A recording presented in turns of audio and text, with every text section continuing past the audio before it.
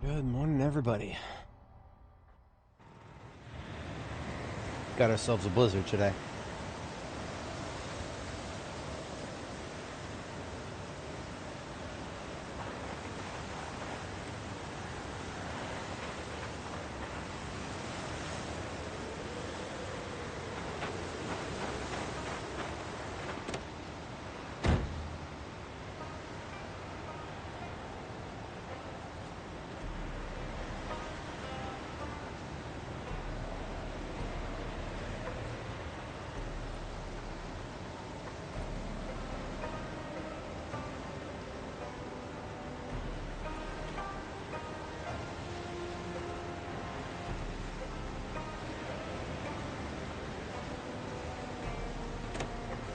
Put down my heavy cold gear again.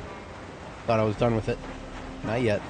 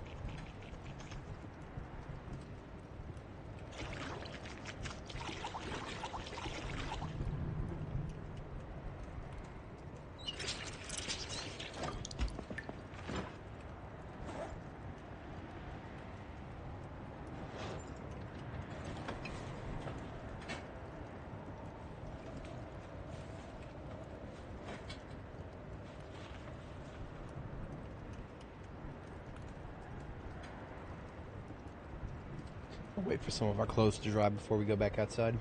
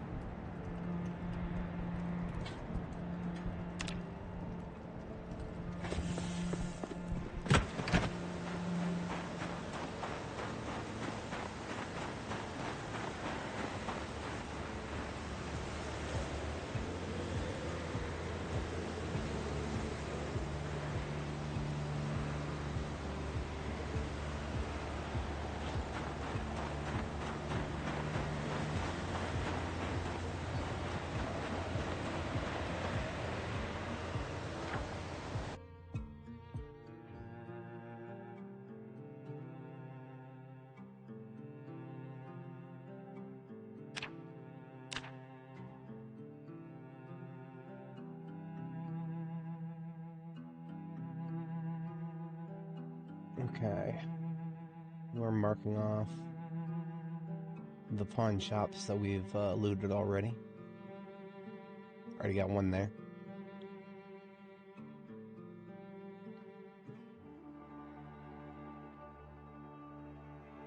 Hey, Chammy, how's it going? Good morning.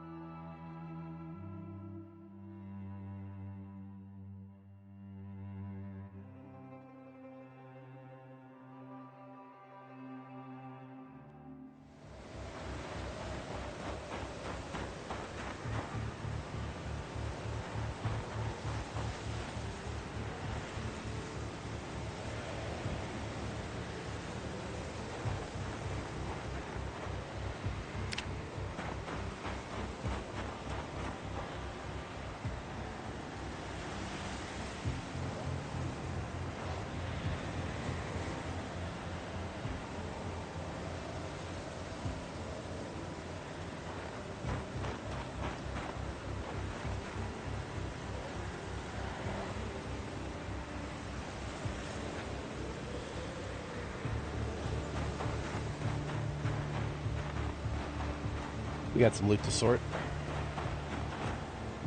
Potentially lots.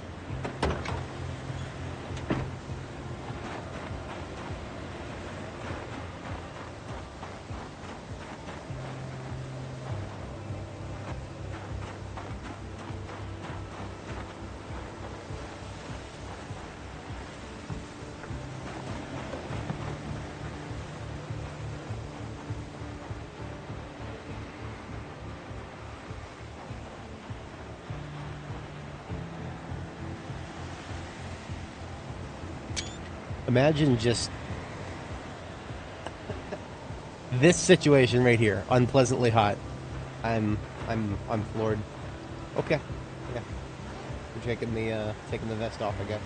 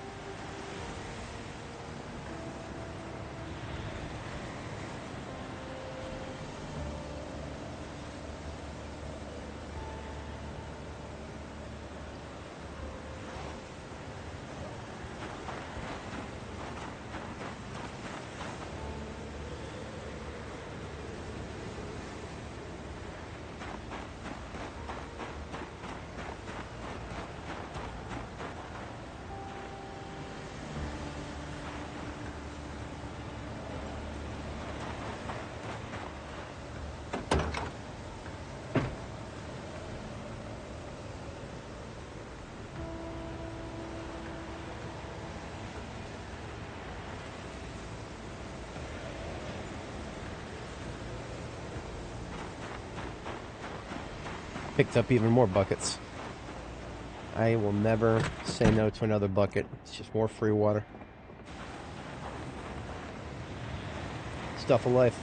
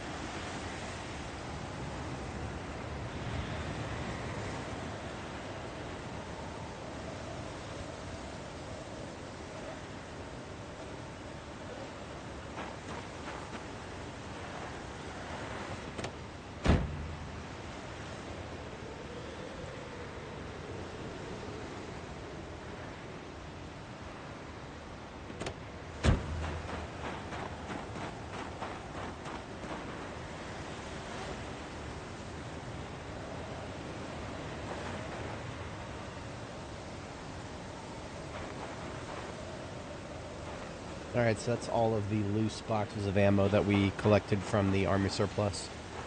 That's not already been packed in cartons.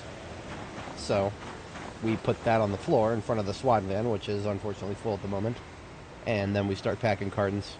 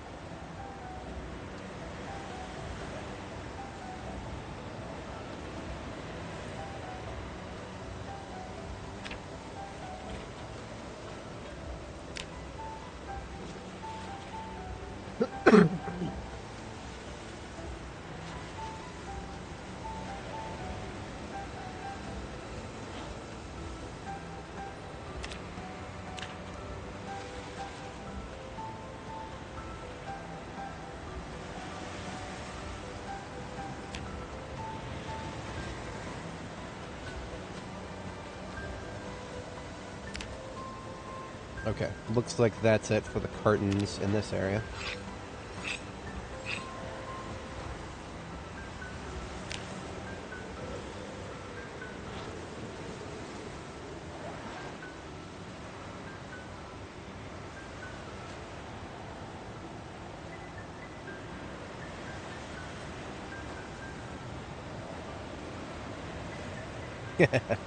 Nice, very nice.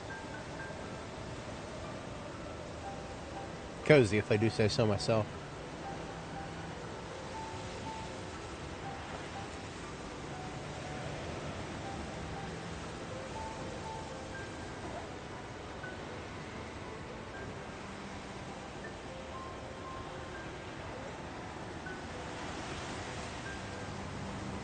All right.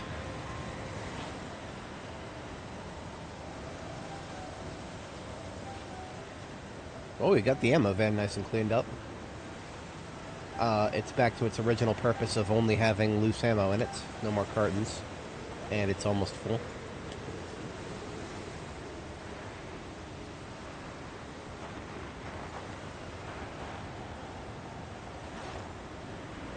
However, we've got enough cartons now, just sitting on the floor right there, that we could probably fill the black ammo van here that we recently emptied. We could probably fill this bad boy completely all the way back up.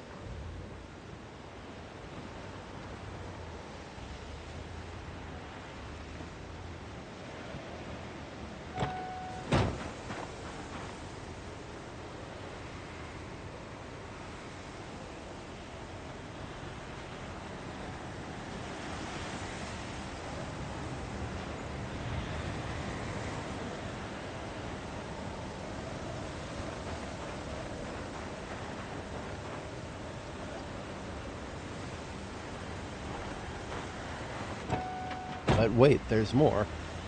We direct transfer trunk to trunk the ammo cartons that are in the back of State Trooper. These are the ammo cartons that we assembled directly from what was already at the Army surplus.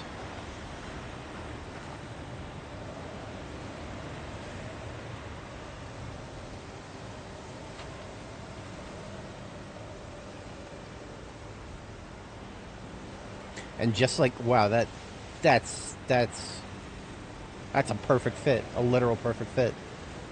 We had 205 in this particular step van, and that's exactly what's in it. Okay. Sometimes the numbers just add up without even trying. It's gonna be one of those days, is it? That just leaves me suspicious of what's gonna go wrong. When are the numbers gonna stop adding up?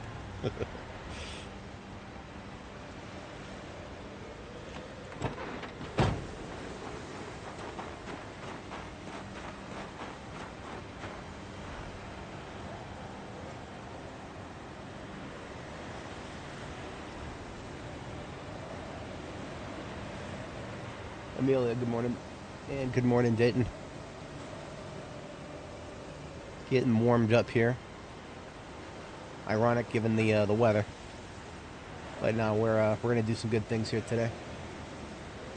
As soon as the blizzard clears up, we'll have a better idea of what's going on here. I think with that, the State Trooper mobile is now emptied. Yeah, alright, into the lot.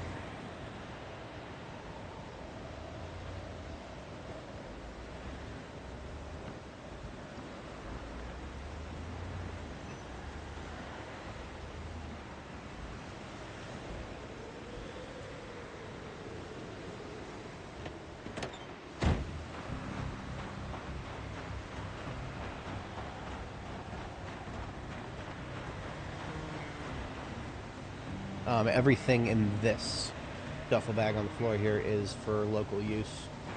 And honestly, a fair bit in these other ones is too.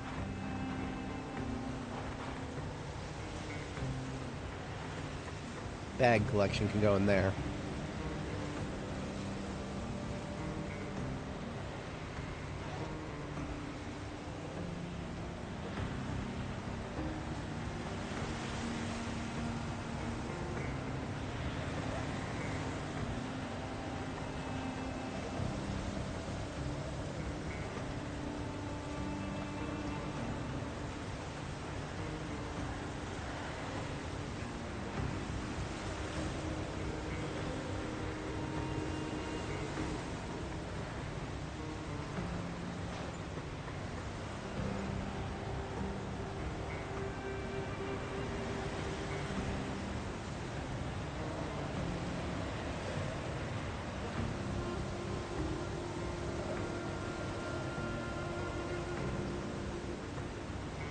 Okay. That's all the RTB sorted through. Now we picked up some more JS3T shotguns. If we have room in the SWAT truck, that's where those go. Hey, what are those doing here?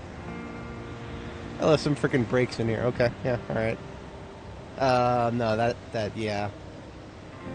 Those need to go to one of the other vehicles.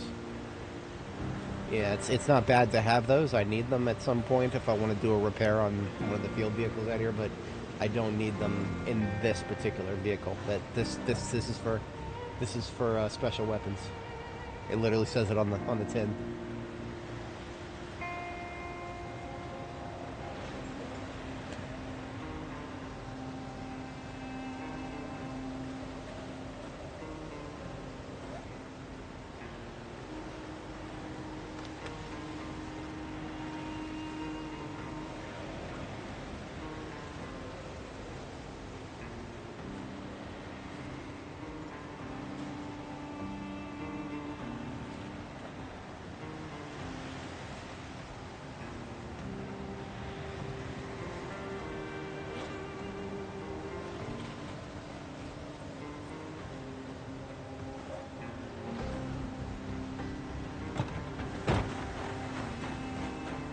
I have a specific dedicated vehicle to vehicle parts, and that shall be this one right here. You get the brakes and suspensions that I brought with me.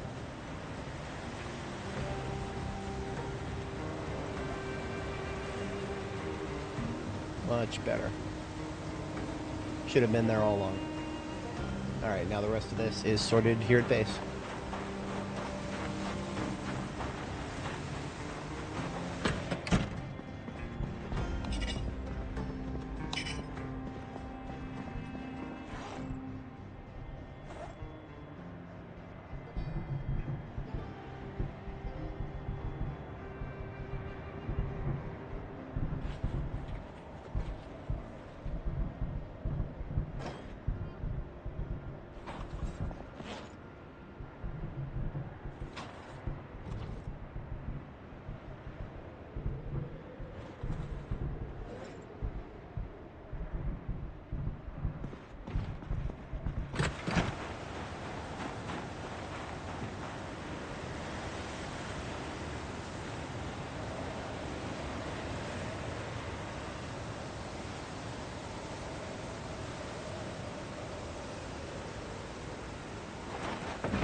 Oops.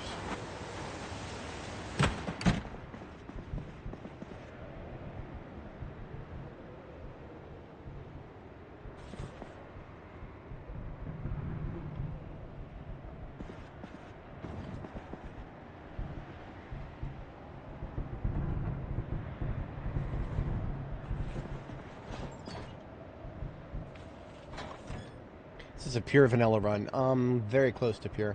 We the only mod that we have, I talk about in the description, we just made a couple of texture replacement mods so that our backpack can be tactical black. Otherwise, yeah. Chuck E. Cheese birthday party. Now, that's a classic. I didn't know they still, like... I didn't know Chuck E. Cheese was still really a thing. Well, the one in my local area closed down a long time ago. That sounds like a lot of fun.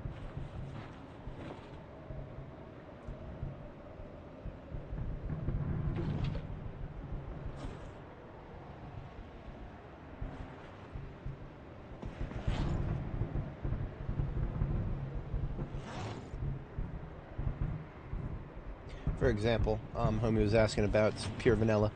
This hat that we just put on, this helmet, best in slot. We've changed nothing about the stats, but we did change the texture to give our put our custom little logo on the side there, because otherwise it would be a big number 6, and I'm not number 6. Nah, that would compel you to ask where the other 5 are, and there's only one of us. You'll have to forgive me, I'm not awake enough for humor at the moment. Even when I am awake, I'm usually not awake enough for humor.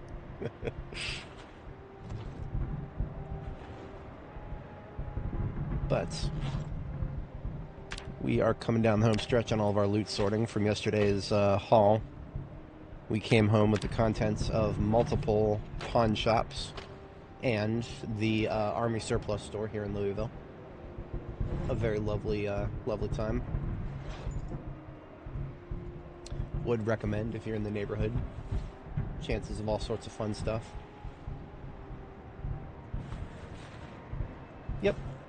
I mean, this, yeah, it's B42. It's B42 vanilla, functionally speaking. Fashionally speaking, it's been slightly modified. But most of the systems in the game allow us to do some very nice stuff without even going beyond the remit of vanilla.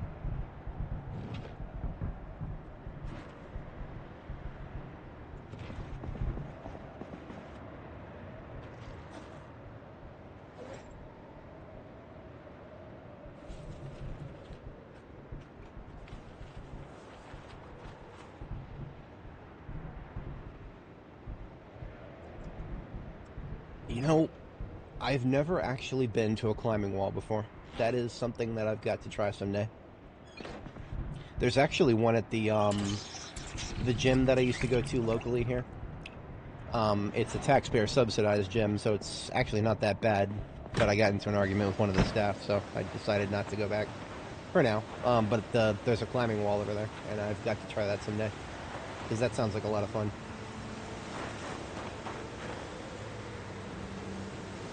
I used to climb trees a lot when I was a younger guy.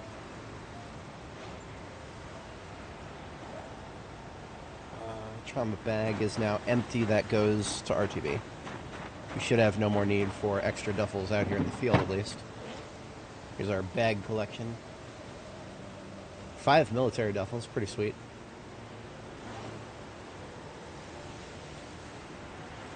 You know what? I'm going to go ahead and take this van back to Jericho because this van is getting pretty close to full. In fact, we'll probably do that as soon as we empty this duffel here. This duffel is also for local. And we, Huh. So this is a wooden bucket, but it's not the kind that has 20 liters. Interesting. I don't recall ever making one of these before. It's basically the equivalent of that bucket over there, only made out of wood.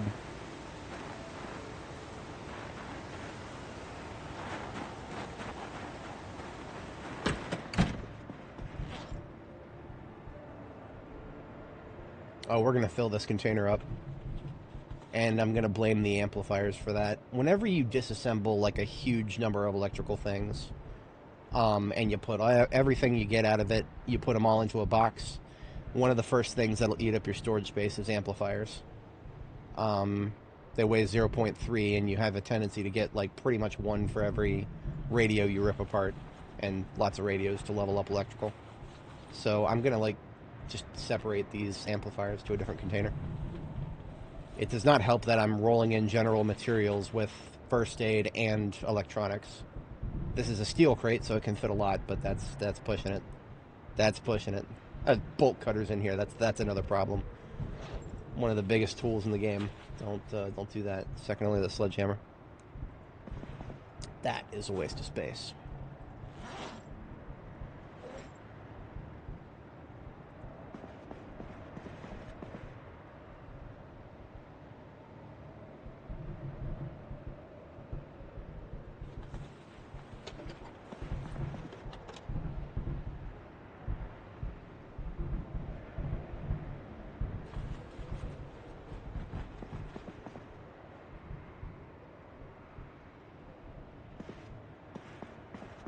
Alright, with that, we have emptied all of the loot that we have acquired. I need only now to distribute it, the rest of it. So what I'm going to do is commute back to Jericho. We're going to top up the generator here before we go back.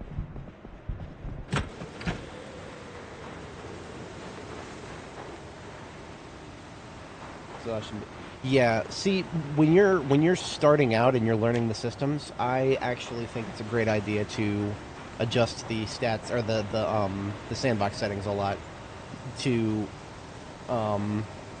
remove a little bit of the grind so that you can see what the game feels like at later levels. It does not. I don't think it helps much to just jump right into the grind, because this game is one hell of a grind without changing any of the sandbox settings.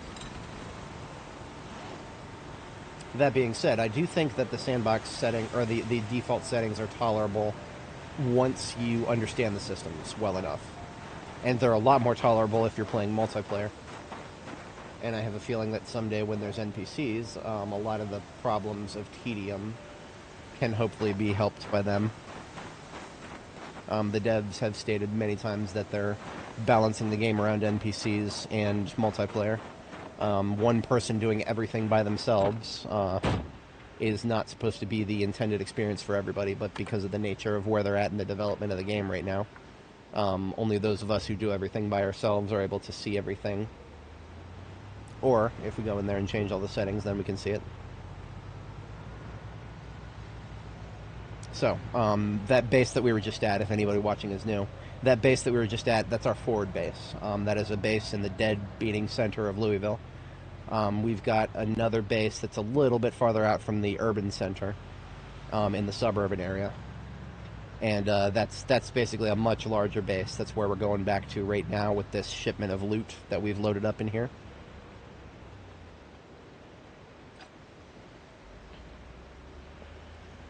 Just loaded mods in, yeah. There's some great mods. I do enjoy some of the mods in this game. If I was going to play with mods, which I avoid mods on B42 right now because it's unstable and it's constantly updating. And if you don't have mods, you're a little bit better off for your save game surviving the updates.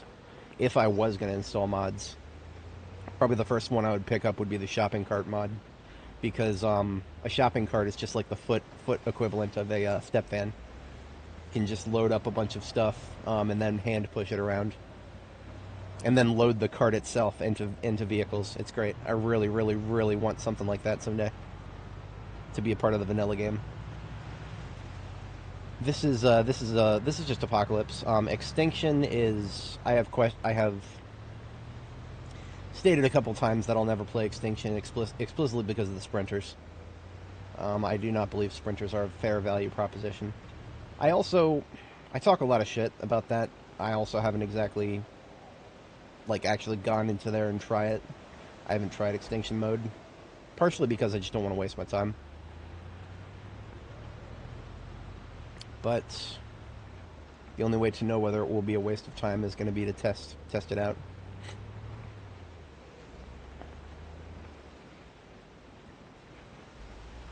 Supercart. Yep, that one's in my B41 mod list. Absolutely glorious. Alright, here we are. So I call this Jericho. It's just an unlabeled grocery store, probably a Gigamart. Here in the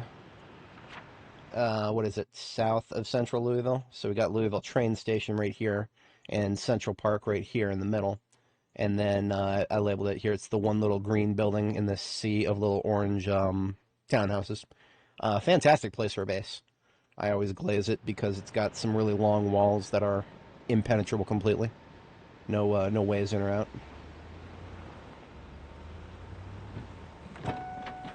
And we actually made it here right on time for bed. It is 2300 hours. That is my designated bedtime. So let us park our loot van in here and let us hit the sack.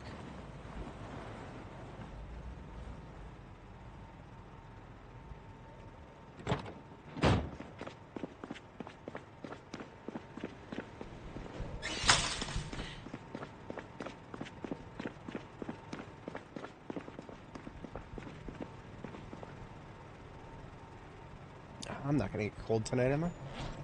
No, I think we're gonna be good. I still got the really warm hat on. Out of an abundance of caution, I'll just slap on this jacket. This jacket is a little bit warmer. Actually, it's a lot a bit warmer. It's actually so warm that I would never wear one of those officer jackets almost ever if I'm running around. A little bit of body heat generation, even in below freezing, and I'll be overheating. I hate to say it, but that is actually very realistic. I told the story a few times, but the last time I went snowboarding it's been a little while, but it was just a little bit too warm to be wearing a leather duster, that's the heaviest coat I own is a leather duster. I've gone snowboarding in it many times. I find it very enjoyable, but it was not quite cold enough for it. And my goggles kept fogging up. I was like, what the hell's going on? My goggles keep fogging up. They never used to do that. And I didn't really realize it was just straight up body heat. It was just straight up body heat. I took a few layers off, and my goggles stopped fogging up. Oh, yeah. Thank you. This is a, whatchamacallit, Lazy Boy. Best chair in the world. I might as well harvest the kale. I mean, I don't need it. In fact, I don't even know if I have a place to put it. But if I harvest it now, it at least won't go rotting.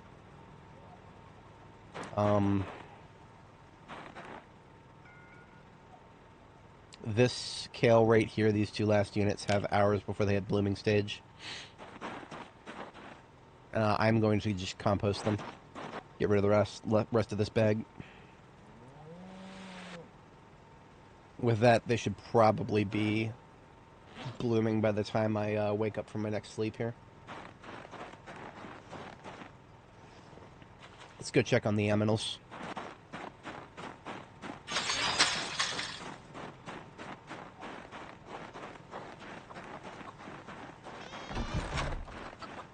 Aminals are aminaling.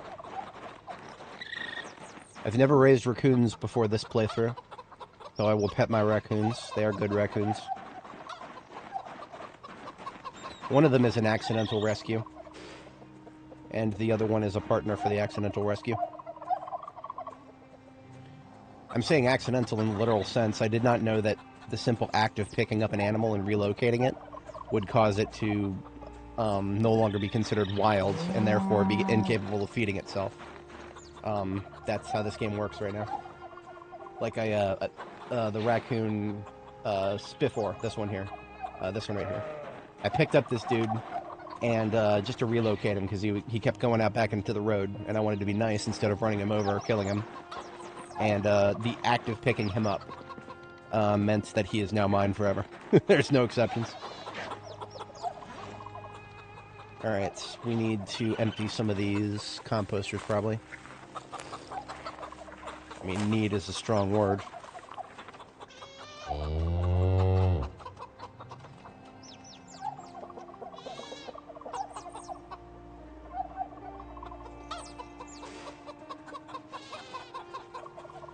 Our animal collection includes turkeys, chickens, a fawn.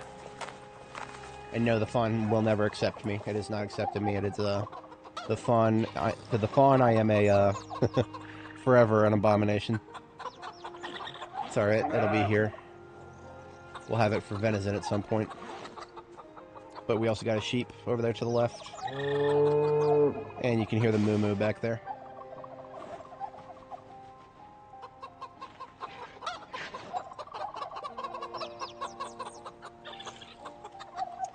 I mean, honestly, I like B42 without mods. That's probably... that it might be a very specific taste on my part. I would not recommend it to everybody. If you're the right kind of person, B42 without mods can be a lot of fun. If you're not quite the right person, B42 without mods can be extremely tedious. And both people are correct to assume that, because, like, you know, if anybody who says B42 is too tedious, yes, you're 100% correct. Anybody who says it's a lot of fun, yeah, you're also correct, because, honestly, I'm having a lot of fun here. But it's an acquired taste for sure. I'll definitely say it's an acquired taste.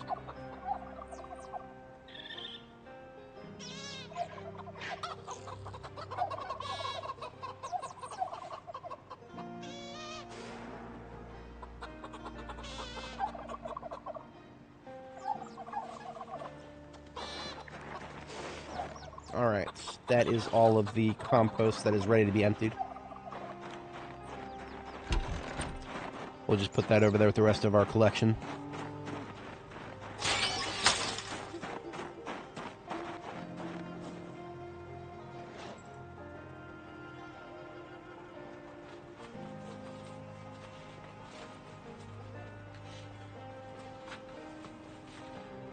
Where's Bambi? Oh yeah, he's there. We haven't eaten him yet.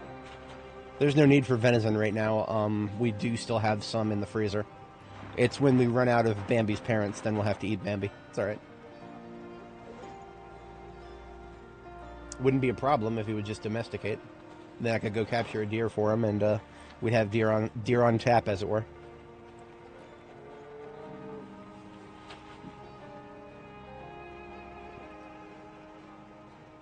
Can't do that with wild animals, though.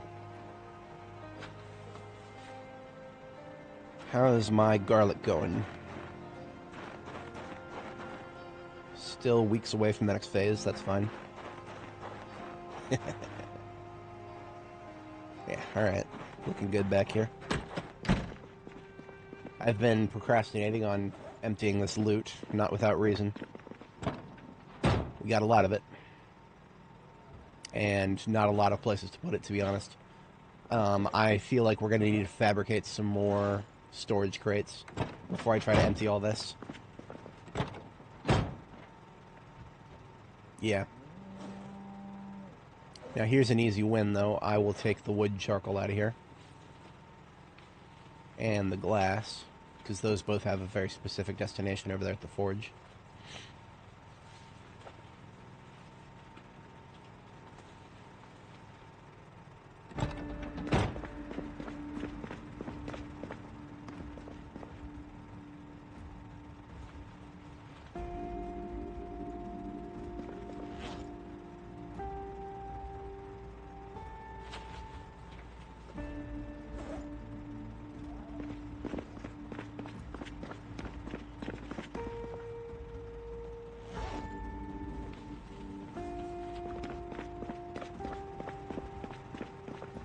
I saw this YouTube video specifically about raccoons.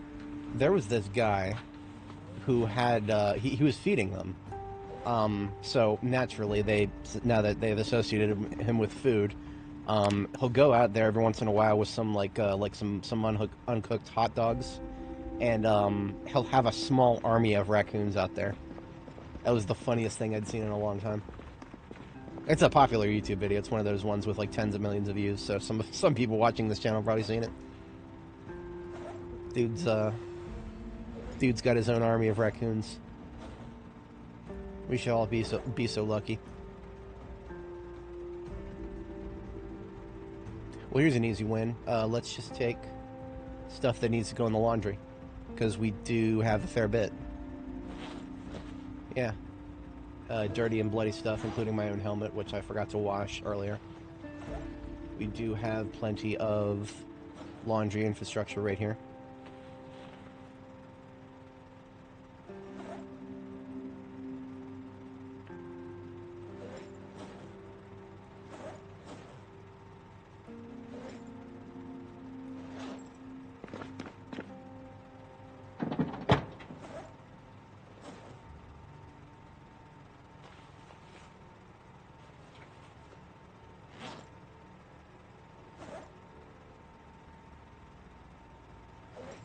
Okay.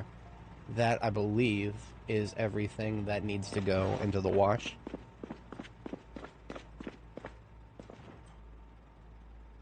If only I could put these backpacks into the wash. I can't. I mean, I can, it just won't do anything. Washing machines do not currently actually wash containers, only clothes. So I've got to hand wash the containers. That's alright, the sinks here are all on different taps, or different water sources, and they're all probably full. So it literally is, there's no reason not to while the water is still falling from the sky here.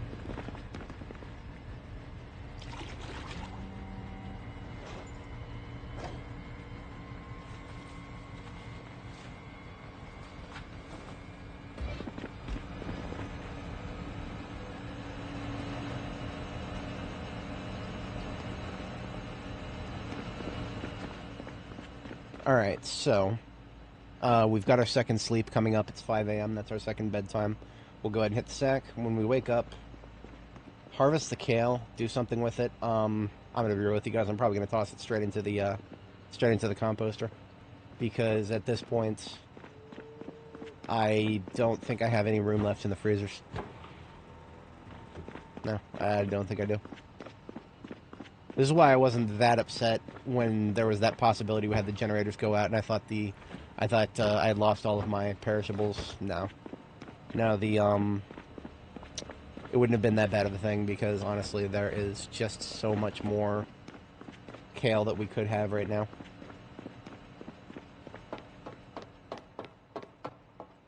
Yeah, that's one of the reasons I just have buckets all over the roof of my my field base, and I just dump those buckets into the rain barrel that's connected to the sink.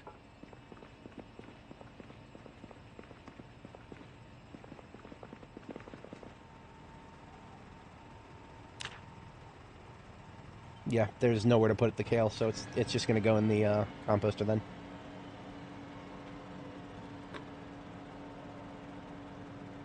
Alrighty then.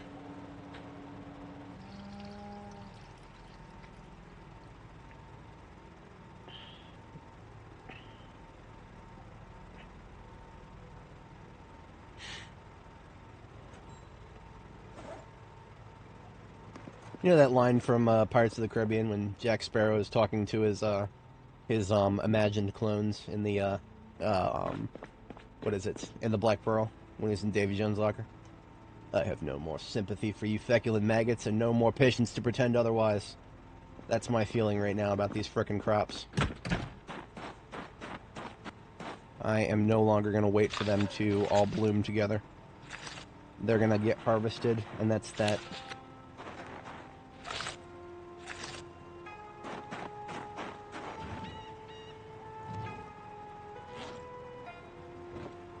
We now have well over 100 kale seeds, so that's great. I suppose it wouldn't hurt me to just chaw down on some of this kale. It is fresh, straight off the vine. That's my food's food.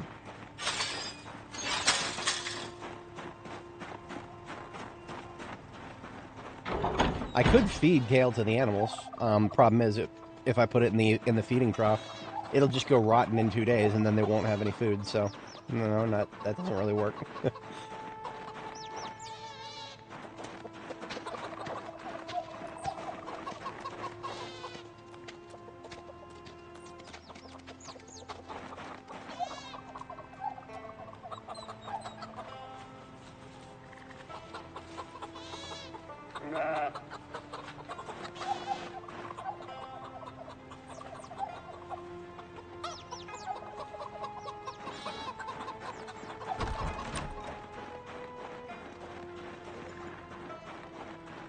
I will strike the kale for resources if we get to the point of planting more stuff.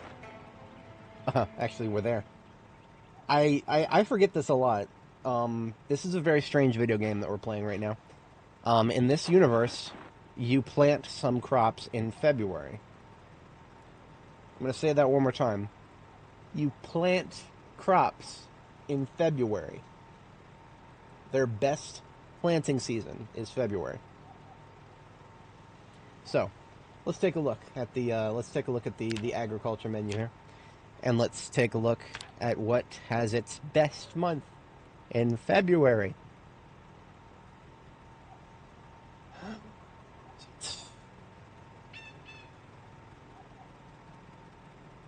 Onions.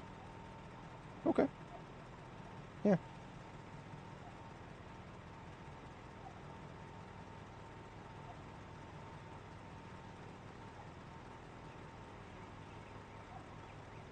Is it just onions?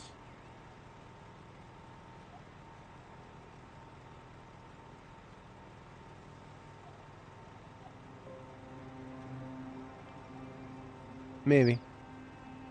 They have changed this. It used to be more than just onions.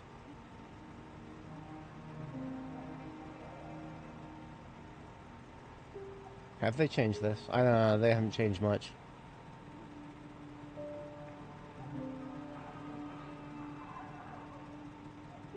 Hey, Katia. Yeah, no, the, whatchamacallits, I have still not had any cows give birth. It's gotta have something to do with us migrating our saves. Okay. So, you know what? At least, at the very least, there are a lot of plants that I could plant in February. But it does say that the quote-unquote best month for them is, a lot of them is still March, which is what it should have been. But I recall seeing more as listed as February than just onions. Perhaps onions were the only one, in which case, well... Is that real? Sorry, I'm just gonna Google search this.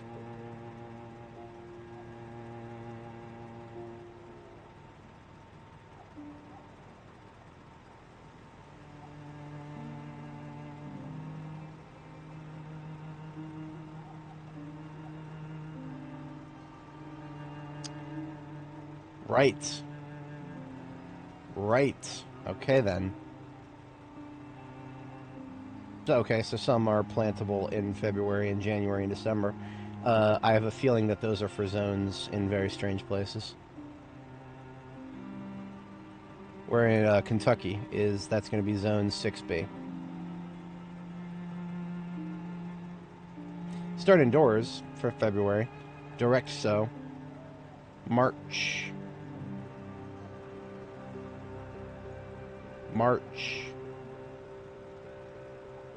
Okay, whatever. I don't really care that much. I just find it really, really, really stupid, the idea of just going out here and planting crops by digging through snow. And digging through snow to plant seeds. That is one of the silliest things I've ever done in a video game.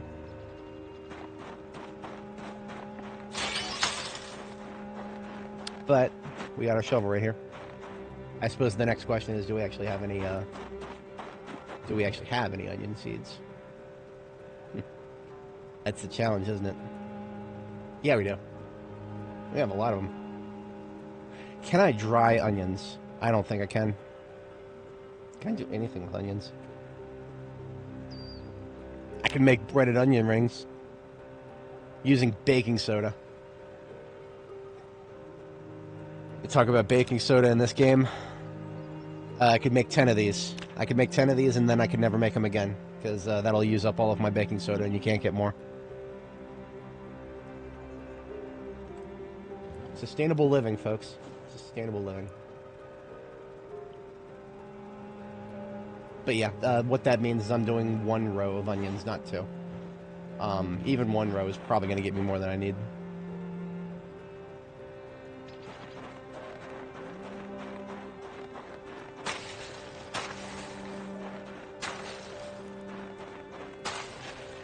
So each seed packet is 5 seeds.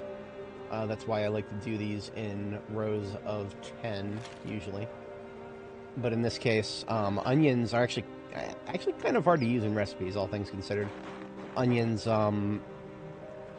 each time you use an onion in a recipe, it only uses like 5 out of like 20 hunger total. I forget what. It was an absurdly low amount.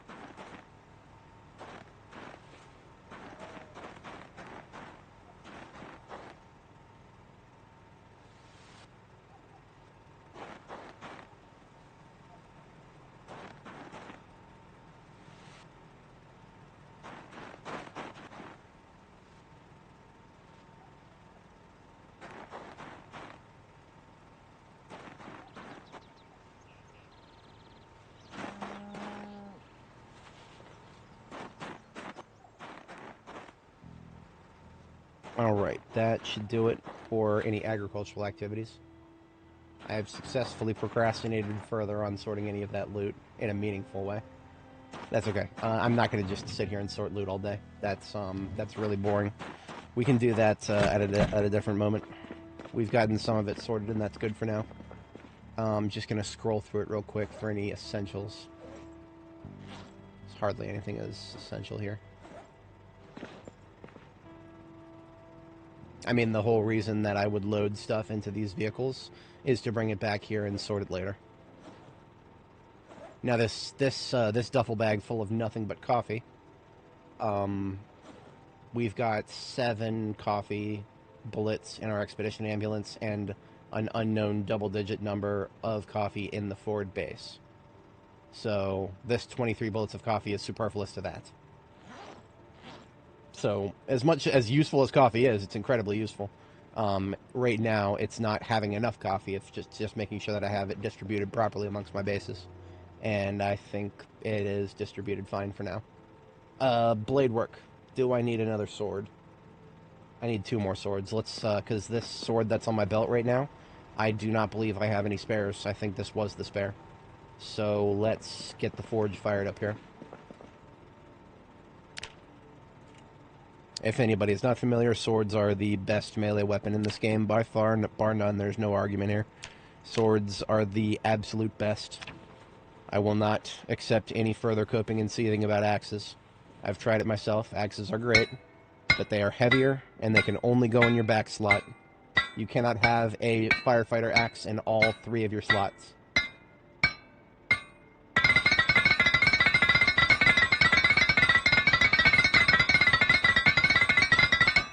Sorry, I know that noise is obnoxious. You should ask the developers why they felt the need to make that the most obnoxious noise in the world.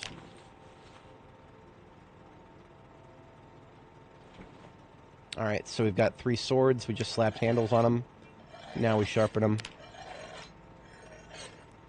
And now we bring them back with us.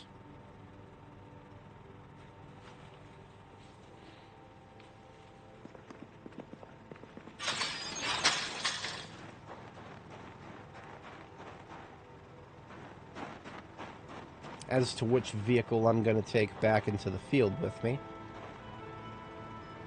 it's an open question. We've got our ammo trucks here. I'm going to take one of these ammo trucks that is not full and then go back and fill it up.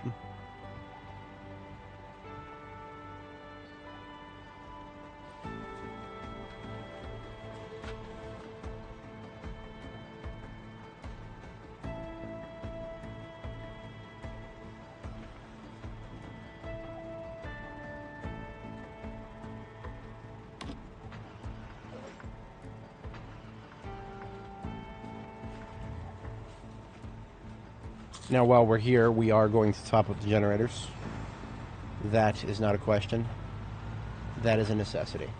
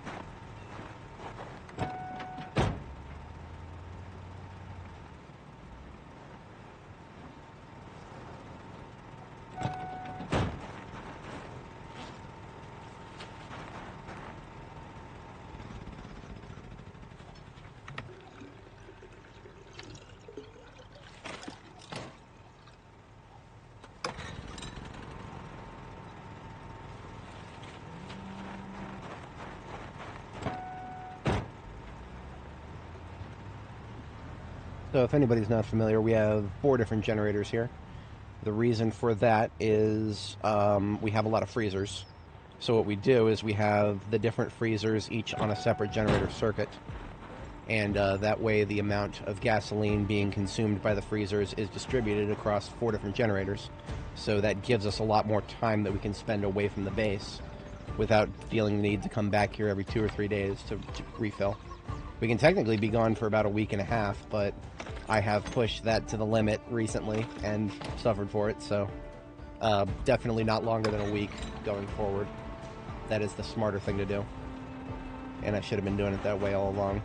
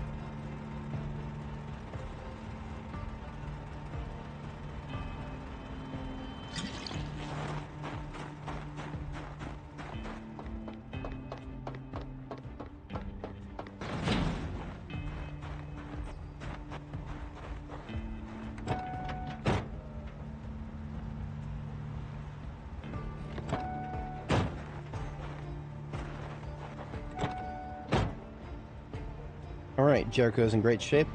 We've got some onions planted. That's going to take a long time to grow. That's just a set it and forget it. I do not actively tend to my crops. I check them every couple of... Well, if there's not been any rainfall, then I'll come back and hit them with some buckets of water. If there has been rainfall or snowfall does count, then I don't bother.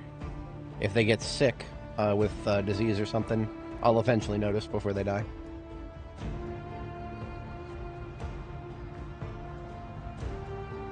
What do I have in the freezer?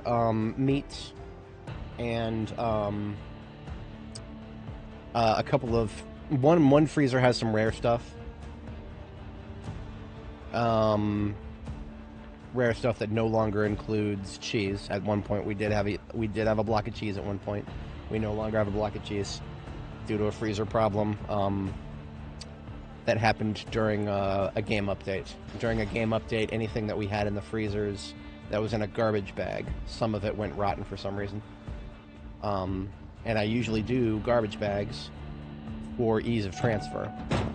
I don't know what went wrong with that, but it bit me in the ass.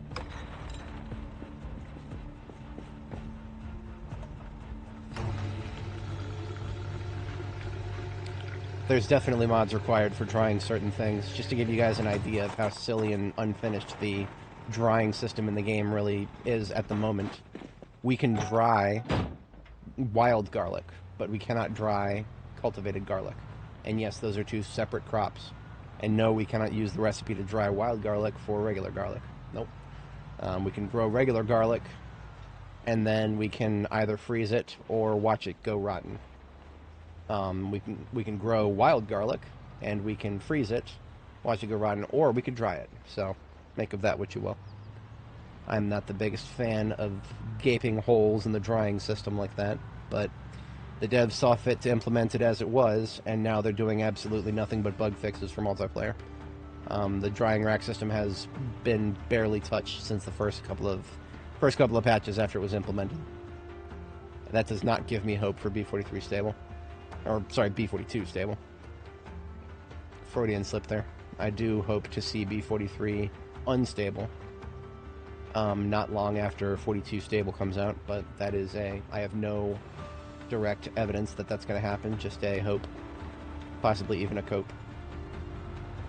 So Plonky Truck goes in the lineup of ammo vans. Slight problem with that. The lineup of ammo vans is currently being polluted by these LEO vehicles that don't have anything in them.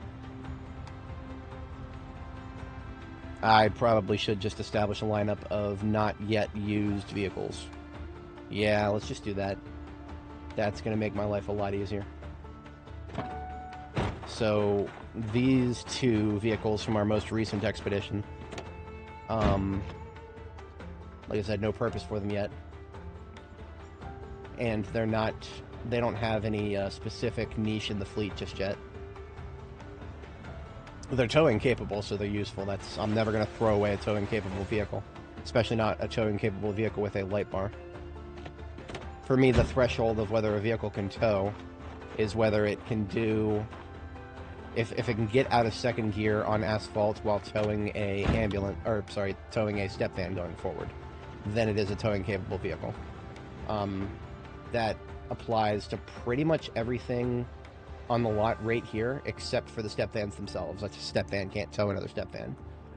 But everything that you guys are looking at on screen right now can, in the right conditions, tow a step van forward on asphalt and not get stuck in second gear.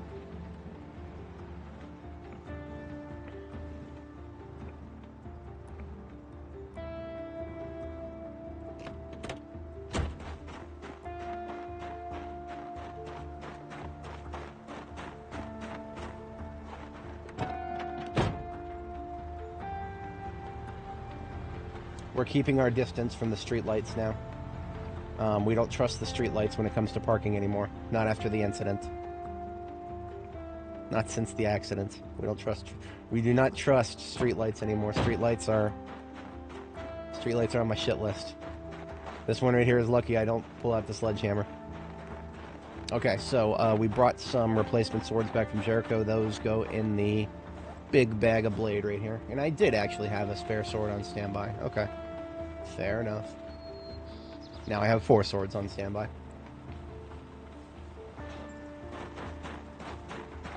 Alright, let's scout out a little bit. We still have some daylight. Now that the weather is back to being good and proper. I had titled this stream Northwest Louisville. Right? No, I left it as Northeast. Oops. False advertising. The Northeast should theoretically be done. But we'll find out about that. Yeah, we'll find out about that.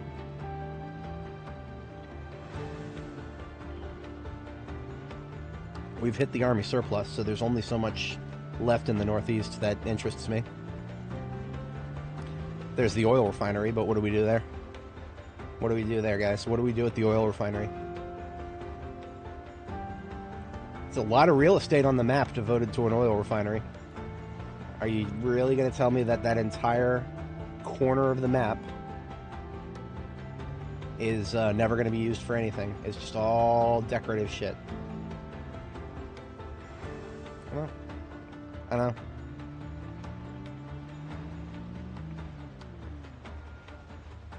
It might not look like it. I'm actually driving on a gravel road right now. There is a gravel road that runs parallel to the asphalt. We're keeping our distance from those other buildings for the moment. If for no other reason, it smells bad over there. This was the site of our most recent pipe bombing. Army surplus is a little further down in the bottom left area there. But much further up in this direction, like I said, we are at the edge of Louisville now. And that's where I start to lose the road a little bit. I don't know where it starts to curve. We got the brickwork facility. That's Energex.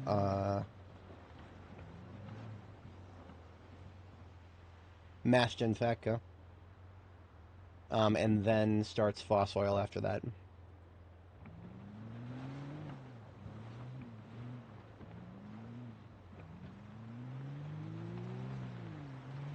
I posted a big, long dissertation on it, on oil refining, oil production,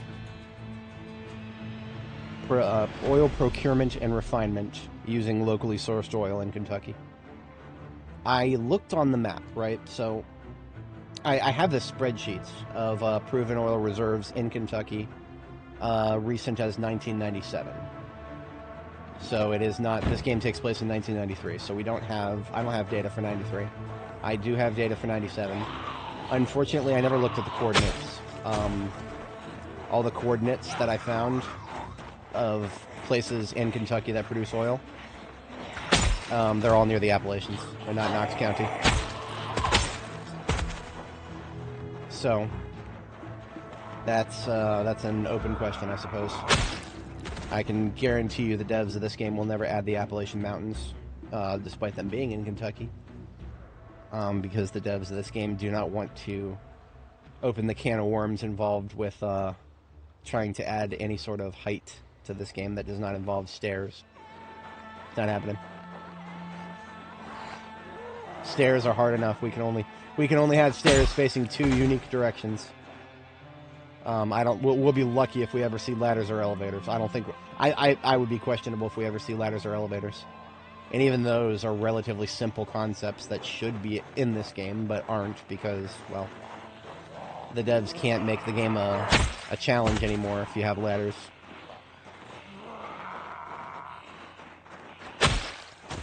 They can make it a challenge if you've only got rope, because then they can just make the zombies attack everything. The same should be true for ladders, if you ask me.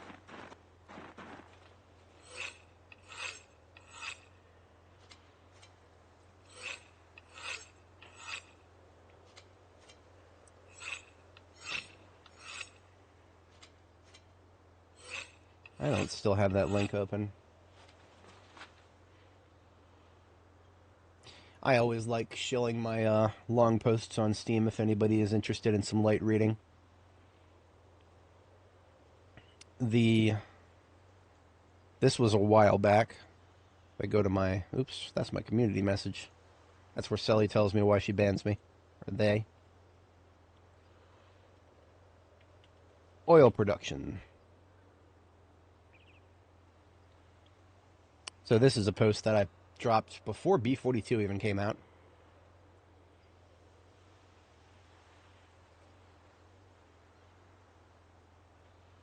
Always curious if anybody has opinions on this. I've linked it a few times in the past, but I do think that B42 has the mechanisms appropriate for this. It's just a question of are the devs actually willing to implement it? And there was some really hearty discussion about whether it would be better, or I mean, you know, some of the people in the chat there that were talking about that proposition everybody was settling in the direction of biofuels as being far more appropriate.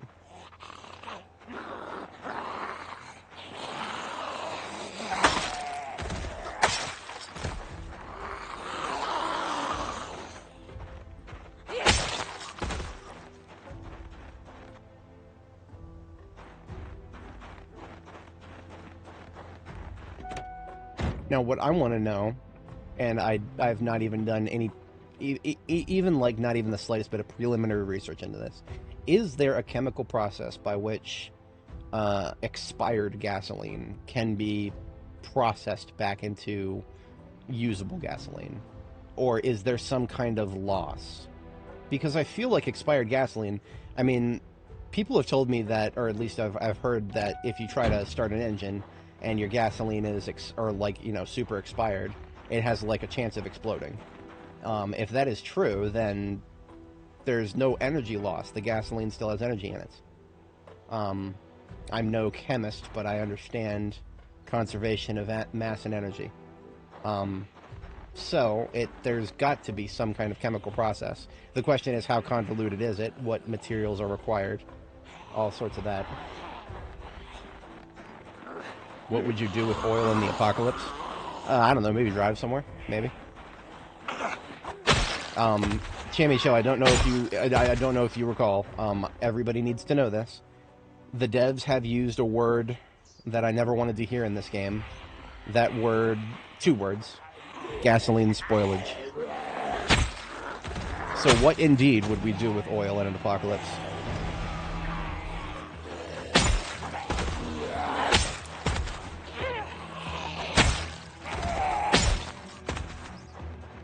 What indeed?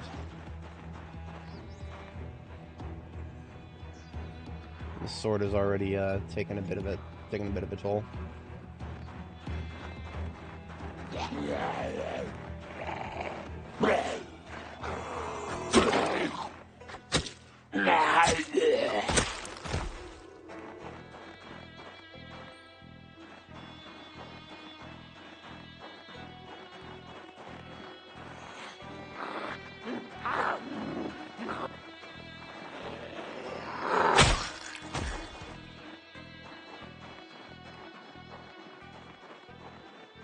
Yeah, there's no sneaky sneak up here.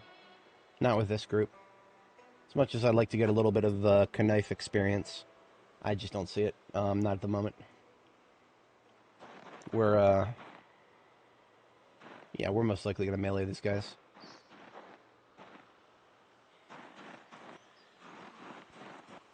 Hey. Oh, okay. I was wondering why I didn't have my helmet on me, and that's because I'm an idiot. That's because I'm an idiot. I left my helmet back at Jericho. Okay, so.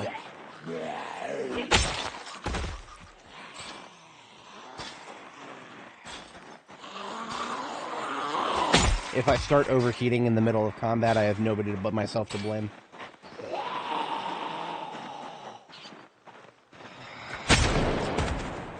Meta event, top right. That's the worst direction it could happen right now. What a coincidence. Would you look at that? Everybody's coming in my direction now. Not because they see me, but because that fucking gunshot that happened because there's an audio player. Not because there's anybody actually there.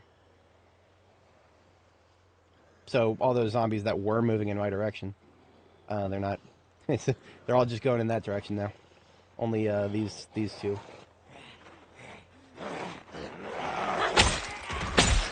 Okay, maybe more than just those 2. I am conspicuous after all.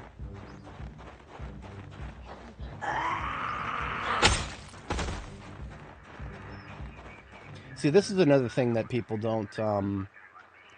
people panic when they get the helicopter event because they assume that the zombies are just always going to see them. The helicopter event just results in the zombies moving all over the place. They still don't actually see you until they see you. See, like these 2 up here? They're just reacting to that gunshot. Only the perceptible ones that actually look directly at you and catch on aggro.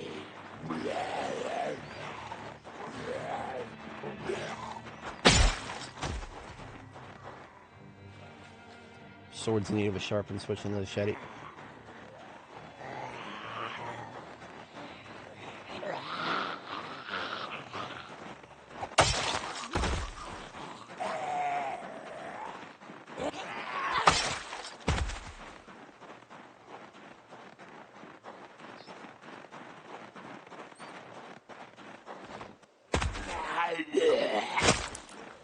Wasn't a backstab, but you know what? Since I can't guarantee nobody was looking at me, I'll take it.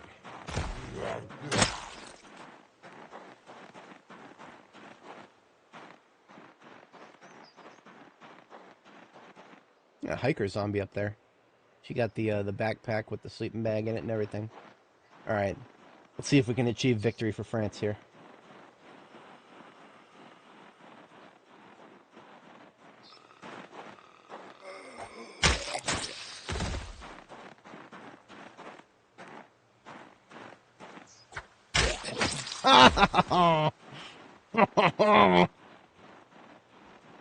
Oh. I still haven't memorized any more spy lines, regrettably. I have the whatchamacallit. I have the audio. All of Spy's domination lines from Team Fortress. Just gotta do something with it now. Every time I get a backstab in this game, that's all I can think about.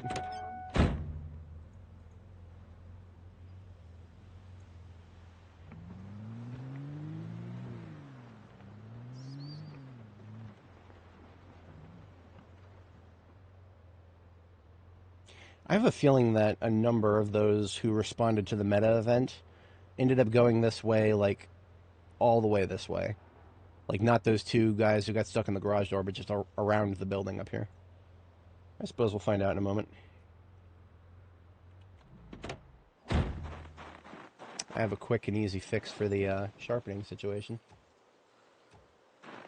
Would you look at that? We got ourselves a grindstone.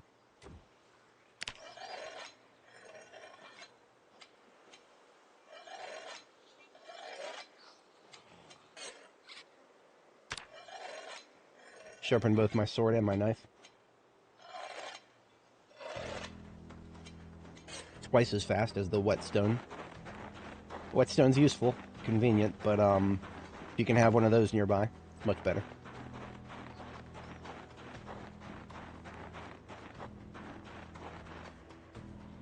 I'm just going to straight up take this hat off. We are retaining way too much body heat with that.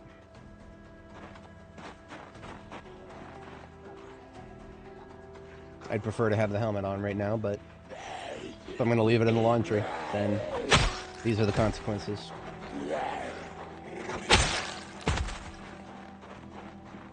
My beautiful hair must be exposed. Oh no.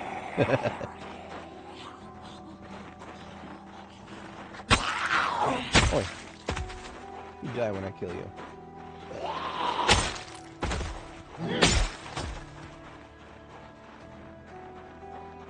Plenty of weirdos hanging out outside of the fence, like just outside of it. Once upon a time, seeing all these vans would be a very neat find, because I do expect that some of them have some pretty good parts in them. But currently, I cannot think of any vehicles that I need to repair. If I do, I know where to find some sacrifices. I don't think this one's a trap. Sometimes when you come up on an area and you see a zombie that you didn't kill lying on the floor, that's a recipe for a potential zombie to wake up and start getting up. If they're gonna wake up, it'll happen when you stand on them like that. So, I don't think this one's gonna be a trap.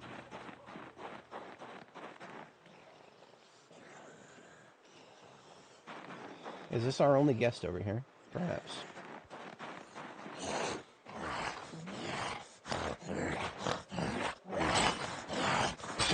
Observe. Yes, you can jaw stab through a fence. Don't ask me how. You may have noticed that I was... whenever she puts her hand up, her opposite hand, when she puts her hand up, that's when you're within range for a potential jaw stab. It was only when he was hitting his head, like, at the closest point to the fence. So you gotta time it a little bit.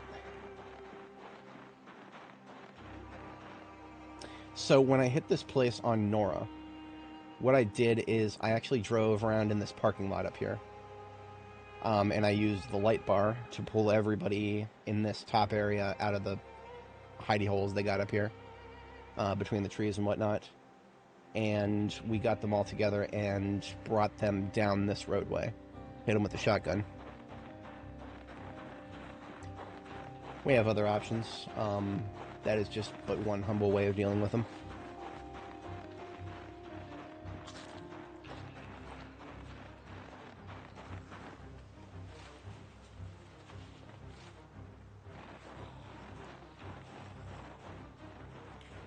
Yeah, he's noticed me.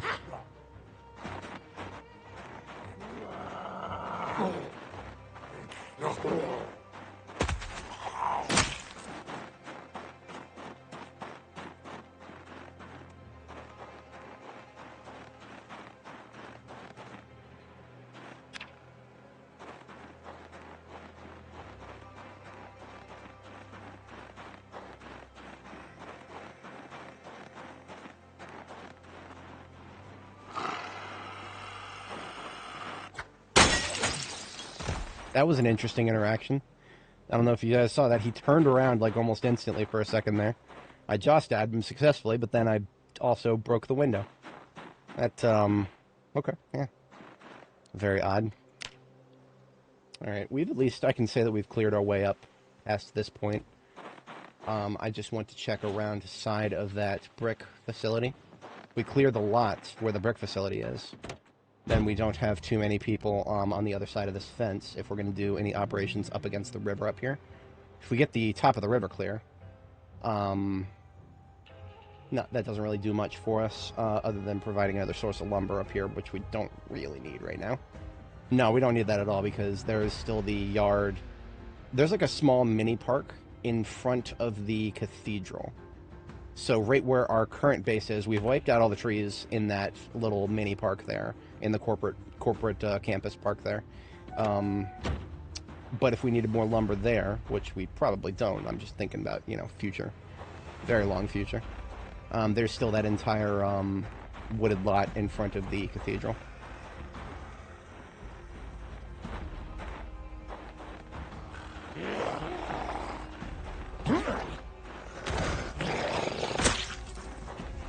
Yeah. I'm not quiet enough for this.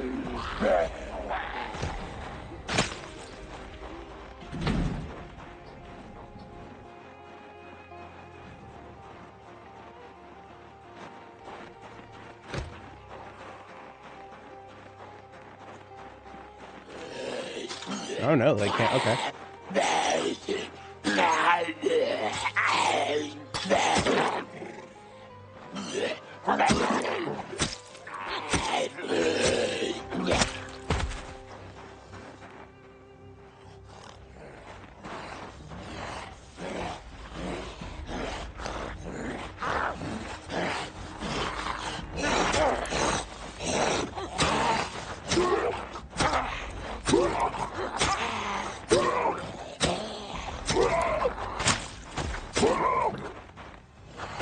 I was testing the back and forth there.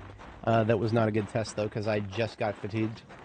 So the moment this moodle popped up, which it kind of right either before or during that fight, our damage just got cut in half. So we're out of here. We're out of here. I ain't drinking no coffee just for a tiny parking lot, especially now that I verified. I thought they were going around the building up here, but this is a dead end, this little corner up here. This little corner up here, I thought this led to the other side of this building, and I thought that's where the... I mean, there is a backyard to this building right here. There's just no way to get into it without going through the building, so we'll do that later. We have accomplished a nice little clearing for the evening here, considering we had to deploy at 1600 hours. Pretty good.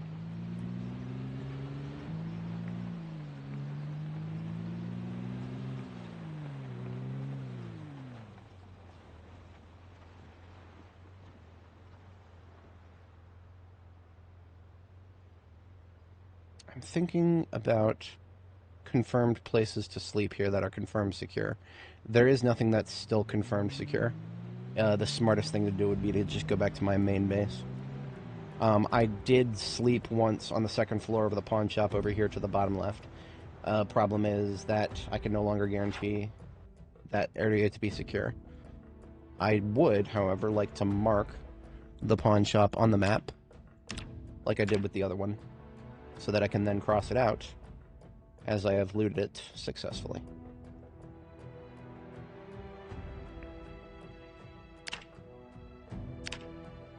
Can't use the MSR 7T.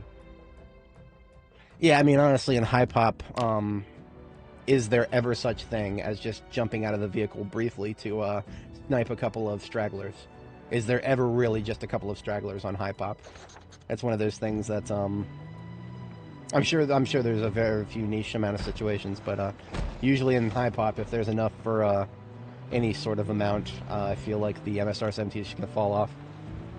There needs to be a semi-auto, like super long range gun in this game.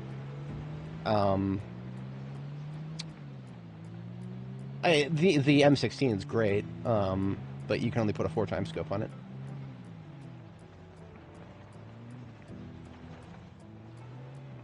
I would have to go back through all of my Call of Duty weapons that I enjoyed in the early 2000s there. See if there's anything that jumps out at me as something that was around in the 90s. Problem is, a lot of the sniper rifles in all the COD games, those are all way too modern for the 90s. I don't think you'd have those Barrett anti-material rifles in back in the 90s. Maybe you did. M1A and M16, yeah. Alright, we are back to our forward base here.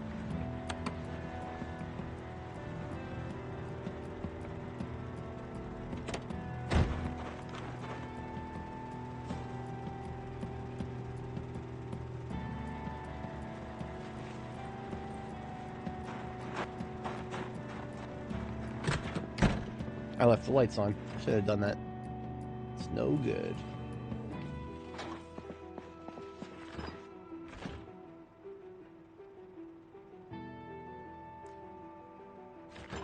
This is our last stir fry that we have on us right now, so we'll need to cook overnight, which is something I'm going to do. Before we go to sleep, since we are back a little early, I'm going to go ahead and step away briefly IRL.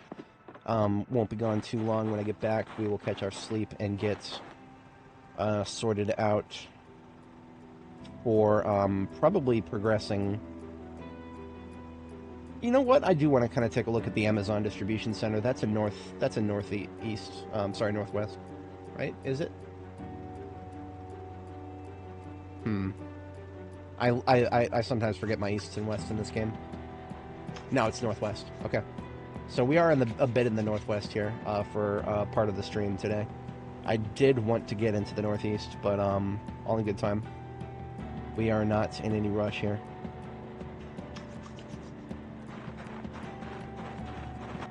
Alright, I will be right back. One moment, folks.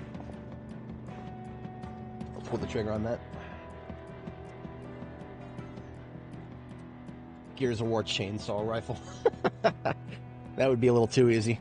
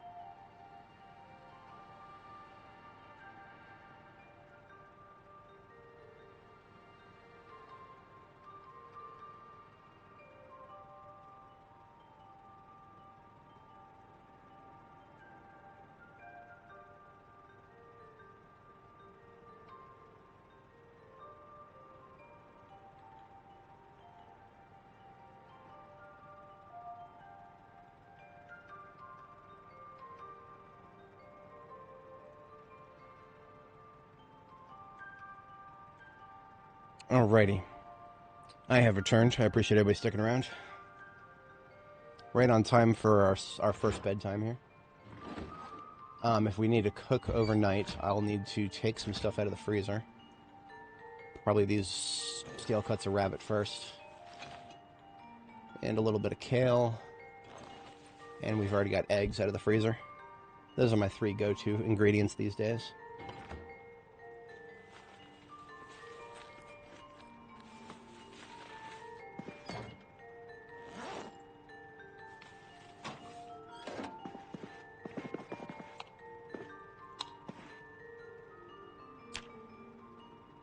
How's it going, Rain Man?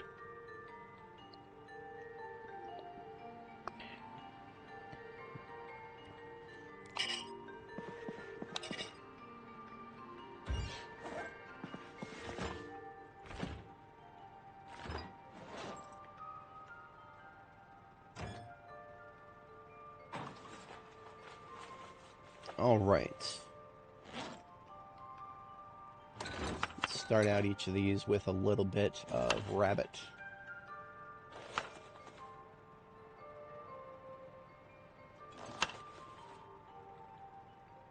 Because we got a lot of that and it's going to go bad.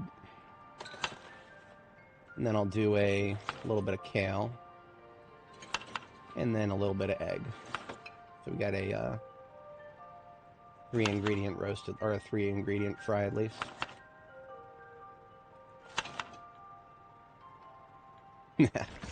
Yeah, that sounds like fun. Don't let the zombie noises overlap. Get some rosemary from our garden back at Phallus Lake here. And into the oven with these. This will be... yeah, this will probably be food for a good 3 days. Right now they've got 42 hunger while uncooked. After being cooked, I'm predicting close to 60. We degrade 60 hunger a day. Oh yeah, this is just our field base. You should see my other base. We still got our Christmas decorations up, and it's February, so I'm a little bit. You know what? I'm that kind of guy. I'll leave my Christmas decorations up forever.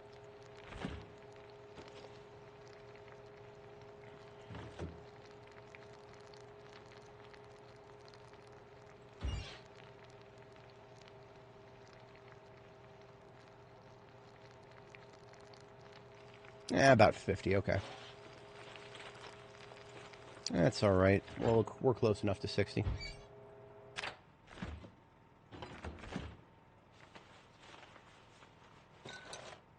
I'm just going to put this rabbit meat that's left over back into the freezer for now. Because I don't foresee myself using it again until we are ready to cook more.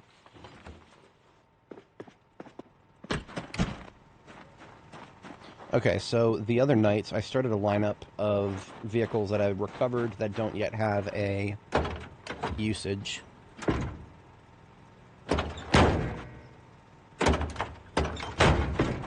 This bull driver right here is the only one of the ones in this lineup that does actually have loaded stuff into it. And that stuff is just a bunch of steel from disassembled vehicles, so we can actually unload that in the area. We will do so after we get this one into the lineup.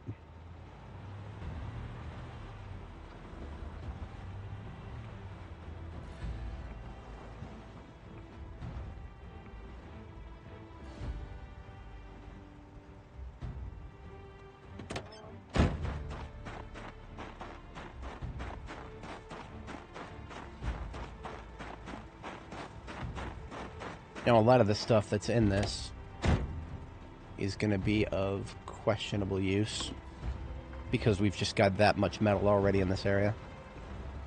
These storage crates right here are just loaded with metal.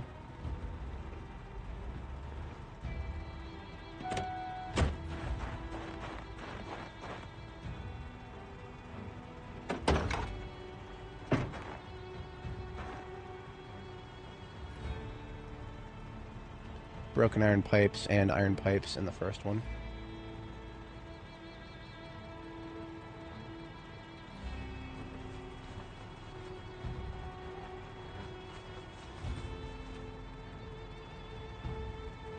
steel bars and rods in number 3 there.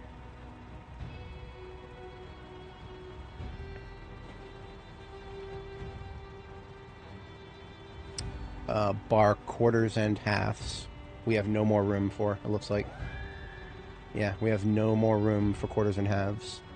We've literally filled up this entire, both of these crates. I could build another crate in that stack. I could do that. I have the technology.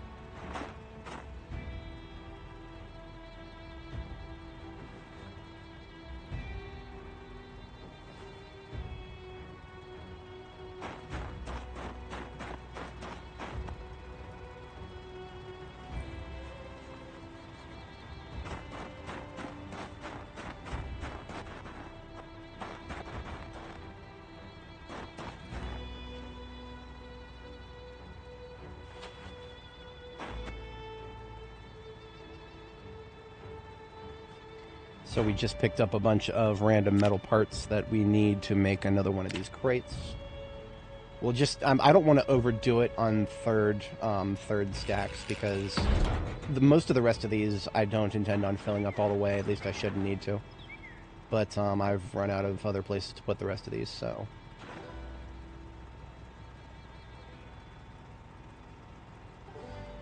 That would be 3 down from the top then. Bar half and bar quarter. Oh, come on. I hate it when that happens. She starts moving stuff and then she stops because she, in the process of moving stuff, she got too far away from the vehicle. Whatever. Now it's 3 up from the bottom.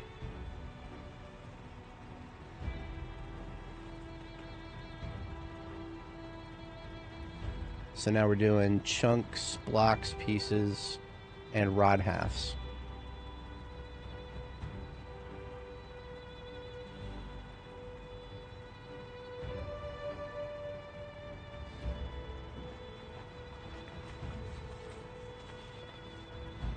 Sheets and smalls do belong in the welding ambulance within reason.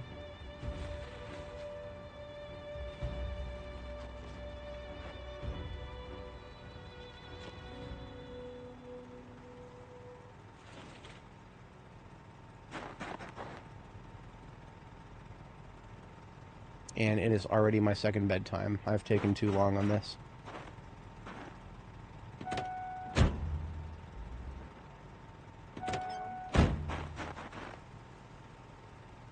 I'll just resume this after we catch our second sleep. It's best to keep my sleep schedule on track if I can.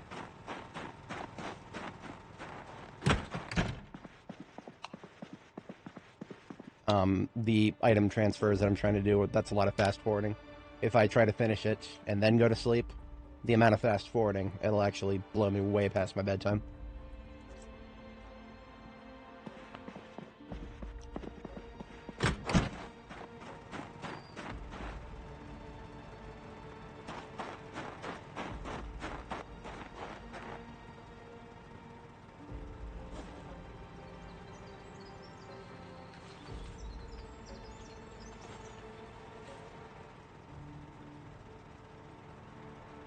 Aluminum scrap and copper scrap, and 3 up from the bottom. Now, I didn't actually want to bring all this metal home necessarily. I just wanted most of those cars to just get out of the way. Problem is, leaving the metal on the floor from so many cars actually resulted in the game crashing on me. So I quite literally had no choice. I had to pick this stuff up and put it somewhere. Not the worst thing in the world. I mean, you know, now I know where everything is if I ever need anything, but the vast majority of that metal I might never use. And I just didn't have it in me to delete it, you know, throw it all into a trash can and delete it. I couldn't do that, but you get the spare engine parts. And that does it for this segment. The wooden crates get everything else.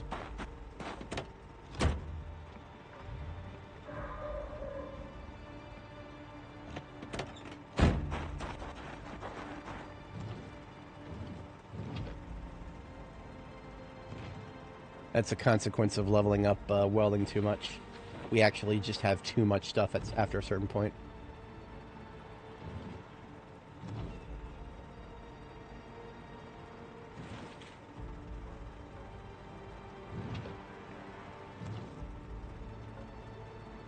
So we do iron scrap and then steel scrap.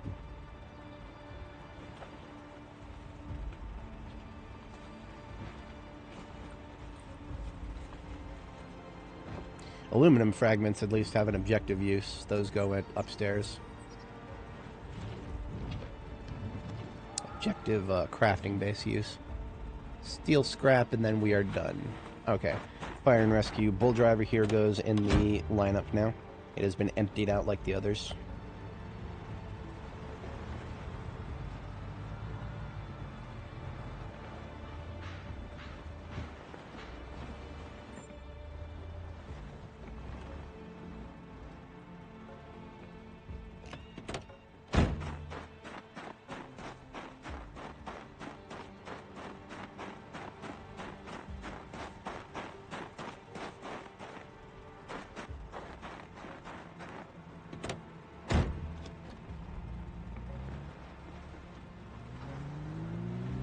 Now, this truck may look the same as the one we use all the time.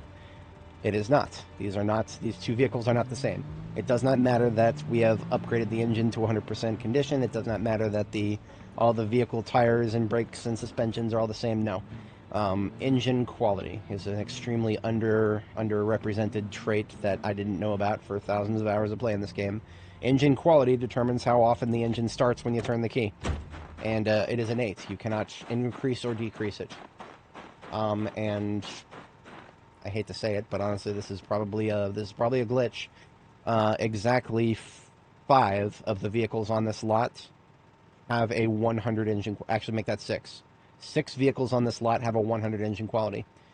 And regrettably, I think all 6 of them are not actually supposed to. We found them as wrecks. And those wrecks come from a story event. And I think that story event might be bugged. So, someday, we may have, we may have more problems someday when it comes to vehicles and starting them. Wait a minute. Leave stuff in the... I did, okay. I'm not going to fuck with this. Not right now. I need to hotwire it. I probably need to battery it. Yeah, I'm not bothered. We have plenty of time later to screw with that stuff.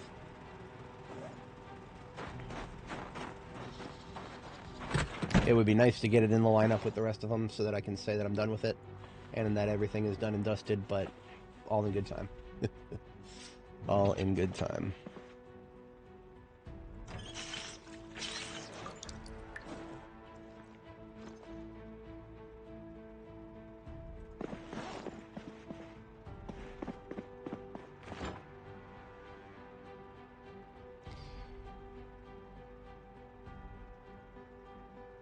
I'm going to take one of these units of kale with me, in case this stir fry is not enough.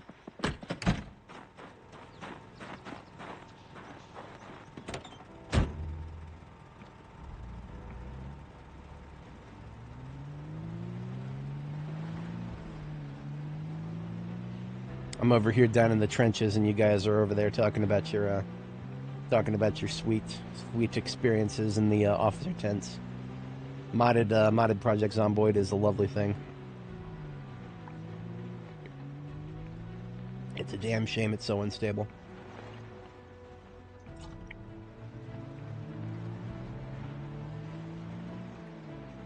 These two shouldn't exist. We cleaned this area out rather thoroughly. I had no need to shoot them, but I need to hear if there are any other zombies in this area like those two. We'll make some noise, pull them out if they are here.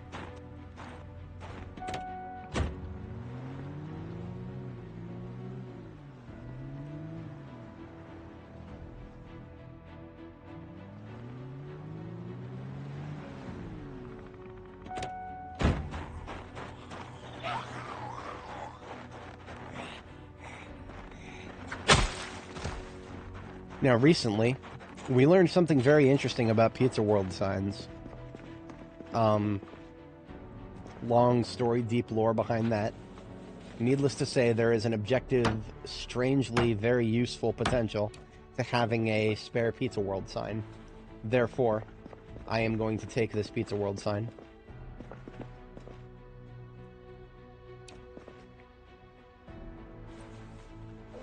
I don't know why Pizza World sign specifically.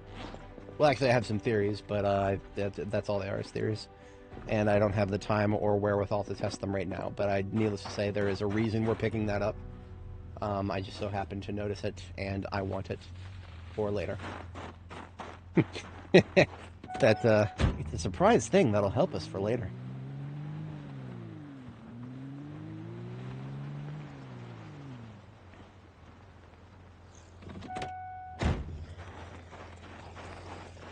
I'm gonna kill it if it doesn't scurry the fuck out of here.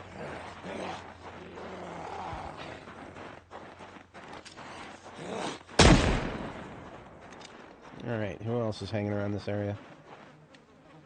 One to the bottom left.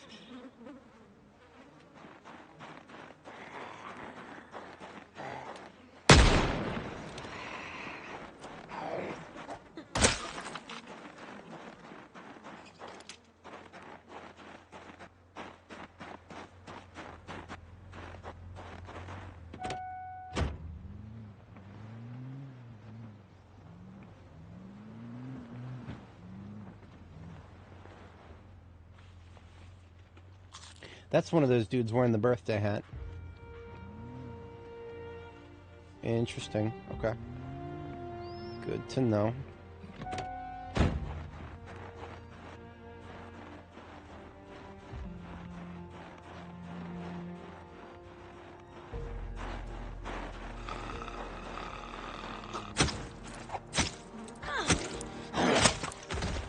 Caught me at the last second.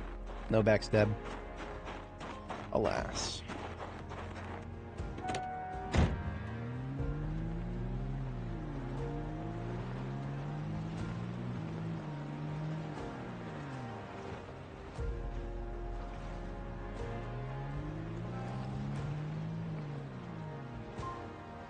I don't think we've been inside this one yet. This is another one of the strip clubs, I think. Or just a regular nightclub. I actually can't tell. It's called the Velvet Tassel. Yeah, I have no idea. One of the only nightclubs I've ever been to is a nightclub called Fur. The fuck do you... What do you make from that name? Fur. It sounds like a gay bar.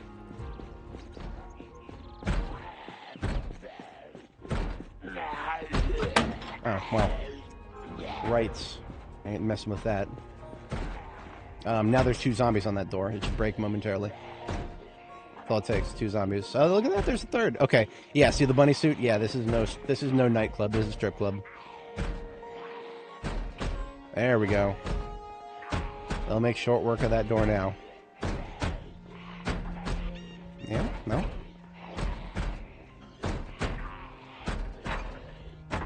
There's that. You see how the sound changed? That's a door that's about to break.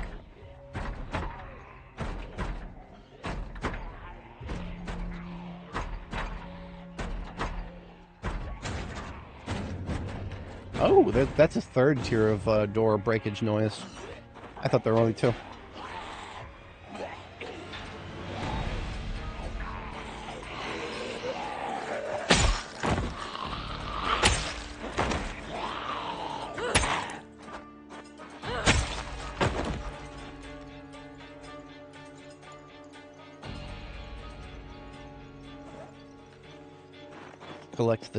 Collect the bunny tails. I'm not going in there. Too many tight corners. Coat check.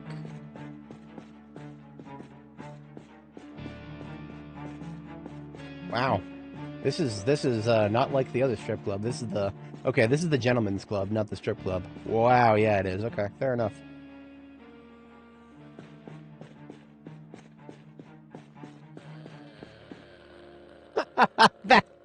that painting in a strip club? Okay, yeah, all right. Yeah, I know what painting that is.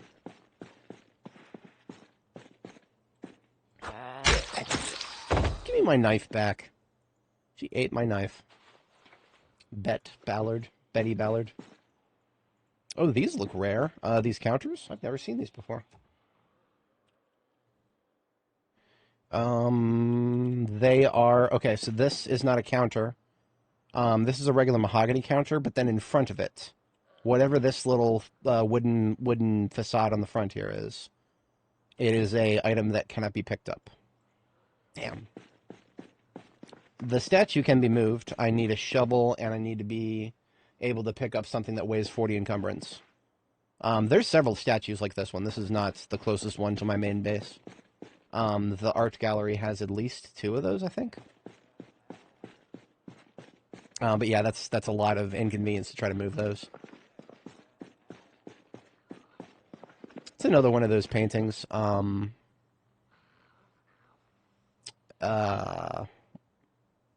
What's the style called? Classical realism. With it's not. Every time I see the blonde bitch, I'm thinking Birth of Venus, but no, that's not Birth of Venus. That's another one, possibly featuring Venus, but I don't remember. I ain't no art student. I hear somebody groaning around the corner here.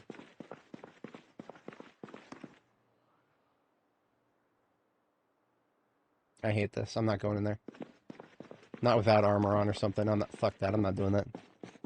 I know she's... I hear somebody groaning somewhere in here, but that's 1, 2, 3... several different directions they could come from. I'm not doing it. Nope. One of the reasons I'm still alive is because I don't put myself in situations like that. Nah, we ain't doing it. Yes, the chandelier.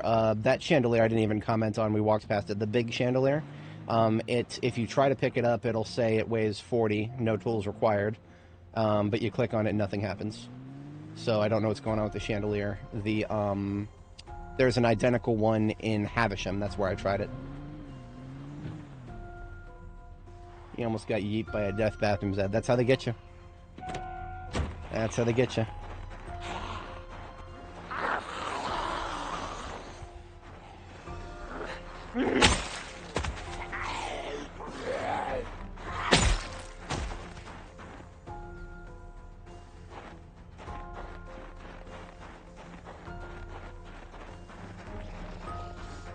I'm gonna shoot this guy.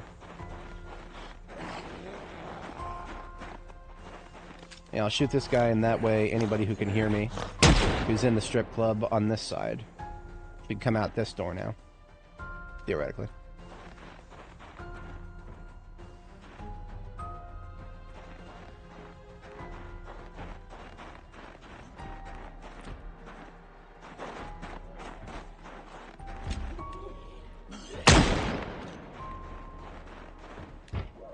Wait, what's going on here?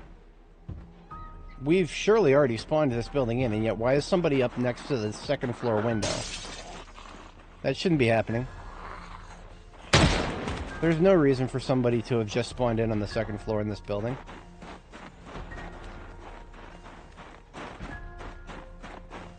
No, we spawned Ducasse Apartments in here. Or Ducasse or whatever. Yeah, that must have just been a random straggler. That sent my susometer into orbit, though. Yeah, absolutely.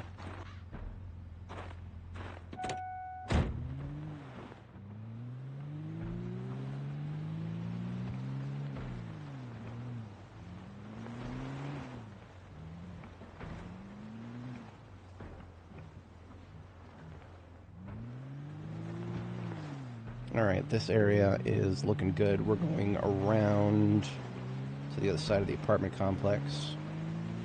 And then we'll be back to where we were the other night to proceed with more wipeout of the northwest up here.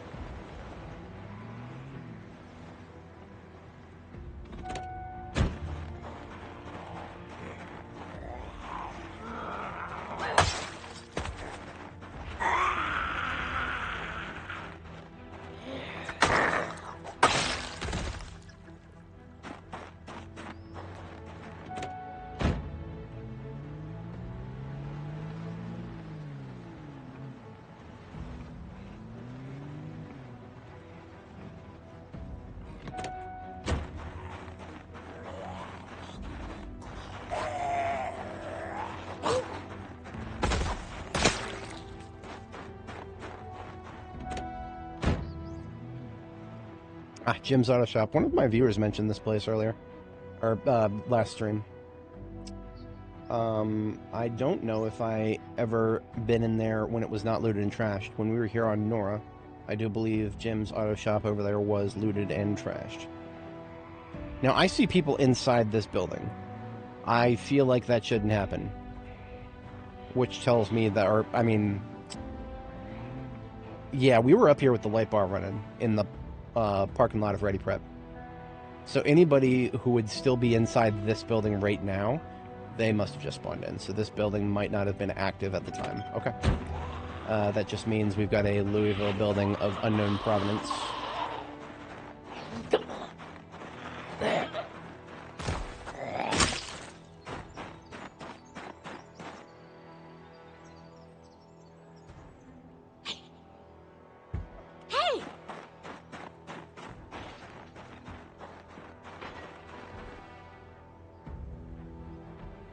So I'm going to test the waters with a shout instead of a gunshot.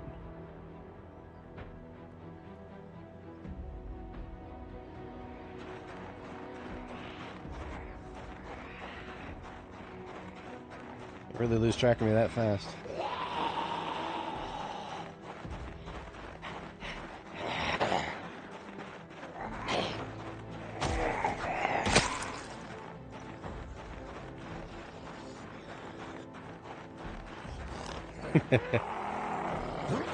My God.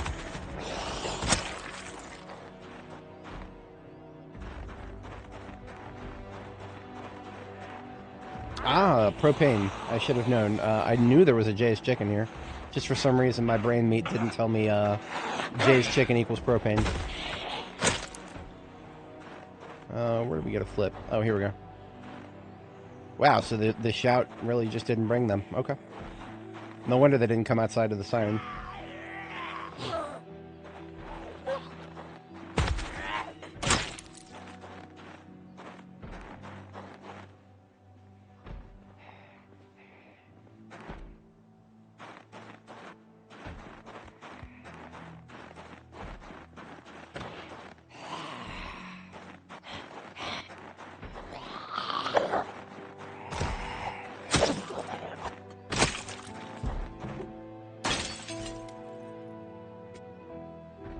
Broke the window for no reason. She didn't need to. She wasn't coming for me. She just saw the window in front of her, so she broke it. Good job.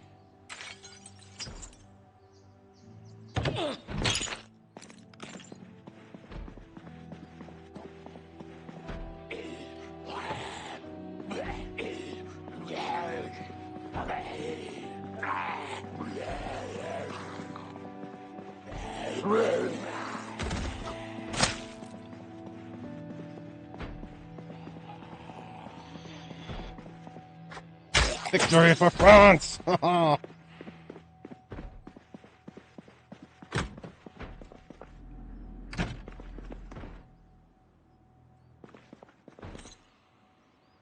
Got one target in Jay's Chicken over there.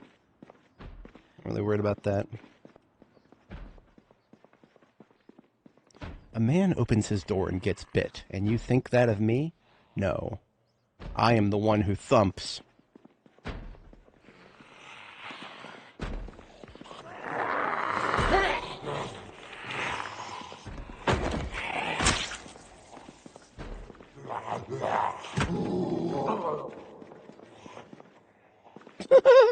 We pushed him back in the room and he gave up. Come on, dude, right here. There you go. I'm proud of you. You made it. Goodbye. Goodbye, Zed boy.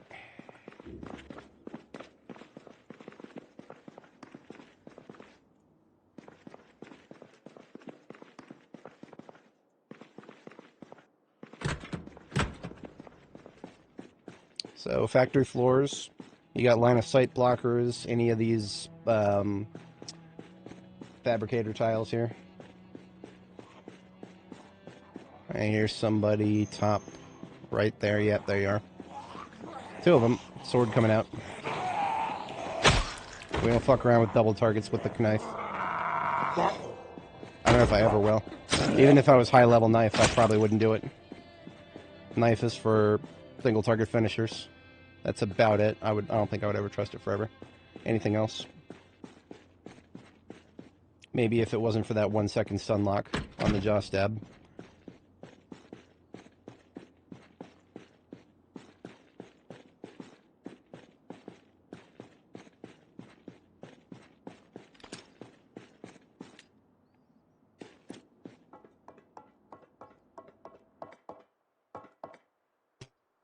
Okay, no catwalk indoors, just roof access.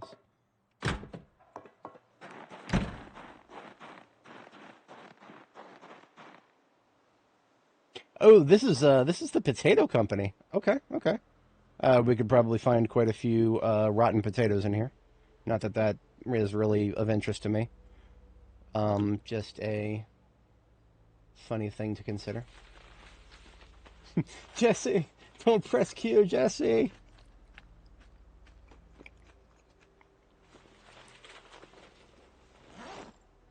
Hank, don't search for the abbreviation for cost point.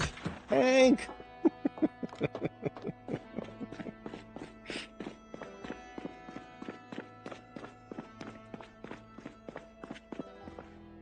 I don't really care about clearing the... Yeah, we don't have to clear this whole place. I was just interested to see what kind of Z counts we were looking at. If it really was large numbers or if it was just those few that we saw. It was really just those few we saw. There's not that many in there.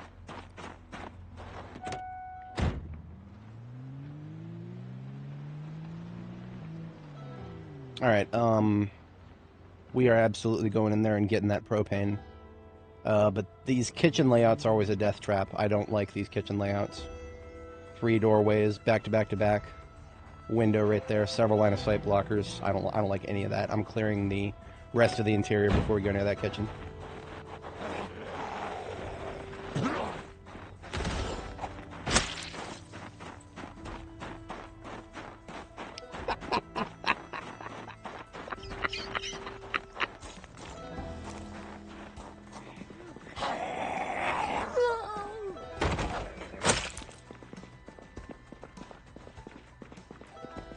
Okay, here we go. Let's achieve victory for France. Yeah. I've taken a look at your x-ray, and I'm afraid you suck!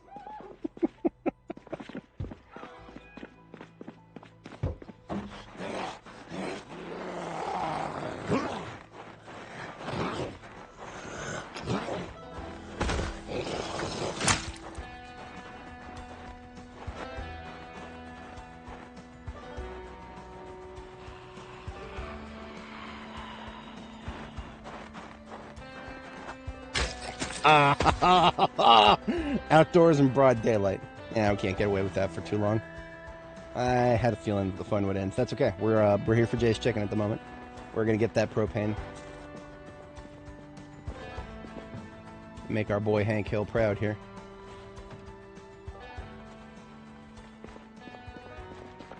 Threaten me with some more storage containers, why don't you? Yeah, see this right here, this little trifecta of entrances. Doorway, doorway, doorway. I just don't like that.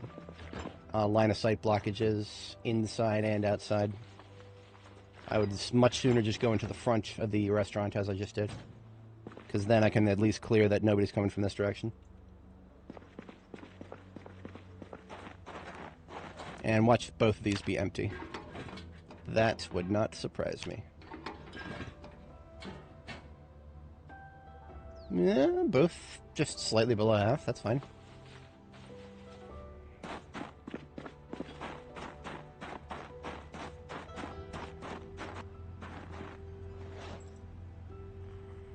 We got...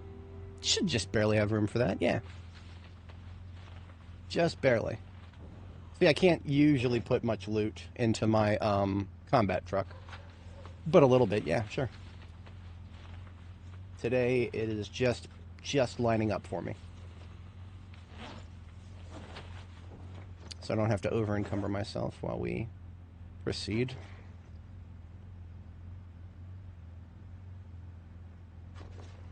Oh, we're just about ready for another box of 357 here.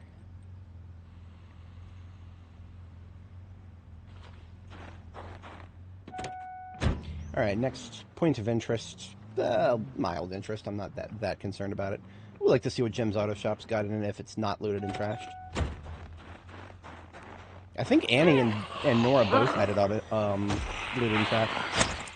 I don't expect to be wowed or anything, but it's been a little while since we've had a vehicle parts source. Aside from vehicles themselves, which are a lot better than they used to be.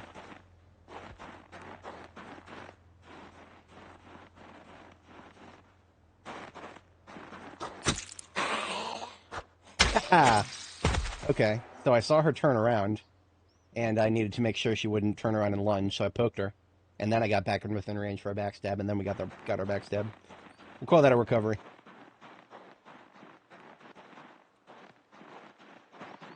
Not a strike, but a spare. So, USL over there. USL was looted and trashed last time for me, too. There were a lot of Zeds in the storage unit here. We spilled a lot of them out of the storage units by blowing the light bar and driving down this road to the top left. I never came back to check to see how successful that operation was. That was basically just a diversion to get them out of our way so that we can do a little bit of ops up here without having to deal with all the Zeds at once.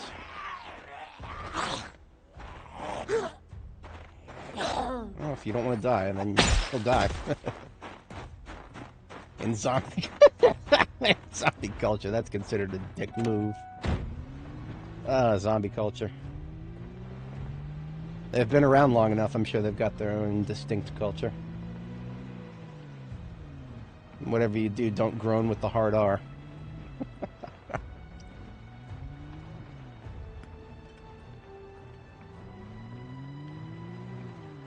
Yeah, I do not care about the storage units right now. There were a lot of Zeds that came out of it for some reason. When we came here on Nora, the storage units were completely barren. Not a soul in sight.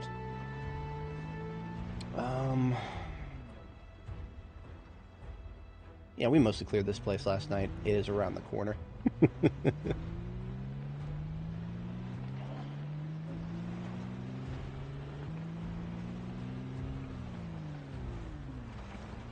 Ooh. Well, if I'm going to be going around the corner here, then I might as well not get flanked.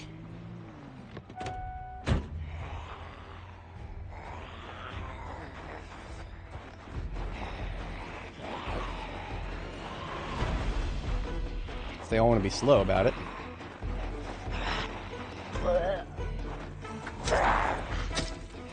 What zombie amount? Whatever the default is.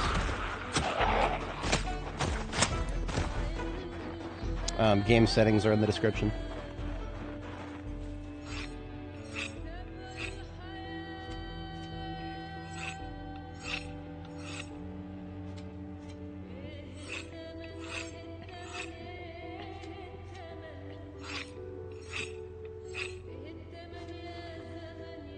All right.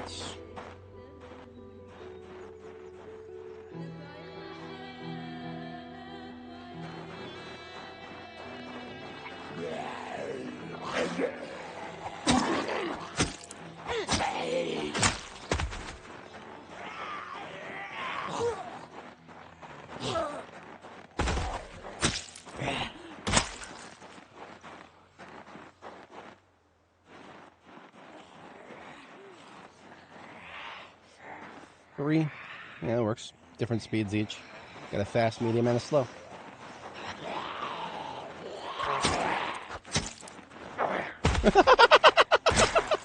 I don't know why we ragdolled her. It must have been the push from a side. I've never seen a zombie get ragdolled from a push before.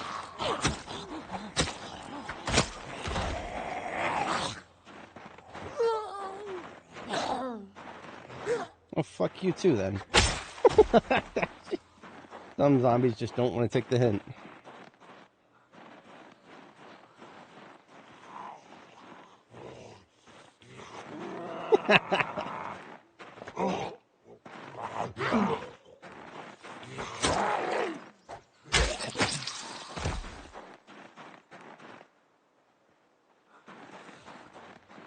It's when the zombie's rare that I take super offense. That's the groan with the hard R right there. You usually hear it when they get up. In fact, I think we can make her do it. What you do is you knock them down. And it's when, like, a female zombie gets up. That's the rare right there. Bitch, you're not allowed to say that word. Only I'm allowed to say that word. We do not rare on this stream. Thank you very much. Rare was a fantastic video game publisher.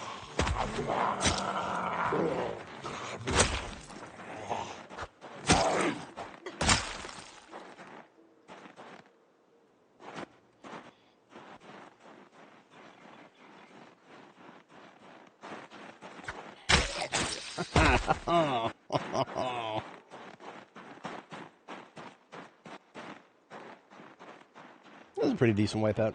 You only had to pull the sword out once. If anybody watching is not familiar, I'm not typically a short blade user.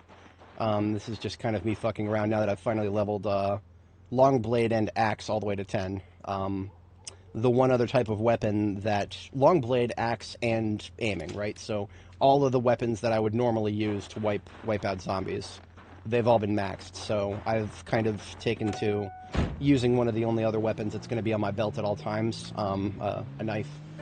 So I might as well use that a little bit here and there and level it up where applicable. Going for them backstabs where I can.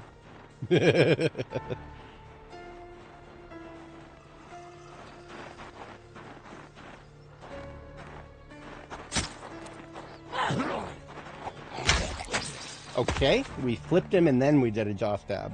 Alright then. That felt like a Batman move. Flipped a dude around and then stabbed him. It was like that fight scene from the warehouse when he was saving Martha in Batman v Superman. A lot of people don't like the Zack Snyder DCEU movies. I'm a sucker for them personally. That fight scene right there, that was one of my favorite moments from it. It's goofy. It's just goofy, and I love it. You'll never catch me saying it's good writing, good cinema, none of that shit. But man, it's a lot of fun. Do I want to do that? Hang on. I do tactically want to remove some of this fencing. The question is where. Question is where, because if I want to pull everybody out of the fossil oil campus here, then I will need to bring them somewhere. And honestly, yeah, if I open up a spot in this corner, we could bring them up here and bomb them in the parking lot up here to the north. Or north, the center, top center.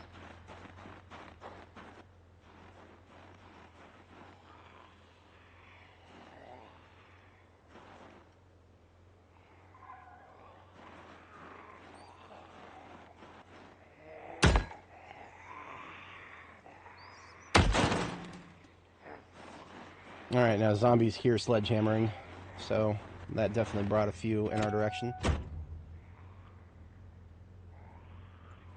put that away. Am I still in sneak mode if I get out of the vehicle? Interesting. I usually shut it off before I get in the vehicle.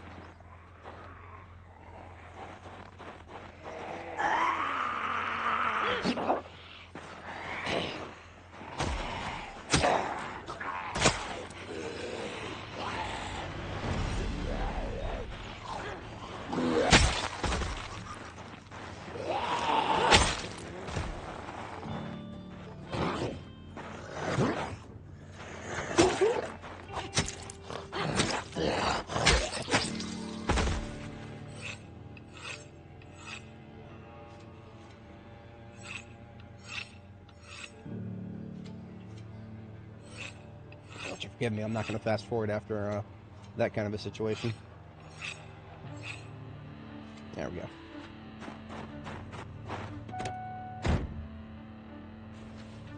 I will go ahead and sledge out a little bit more of this wall so that what I can do is I can drive right through Foss Oil. The entire, or sorry, this is not Foss Oil, this is Gas to Go. They both have their own little production plants right next to each other.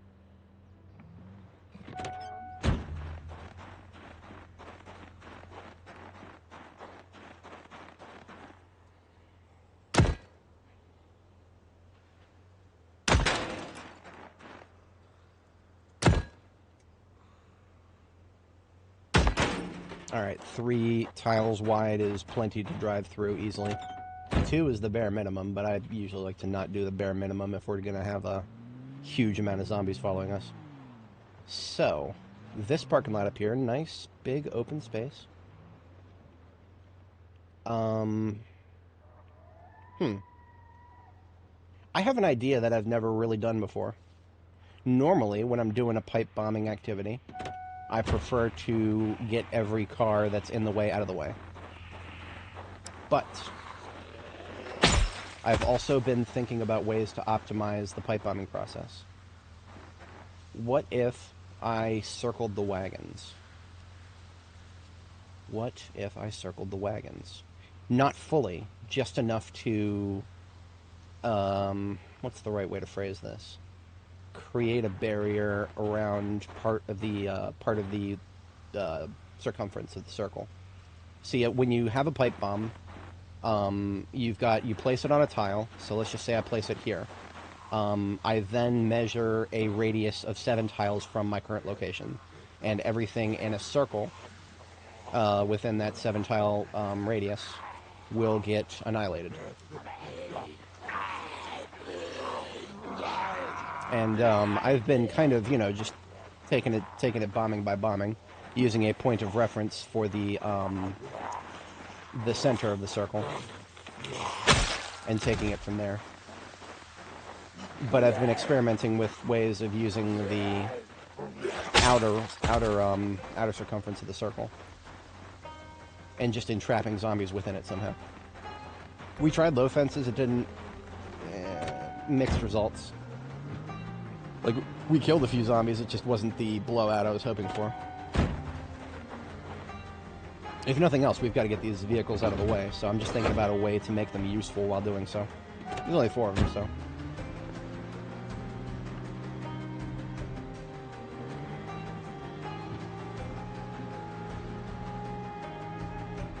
This is normally where I would append a warning that towing makes a lot of noise, and therefore one should be careful. But, well, doesn't look like there's actually that many zombies reacting to it right now. So here's my idea.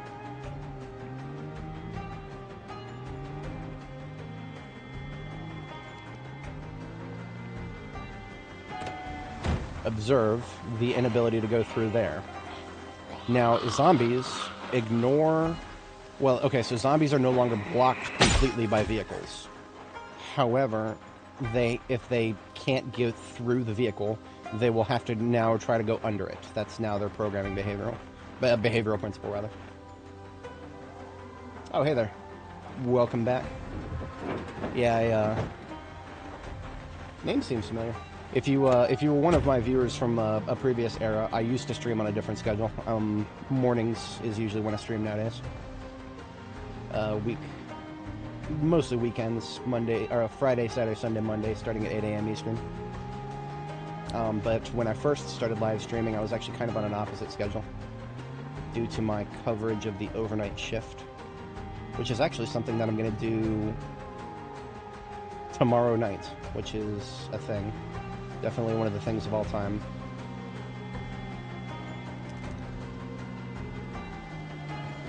I don't think that will affect me too much on tomorrow morning for my Sunday morning stream. That may result in me not being able to stream on Monday. So this coming Monday, I may not be able to. In fact, I'm pretty sure I won't be able to, because I will have to be up all night, basically. So that'll definitely make it so I won't be streaming. Okay, there we made a lot of engine noise. So it wasn't the towing, it was the shoving of the vehicle. Look at how many people reacted to the shoving. That's actually what I was expecting to see when we started the towing, but that's fine. We can handle these guys with hand weapons easily. Right this way, out of my lot.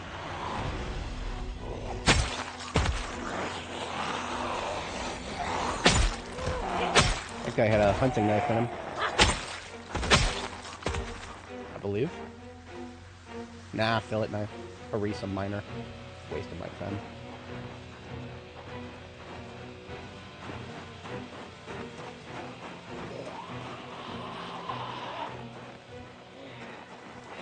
Oh dear. I have gotten a little hungry here.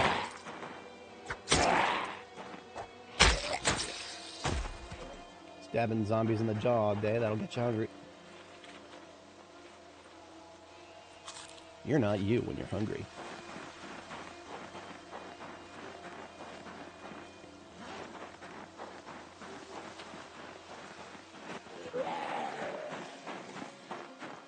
Okay, so now that we've got a little bit of, let's just call this the outer radius of a circle. Now, it does not have to be perfect, it never does. But let's count 7 tiles away from this spot right here. So, 1, 2, 3, 4, 5, 6, 7, and then the pipe bomb goes here. So 7 tiles away from the pipe bomb's initial position. I will mark this spot with a garbage bag. And we will plan accordingly. So 1, 2, 3, 4, 5, 6, 7 in that direction. We then kind of have to improvise a circle going around like that. Let us get to that one in the middle out of the way, and then, so 1, 2, 3, 4, 5, 6, 7. We want to nudge the van over just a couple of tiles.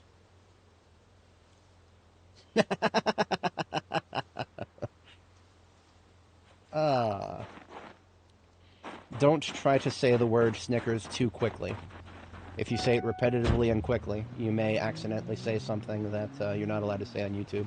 Or you're allowed to say on YouTube under certain circumstances, but, well, I certainly would never be allowed to say it. Not without losing multiple social credit points.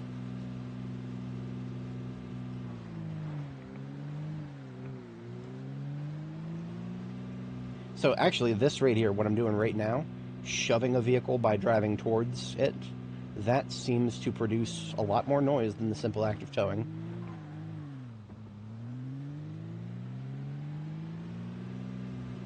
Alright, so assuming that this second garbage bag here is the outer radius of the explosion, what we're doing now is we're enclosing some zombies into the outer radius of the explosion here.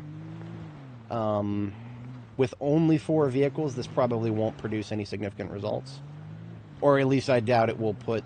It probably won't do much to only have this many. You see, what we really need, more than anything, is just an arc. Just an arc of the circle. So if this is our epicenter, and this is our circle of destruction around it, we really just need an arc, like, around one side of it, so that is the arc that we're driving around when we do the detonation. And the zombies are slowed down to get towards us when we actually slow down for the detonation. If we do it that way, I feel like we can slow them down long enough so that there's enough of them in the blast radius. This is a lot of theory and speculation, though. In practice, this will end up very differently. Now, the bombing will actually not occur tonight. It will occur tomorrow because we've already lost daylight. If you do a bombing at night, your view cone, even with the headlights on, your view cone is a tiny fraction of what it is during the day. And keeping track of where all the zombies are is crucial. So you need to have your view cone. Basically, just trying to do it at night is not going to work very well for you. You will lose some level of efficacy.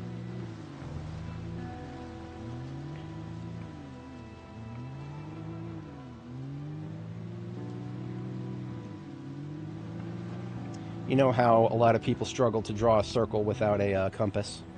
I am one of them. I am not so artistically inclined that I could draw a circle by hand. But I can do some ghetto arcs here. It does not have to be perfect.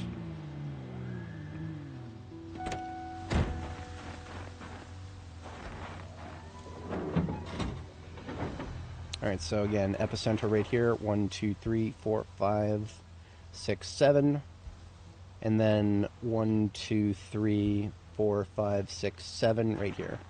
This is another outer circumference marker. So you can kind of see you see the arc I'm going for here, just this circle draw like this. That's kind of what you're looking at. Yeah, I'm actually just going to bring the van over on this side, too. We'll just bring the van over on this side, too, so that we just have an arc. And that should be all we need, is just an arc. Don't. No, no, no, no, no, no, no, no, no, no. Don't say those numbers. You'll summon them. You'll you'll summon a horde much more dangerous than zombies.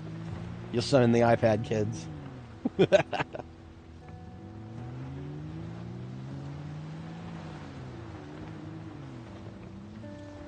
Attack of the Living Zoomers.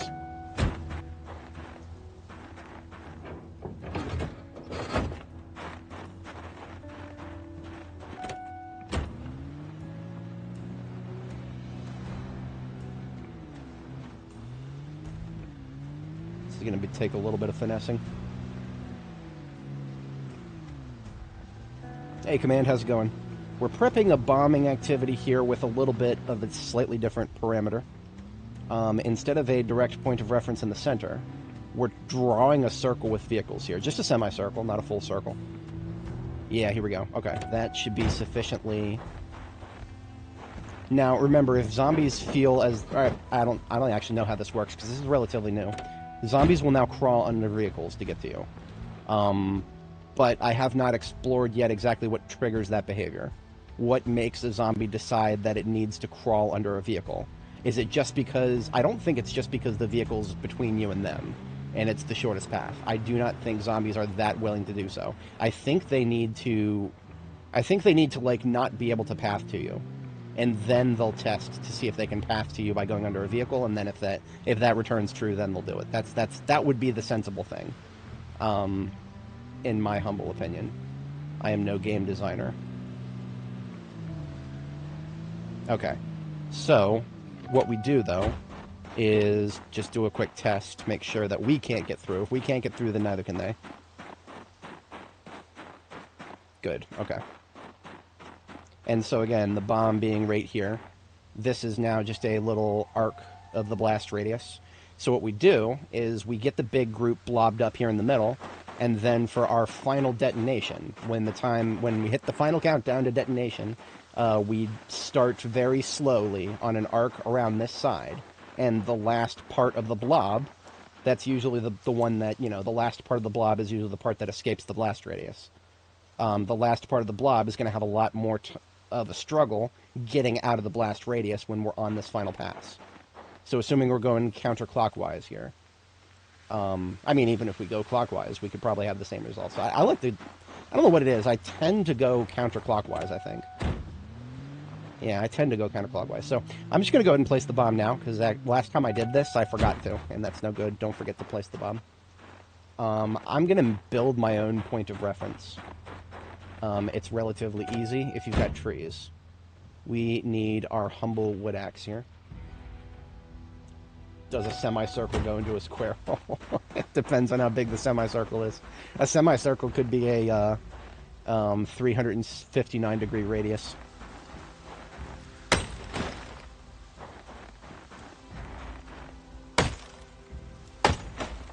Alright, so what we just found is a sapling and a tree branch and a log.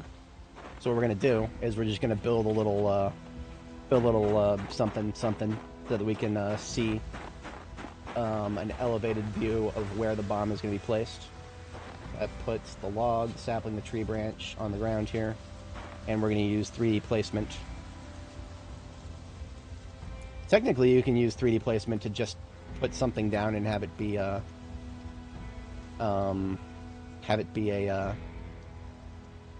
floating, but that feels a little bit gamey.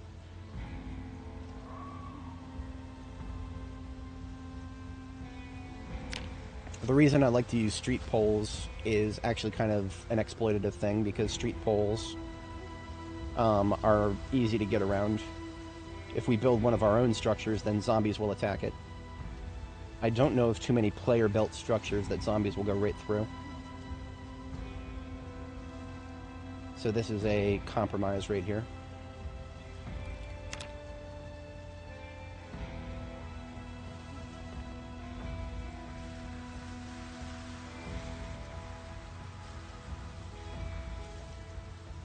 Now, actually, I could use one of my battery-powered floodlights for this. I'm not going to, but I could.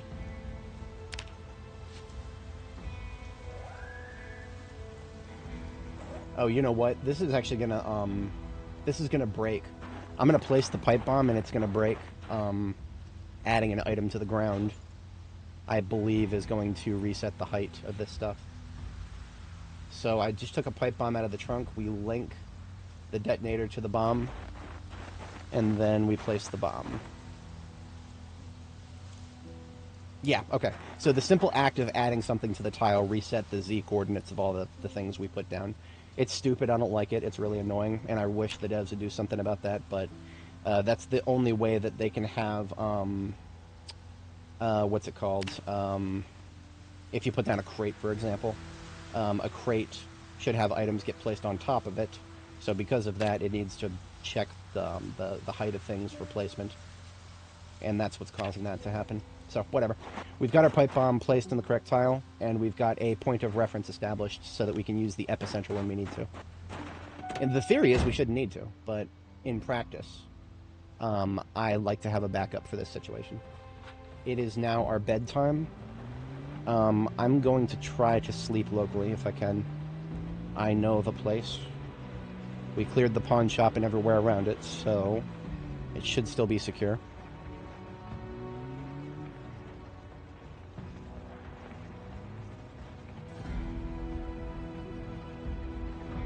Army surplus.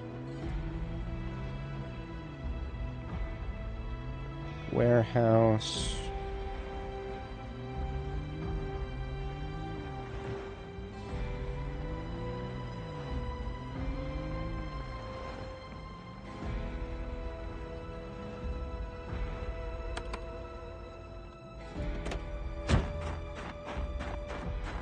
Now there's like 3 apartment units up here. When we first came here to clear the pawn shop, we checked all 3 of the units. There was not a single pillow in any of them, so there will be no pillow waiting for us here. Regrettable, but them's the breaks. I think we'll survive. Wait a minute. Yeah, no, I would laugh really hard if there was a pillow in this Foot Locker, but no. We'll survive without a pillow for a night.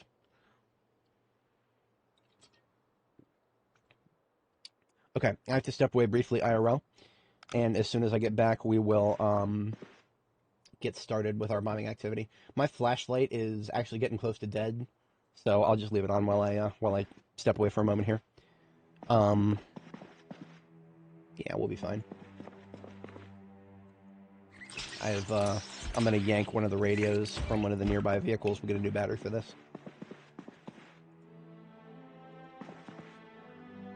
See if there's anything good on the TV while I wait.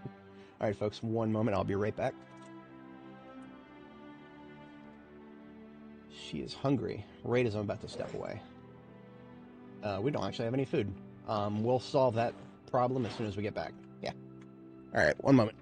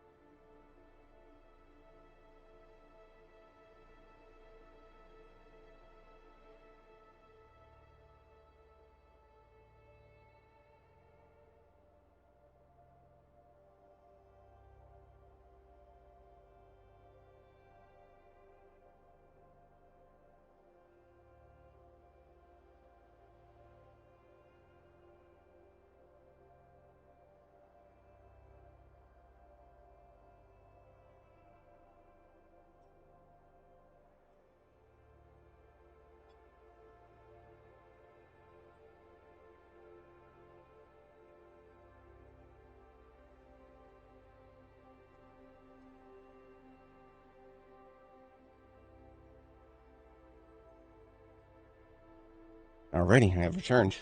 I hope the chair was good company.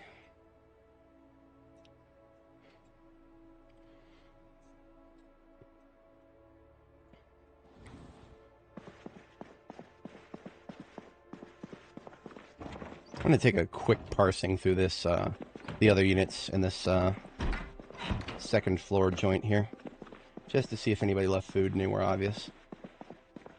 And I think they did. Well, this is dog food. That doesn't count.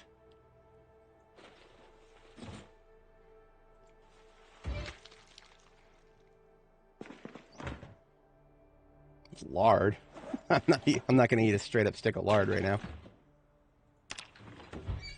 Well, that does remind me, what's my weight looking like? 78 kilo, so we're good for a short period of time here. Okay, here we go. Unlabeled can of food. What do we got here, I wonder?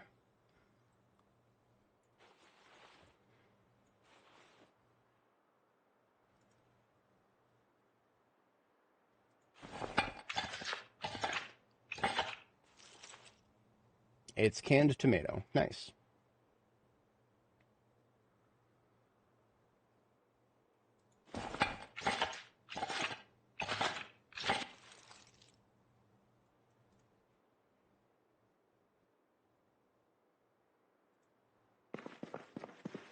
I'm just going to straight up eat this vegetable soup.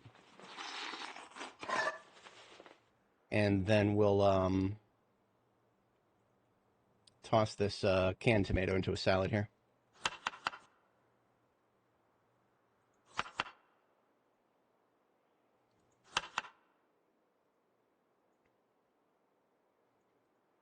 And maybe tomorrow we'll open up that, we found a fresh jar of broccoli, that's unusual.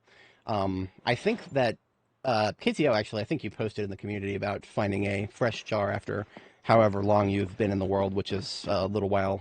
You're definitely a little while into. I think if it spawns in through an event, it's not going to be rotted. I think that's an intentional thing. But we're going to find out someday with that. I think jars are still unfinished. But here's our second bedtime at 5 a.m. We're going to find out exactly what it feels like to catch a night's sleep on our new schedule here, 2300 5 a.m., without a pillow. I've actually not done that both times. So 2 nights, two sleeps in a row without a pillow. I'm curious to see if I will actually notice a difference in when I get fatigued. So we've got beautiful weather today.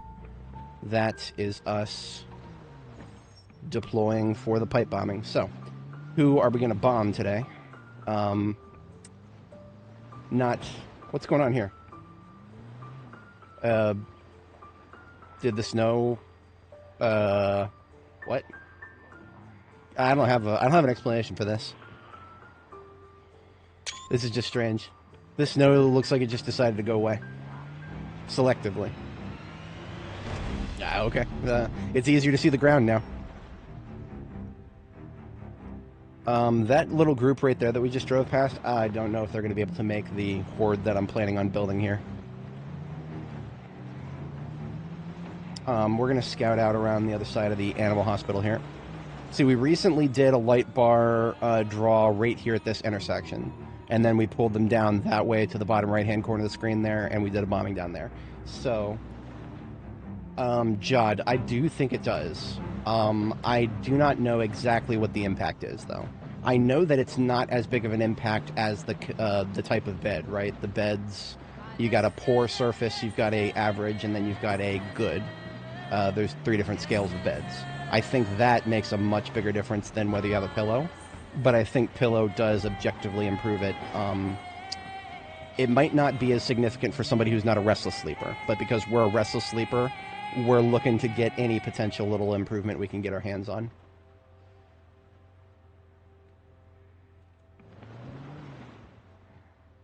So, during yesterday's stream, I told everybody an unfortunate story about how it's unfortunate. It is what it is. I had to update my drivers across the board. Like, I had to do a lot of updates that I had been putting off for a very long time, right? Because I don't play newer games, and the creative activities that I do are not, they don't usually require me to update my drivers to the latest. Unfortunately, I wanted to mess around with one of the newest video AI tools that came out. Comfy UI added support for. Let's call it that. And in order to do that, I had to upgrade to a new version of PyTorch compiled against CUDA 130, CU 130. And in order to do that, I had to upgrade the CUDA library. And in order to do that, I had to update my actual NVIDIA graphics card drivers. So, a whole bunch of dumb shit. That has objectively impacted my streaming, apparently. I have been getting numerous notifications from OBS that my encoding is now being overloaded. Why? Aren't graphics driver updates supposed to make things better, guys? Aren't they? Isn't that supposed to be what happens? You update the drivers and things get better? You know, that's what I've always heard.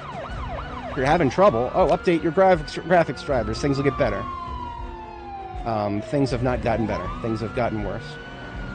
Now, I bring that up because yesterday I hypothesized, okay, maybe I just needed to update OBS too, right? Maybe OBS itself needed to be a newer version to make use of the newer graphics card drivers. No. I updated before the stream today. And we're still getting encoding overloads. Now, what does that actually manifest in? I haven't noticed anything overly specific. It does look like it might be causing periodic lag for the viewer experience. Lag, you guys might see a little bit of frame rate loss that I'm not seeing. And I don't know if there's anything I can do about that. I genuinely have no idea. I might still have some of my old driver files. I might be able to roll back. But is that really what I'm going to have to do? I'm not up to that point yet. But I mean, if I have to get to that point, that would be one of the saddest things I've ever done in my 20 years of working with computers. And I mean, it's not necessarily that I'm upset about it if it's just a what's the right word? If it's a growing pain, right? If you have to update your drivers, but then you have to do a couple of other tweaks or something to make it work with the new version. Okay, fine. But what are the tweaks I need to do here? Like, what are the tweaks that I need to do to make OBS do exactly what it was doing before? I'm just floored. I'm using hardware encoding. NVENC, NVENC. It's an H.265, isn't it? That's the format that it uses.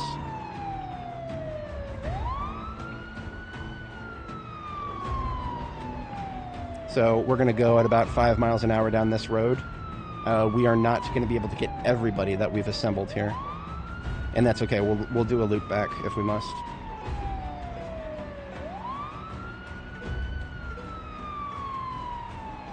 You have got lag sometimes in the video feed. Yeah, that's... I don't know if there's anything I can do about it, guys. I genuinely don't. The only other thing that I think might actually be part of the problem is if it's my monitoring windows, that could be it. That's a rather terrifying prospect, because what that means is these extra little Firefox windows that I'm using to just run my own stream so that I can make sure I'm still live. One of them is just from my main account. The other two are over a VPN, so I can observe the delay for other locations. If that is the problem, if it's because I'm running a slightly older version of Firefox, specifically a version of Firefox before they started injecting the fucking AI shit into it. And I'm saying this as a guy who really loves screwing around with AI locally. I really do. I'll dump dozens of hours into it without blinking an eye. But I want it where I want it, and not where I don't want it. Which apparently means I'm living in the wrong fucking decade. No, we're gonna get AI everywhere, and there's gonna be no ands, ifs, or buts about it. Because leveraging AI increases our stock price. And that's all there is to it. Anyway, we've got our conga line assembled. Forgive me the irrelevant yap, but this is gonna take a minute, so... We're just going to kind of be luring these guys. We want to assemble our large group, and it's going to take a bit of assembly. Some assembly required.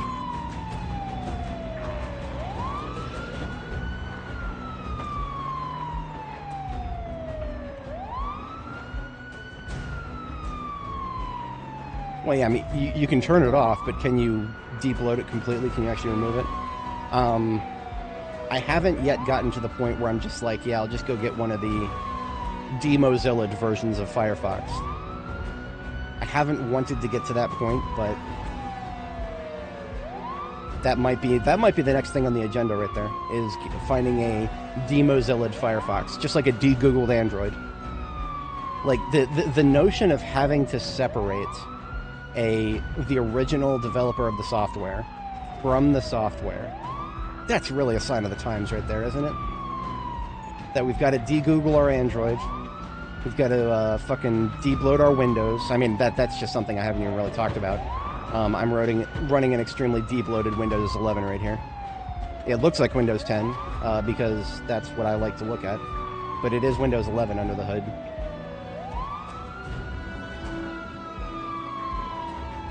I guess that's the most important thing. Ew, that's nasty. Imagine just GPU driver updates making things worse. That just, like I said, I'm living in a different decade here. It always used to be that would be the first thing we would talk about. Oh, your game's not running right? Make sure you've updated your GPU drivers. People still say that. People, like, you call tech support for EA or some shit. Oh, have you updated Windows and your graphics drivers? I mean, very often you don't have a choice in the matter.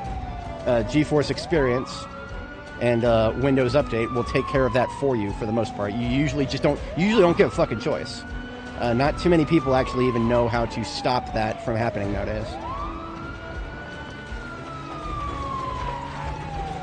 You know, in this really progressive world where consent is championed, it sure as hell flies out the window really fast when we start talking about computing software. Anything in the software world. And in the hardware world, too, increasingly. Do you guys consent to having your heated seats paywalled behind a subscription? I don't, but who cares? Who cares? My car, my choice, right?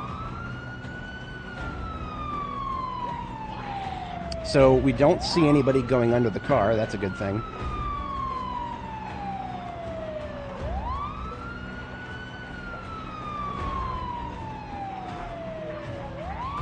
I'm going to do a semicircle instead of a full circle here. Because if I keep doing full circles, then I'm just going to have to keep forcing myself through those dudes. Alright, let's observe their behavior here. Go on this side of the semicircle. How many of them try to go top side? Still a fair few. Okay. At least nobody's going under. That's what I'm looking to avoid. Ooh, I see a guy with a shotgun. Hang on. I can nail him. I can nail him. I have the technology. Rolling the window down, boys. You showed up in the wrong neighborhood, shotgun boy. Now I don't gotta trawl through the pile for him. Dangerous, but worth it.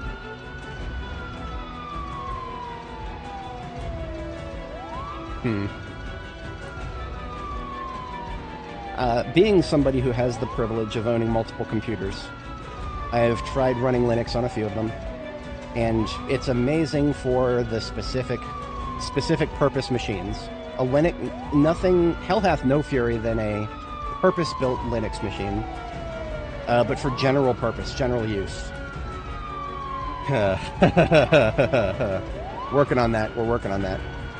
What I'm trying to do before I ever try to go anywhere near switching to Linux from Windows, what I want to do first is just see if I can switch to software that will work on both Linux and Windows first for everything. If I can do that, then this switch should be a hell of a lot easier, right? That I feel like is a far more sensible thing than just cold turkey one to the other. And I've also always been a huge advocate of, before you just try to throw out an operating system and try another one, have you considered that perhaps you should level up your ability with that operating system? I know a lot of people do it on principle. They just don't like, Windows proprietary software. And I understand that. I don't live by that principle though. That's not me. Proprietary software, I have mixed feelings on it. It does have a purpose, absolutely, in society. but I think there's a way to do it right.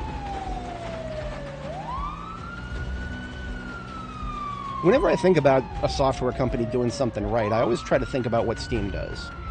Does Steam have anything that's actually proprietary? I don't... If they do, it's limited. If they do, it's extremely limited. I mean, they've got their own operating system, SteamOS, but it's just a Arch distribution, I think. I think it's just Arch customized, like super heavy customized. So what I'm going to try to do is, again, we're doing some semicircles to try to get the entire blob on this side of the cars first, and then see if we can actually use the cars the way I want to. Because so far the cars are being more of a hindrance than an assistance.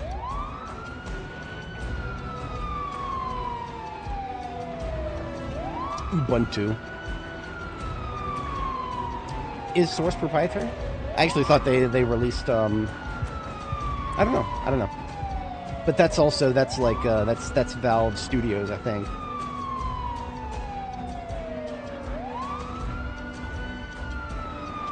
True, though. I mean, Source Engine is, it's one of the most famous out there, and they've released all their tools, well, a lot of their tools. I can't think of a Microsoft equivalent for what they, you know, like for Source Filmmaker, for example. I can't think of Source Engine without thinking of Source Filmmaker.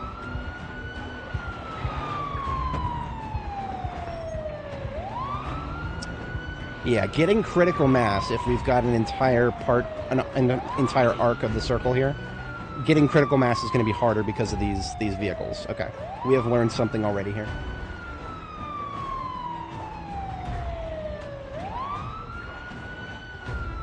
Space Engineers. Oh, yeah. It's a great game. I enjoy it. Okay, let's see what their behavior is going to be when I do it this way. Ooh, okay. Okay, look at that. Okay, this is it's going to require fine-tuning. But, okay, some of them tried to go under. We got like 2 zombies that tried to go under there. And then they became crawlers. Oh, temporary crawlers. Okay, we're good. Like I said, I actually don't understand what makes them try to go under. So we're learning a little bit about that too, because that's a very recent mechanic. Zombies just arbitrarily going under cars because they think it'll get to you. That is a relatively new mechanic, so we're learning a little bit about that too here. If anybody is joining more recently here, we've got a pipe bomb placed on this tile right here. And what we're trying to do is see if we can use these cars to herd the zombies into a bomb blast radius and keep them there more effectively than we otherwise could. And I think we're onto something here. Detonator needs to be in my hand. Where is it? There it is. Okay. Now, some of them are trying to go around, that's not what we want. We do not want them going around.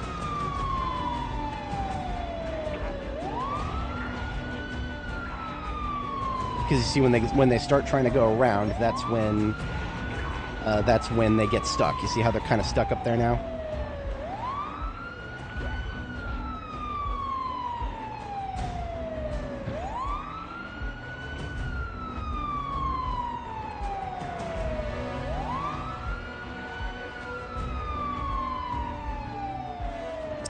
Well, KTO, that thought right there that you're espousing, we'll need to revisit that after Steam's current litigation rounds.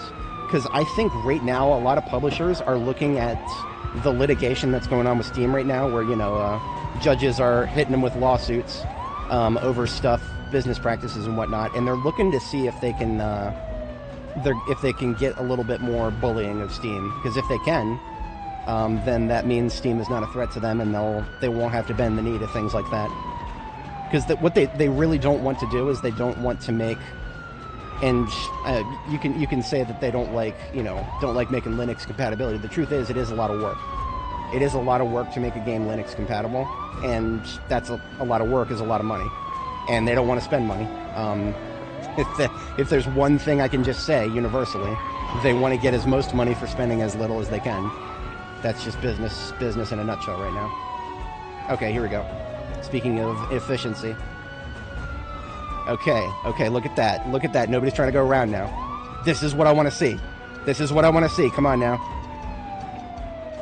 Oh, some of them are trying to go around. Okay. All right. You see, we got a little too far away in order to get them to try to go around. So maybe the arc is too wide. I don't know. I genuinely don't know. Maybe it's not wide enough. Maybe we actually need a full circle here. Yeah, I don't know.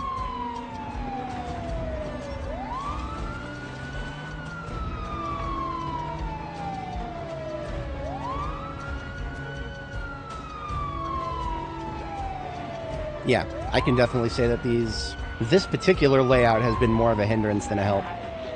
And that's okay, we're just experimenting here.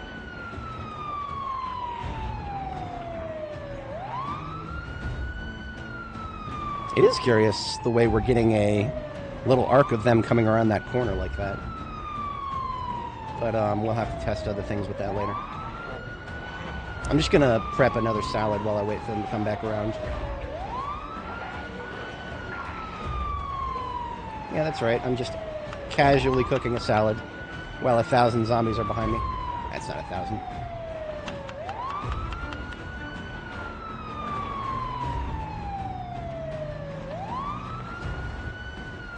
If I go all the way over here and then kind of back and forth. Ooh, okay, okay, here we go, here we go. Oh, look at that, look at that. Okay, we were just a little too far out. If I had marked the radius correctly, then that should have wiped out everybody inside of the car radius. Okay, so we learned a few things there. One, it's not a perfect 7 tiles away. We should shoot for closer than that. Yeah, that's fine. This was never the biggest group in the world in the first place. But we killed way more than 20, so that's always my bare minimum. If we're gonna, you know, spend 20 bullets to make a pipe bomb, then we want to kill at least 20 zombies.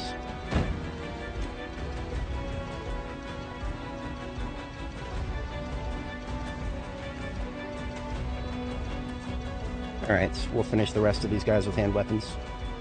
Culling the initial crowd of fast shamblers with the 9mm.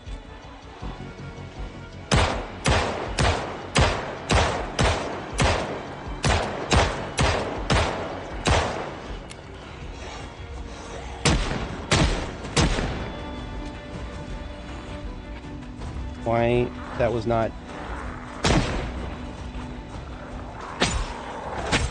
Alright. Sorry. We didn't get a full 15 bullets there.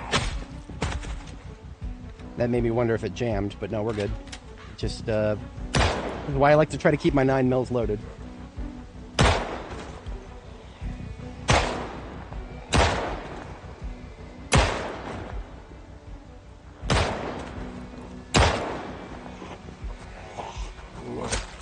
Who said I can't get a little bit of knife experience there?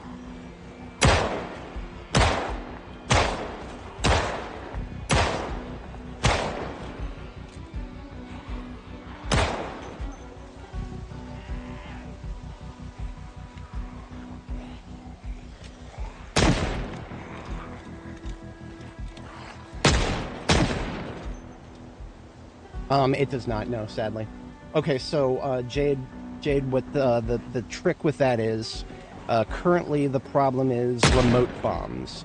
So a remote detonated bomb does not count towards your kill totals. But if you throw the bomb by hand, it does count towards your kill totals. So the way we just did it, that did not count towards our kill totals. We actually can't tell exactly how many we killed unless we go in there and actually try to count the corpses, which ain't nobody got time for that. No, I don't give a shit about that. It's more than 20. I can take one look at this pile and be like, more than 20. We got our money's worth. We're good. But yeah, I usually would kind of like to get a bigger group in one detonation than this. But it's acceptable for this instance because we're trying to learn some new stuff. So here's one of our rewards from this group. We got another JS3T here with some ammo in it. It's damaged. It's at half capacity, but this is the best shotgun in the game right now. So all we got to do is use... You can repair these if they're damaged. you can use JS2000s to repair them. So we've got billion JS2000s sitting around back at our field base. We'll repair this with one of those, and then we'll have another fully repaired JS70 is what this one is. And we did not lose any storage space in the trunk. That is fantastic. That makes me very happy. Okay, replacement M9 for the active magazine, and 2 replacement M9s. Yeah, there was something wrong with my loadout of M9. The initial... Yeah, we didn't have all 15 in the magazine when we started shooting. That was why I kind of just drew a blank there for a second. I'm usually better than that. I'm usually better prepared than that. That's alright. I don't pull it out often, that's the point. Don't take that out of context, please.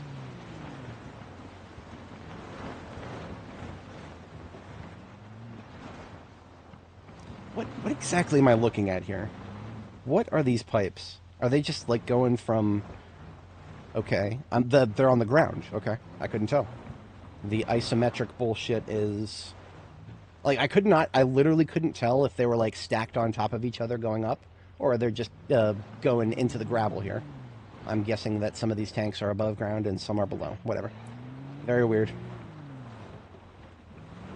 Can I drive through these posts? Okay, I think I can. Yeah, these posts are not a consideration. Interesting.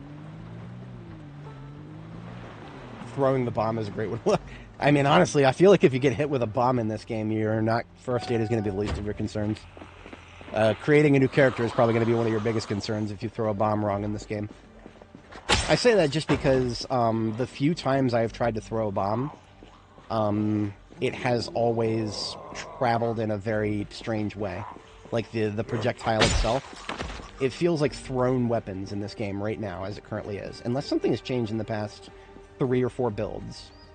It's been about 3 or 4 builds since I've tried a thrown weapon by hand.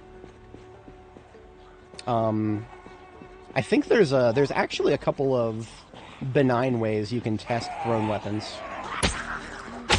If I were to go back to my base, which I'm going to soon, if I were to just build a noisemaker, noisemakers are treated like bombs, and you can throw them like bombs. I might just do that. Just to practice throwing bombs and just see, if anything's changed about it from what I remember. I do still need another battery at some point here. Okay, so another thing. Last time we were here with Nora, we didn't see a single zombie in any of the corporate buildings here. So gas to go corporate right here, not a single zombie. We're going to have to see if that continues to be the case.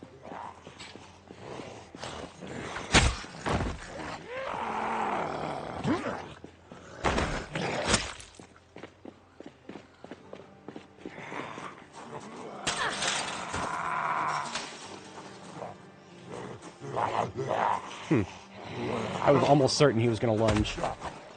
Skill issue on his part.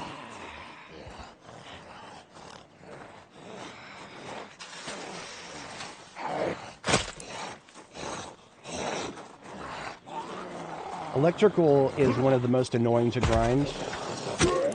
On this character specifically, we got the pipe bomb recipe when we were only level 5, and we did not yet have a remote controller of long-range type, right? So the one we just used is a long-range remote controller.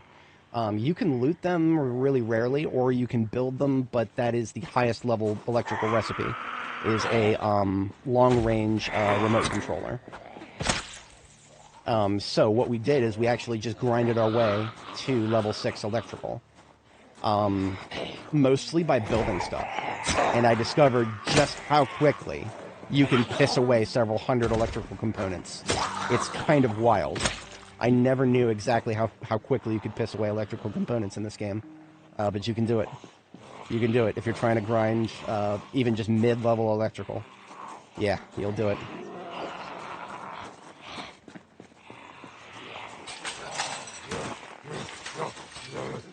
Even he didn't want to... Okay. Their lunge game is weak today.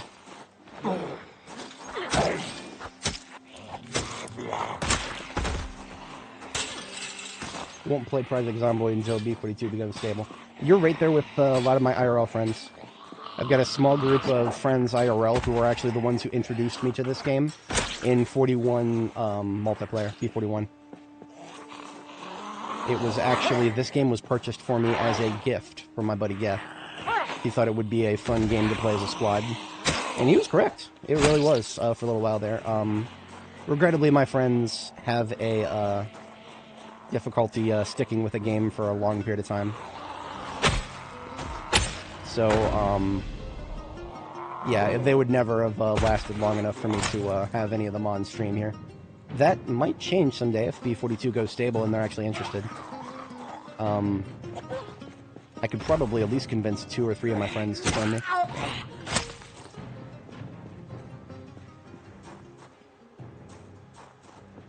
Now, I had expected more of these guys that we're killing right now.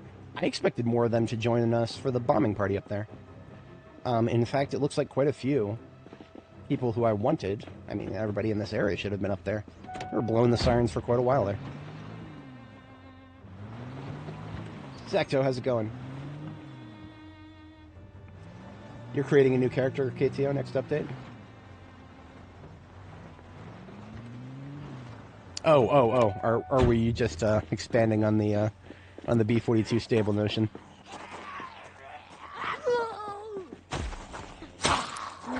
I think if let's just say that my save got broken by an update tomorrow, just for a thought exercise. First, what I would have to consider, now I know for like the past year, literally over the past year, I have pretty much just immediately jumped into a new save as soon as my previous one got broken. I will not be doing that forever. But I will take it, case by case. That's usually what I plan to do. Seems like the fair thing. The thing that would make or break the experience is what are the changes to the early game experience. This character right here, we had a number of significant changes. There's a zombie over here somewhere, and I don't know where, because of this stupid fucking whatever it is. And oh, look at that, I can target it. Okay, so here's an example. I just distracted real quick. I can hear a zombie to my left. I know there's a zombie over here somewhere, but I can't see it because of this isometric bullshit. If I pull out the gun and I aim, we can see that there is I'm aiming at something right here. So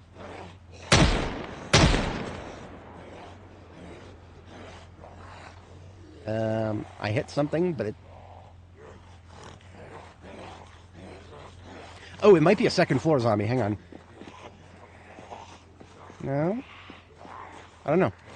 We got multiple responses to that gunshot, so no more distractions. Is everybody on that side of the fence? It looks like we got potentially 1 or 2 on our side of the fence coming from the bottom right. And that is a serious flanking opportunity, so we got to keep awareness of that. I don't like... the smartest thing right now would be to not fight in this location. There's just too many line of sight obstructions. Just trying to get a gauge of their movement. Okay. So let's hop into the vehicle, and yeah, I have no idea where that zombie actually was. I don't really care either. He's inside the barrel. I believe you, to be honest. Stupid as that is. I might need my mask.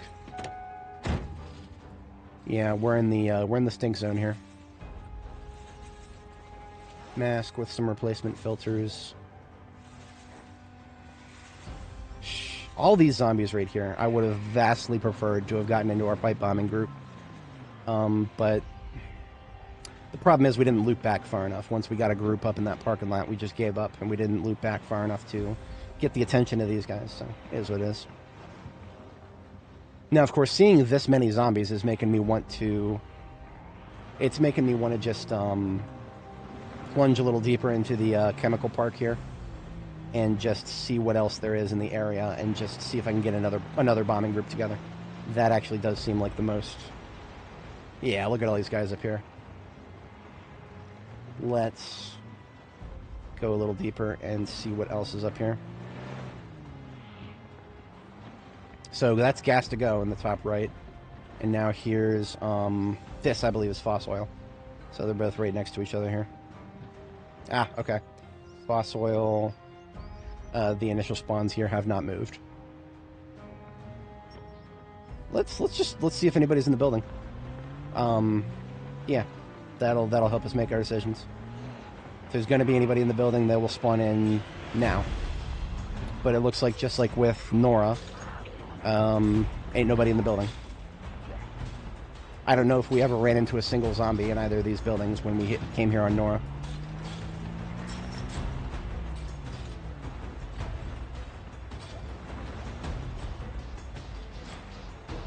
Okay, so we, for food, we came across this entire jar of broccoli.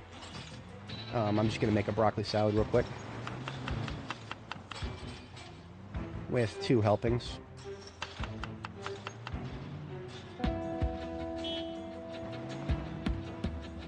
Now, if we want to assemble another horde group, we've got to remain aware of the attackable fences. This fence right here, this little L-shaped fence to the top center, is a serious consideration. Only way through is right here. So if we were to fire up the light bar and try to assemble a group, we'd want to do it here.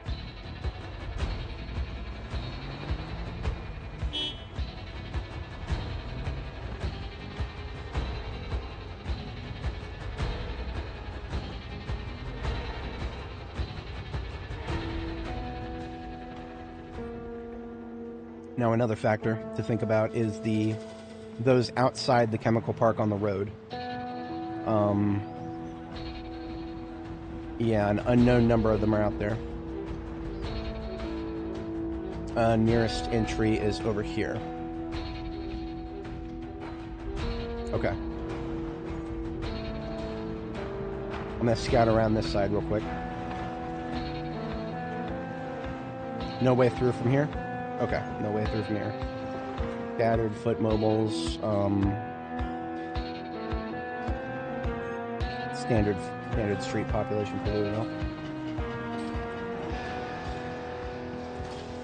Always looking to level up my ability to thread the needle. This is one situation where running over a Zed is more or less not avoidable. It's going to be in your way if you're going to do a little shortcut like this. You're going to have some bumpity bump.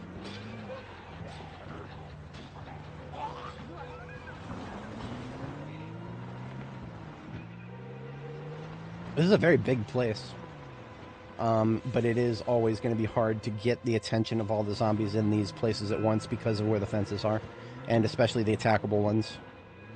The non-attackable ones, the ones with the little green poles and the barbed wire at the top, those are just, you know, they just shape the movement.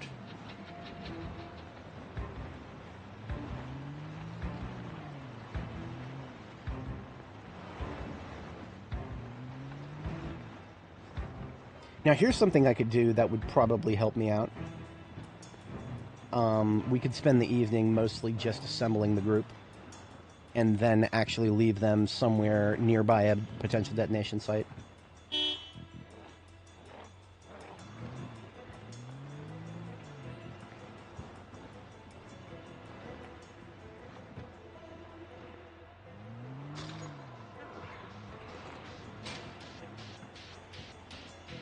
Now, if I was going to do that, we would want to bring them out into the street, most likely. Because there's just that many movement barriers inside of the, inside of the industrial park. So I'm going to fuck around a little bit in this little exit spot.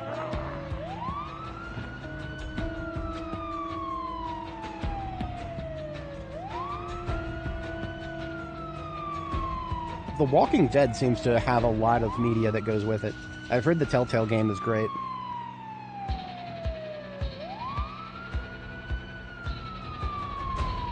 For anybody joining, welcome. We're currently scouting out the largest of crowds in the far northwest of Louisville.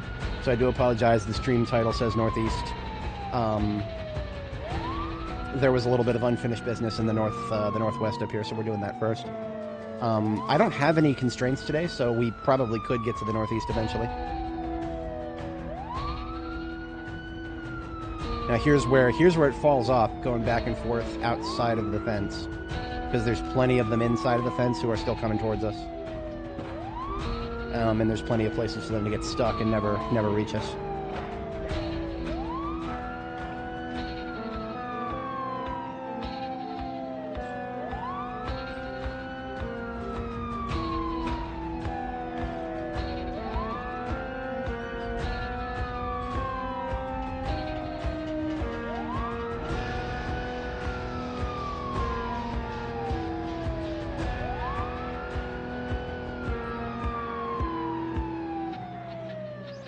When I think about zombie media that has tried to keep the zombies themselves a major factor and not just an environmental threat, I can actually, and this is going to sound really weird, one of the best examples I can think of is actually Attack on Titan. And that's because the zombies themselves, the Titans in that case. And now, okay, if you want to have an argument about whether Attack on Titan qualifies as zombie media, I'm not going to spoil it because it's such a great series. If you haven't seen it, I recommend watching it. I'm not going to be spoiling how the Titans came into being. Needless to say, at the very beginning of the series, you do not know where the Titans came from. They just seem to have appeared and wiped out most of humanity. Deep story behind that, but like I said, I won't spoil it because it's actually kind of great. Needless to say, if you want to make the comparison of Titan equals zombie, you would be more or less correct. So, I do personally, after watching the entire series, I do believe Attack on Titan is well within the remit of zombie media. And I think it did a very good job about it. Like, one of the first things they talk about when the, Eren and the guys, Eren and the cadets, when they join the 104th and they become part of the army. One of the first things they learn about after, passing the trials, getting into the army, they learn about the Titans and the reason that they're so, hard to kill, and the reason that they are able to basically defy physics to continue to persist as a threat long after there's nobody to eat. Do not ask for the apocalypse in real life. It's a fun thought experiment, and I have very much enjoyed in fiction. You do not want it in real life.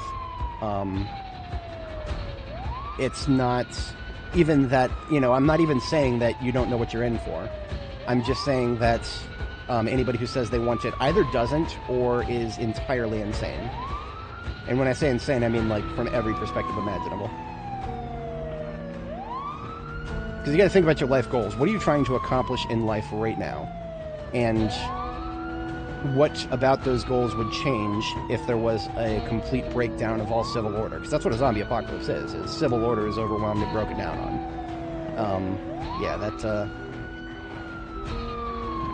If there's no government, no central authority, no police to call, are you truly prepared to defend yourself from the nearest local warlord?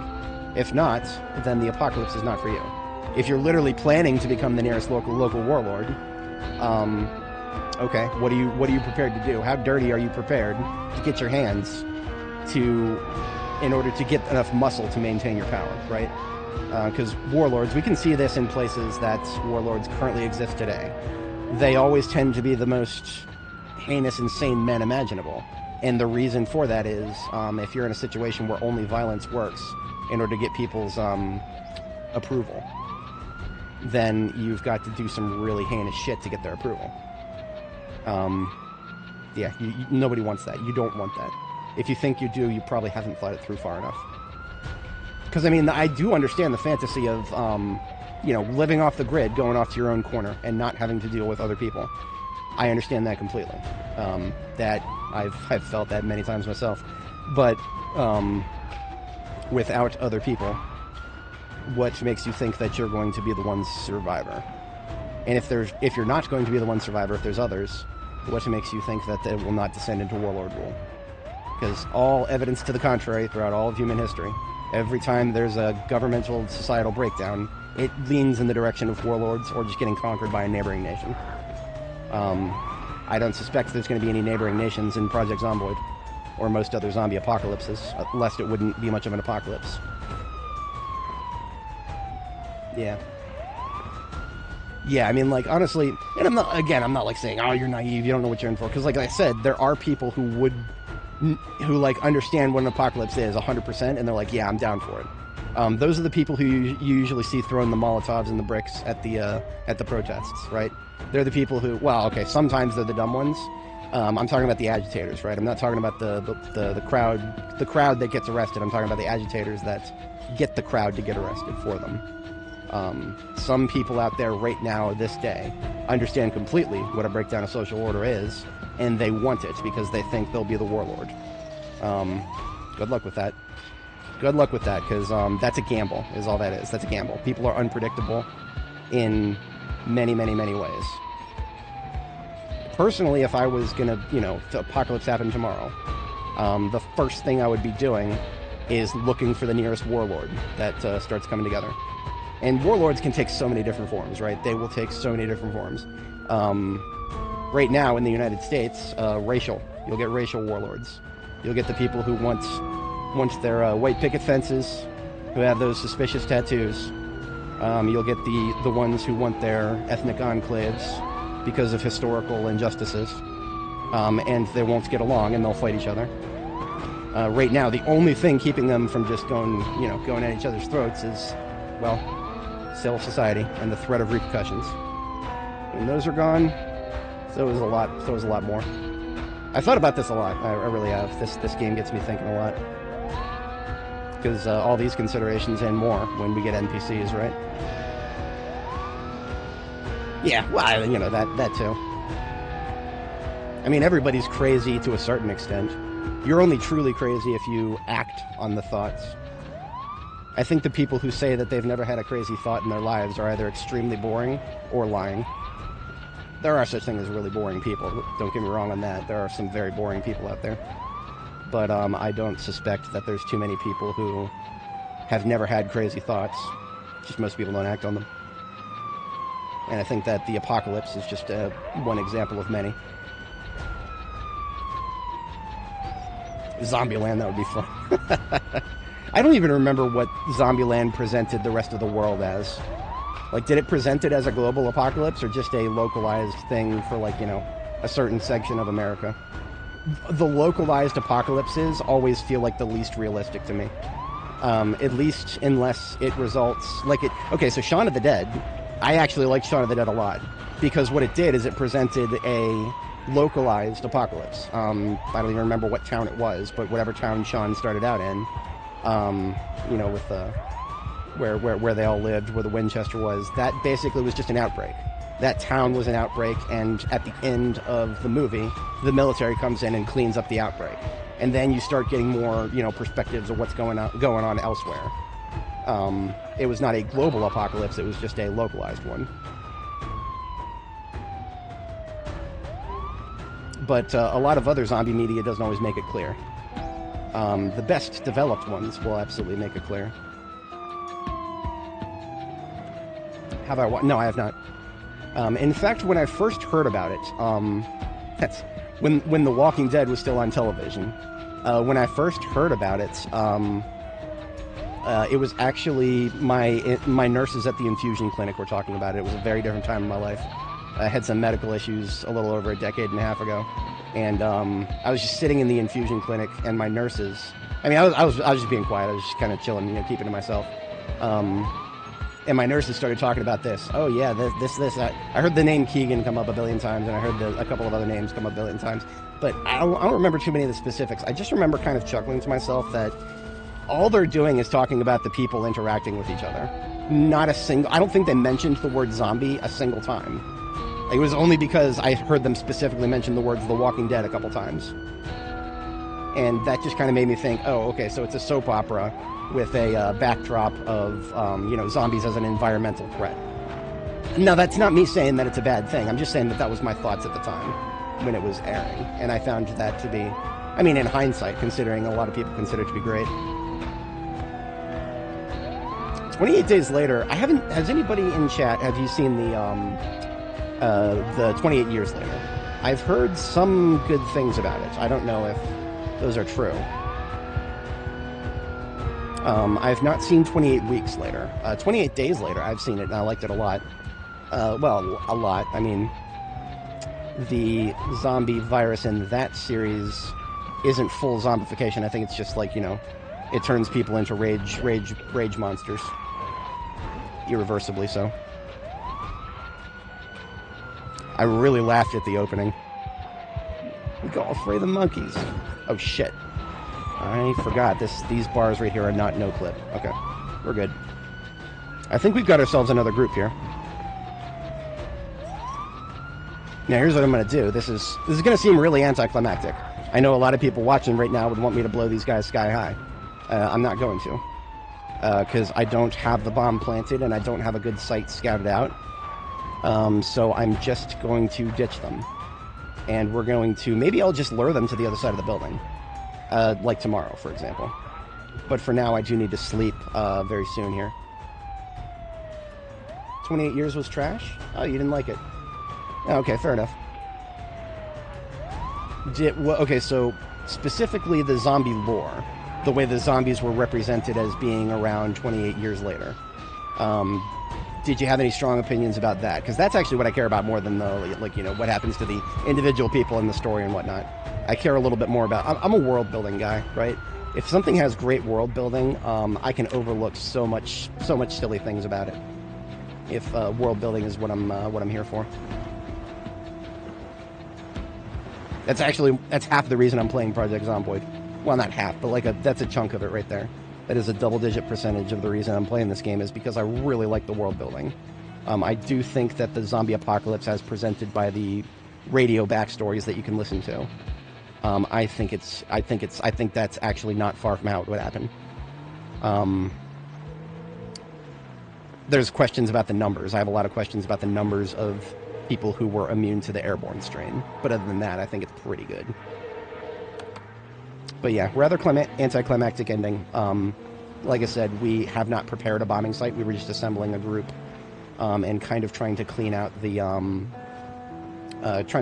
industrial park while we're doing it. Do I think the base game items is not enough? Are we talking about, if we're talking about Zomboid, if we're talking about the items in this game as it is? Definitely. Right now, not enough. And that's because it's unfinished, right? The game right now, very unfinished. Lots and lots of holes in the crafting system. And also things that we're not sure of whether they're going to be added or not, right? Sugar beets are a great example. Hops. We can grow, or we can plant hops right now. Hops are what you plant if you want to make beer. But hops, if we plant them, they instantly die because the growing season is supposed to be, we plant them in fall and they're supposed to go through the winter. Hops do not have the cold hardy trait, and so they instantly die shortly after you plant them. It's been that way pretty much forever. And I guess that's not the worst thing in the world, because even if we were to harvest them, there's nothing you can do with them. Sugar beets are an example of something we can plant and then grow and then harvest, but then there's nothing we can do with it. So there's holes in the crafting system that I'm trying to look at and see the future of. And the future looks bright if we actually get there. Big if. Let's make sure that we don't sell out to Behavior Interactive on our way there, right, guys? Oh man, I can only laugh so much about that before I get depressed. Oh man. So we actually got cold for a second there. It is currently dozen degrees below freezing. I do have the hat. And I hear somebody... Oh, look at that. A guest over here. I thought I cleared this area.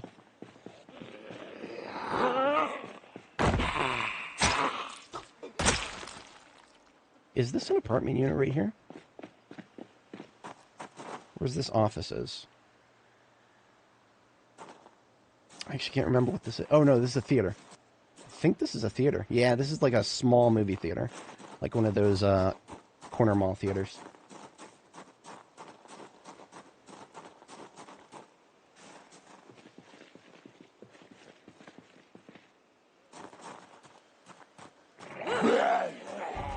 Yeah, y'all shouldn't have got me. Y'all shouldn't have got me started talking about world building, because now my brain is elsewhere. That's all right. I'll just get a hard reset here when we catch our sleep. Always down for some yap, especially when it's relevant. We dismantled a radio from the taxi. Let's dismantle one from here too. That way we've got several batteries for the flashlight. This one is just moments away from dying.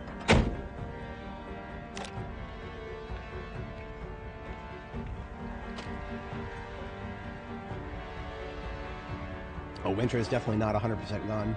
It's on the way out, but it's not gone. It is February 12th, 1994 right now. But it is a dozen degrees below freezing, so that means we run the risk of getting colds when we go to sleep overnight if we're not wearing our warm stuff.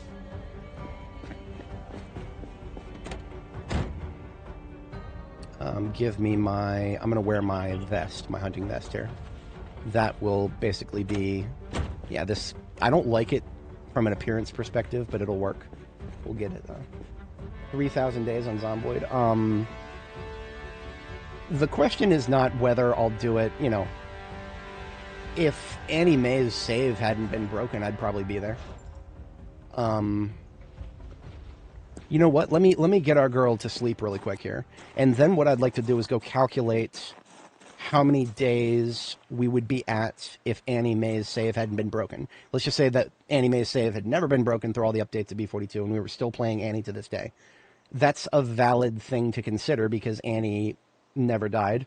Nora, our character after that, never died. And this character hasn't died. So I have not... it's been over a year of real-life time since I've had a character die on me. So because of that, we can just add up the days that I've not died and just assume, or, you know, it's a bit of a generous assumption, but let's just assume that I would have survived. And let's just see exactly how many of days of Zomboid I've done so far. So we've got our first sleep here.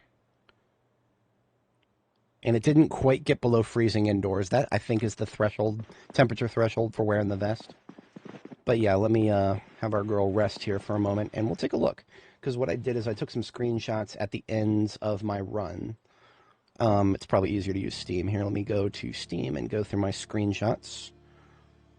I recommend to everybody playing B42 to always take screenshots, usually at the ends of your session. You know, take a screenshot of your base and your character. Because then you can go back down memory lane after the save has been broken by an update. And you can see things. What's going on here? Why is this taking so long to load? It's a bunch of JPEGs. If you ever notice lag in the Steam clients, I find that it's very often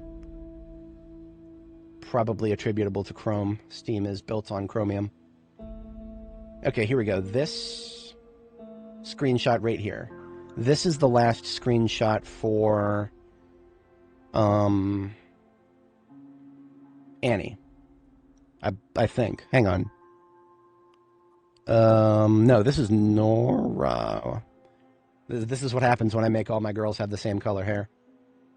No, this is Nora. Yeah, this is Nora. Another problem is Annie and Nora were both set up at the same gas station base here when their saves were broken by an update. That's one of the reasons I've been so hesitant to actually go to Northeast Louisville, because that's where this gas station is. And it's an extremely convenient base. It's right across from the Grand Ohio Mall. I would almost always base there. So it feels like that particular location is cursed. But all we got to do to find out exactly how many days we've survived on all characters is count the days from 1993, July 9th, 1993. I've already got a bookmark for that. It's how I get the days in my stream titles here. So we just go to the PZ start date link here. It just goes to diamond date with the pre-filled July 9th, 1993. It's when it starts. I believe Nora's save ended... I hate that the watch doesn't show the year. It's May 20th, 1995, I think. Yes, I believe that's it. Okay, 681 days for Nora. I believe Annie was in the 700s, but we're going to confirm that. We'll find our last screenshot for Annie.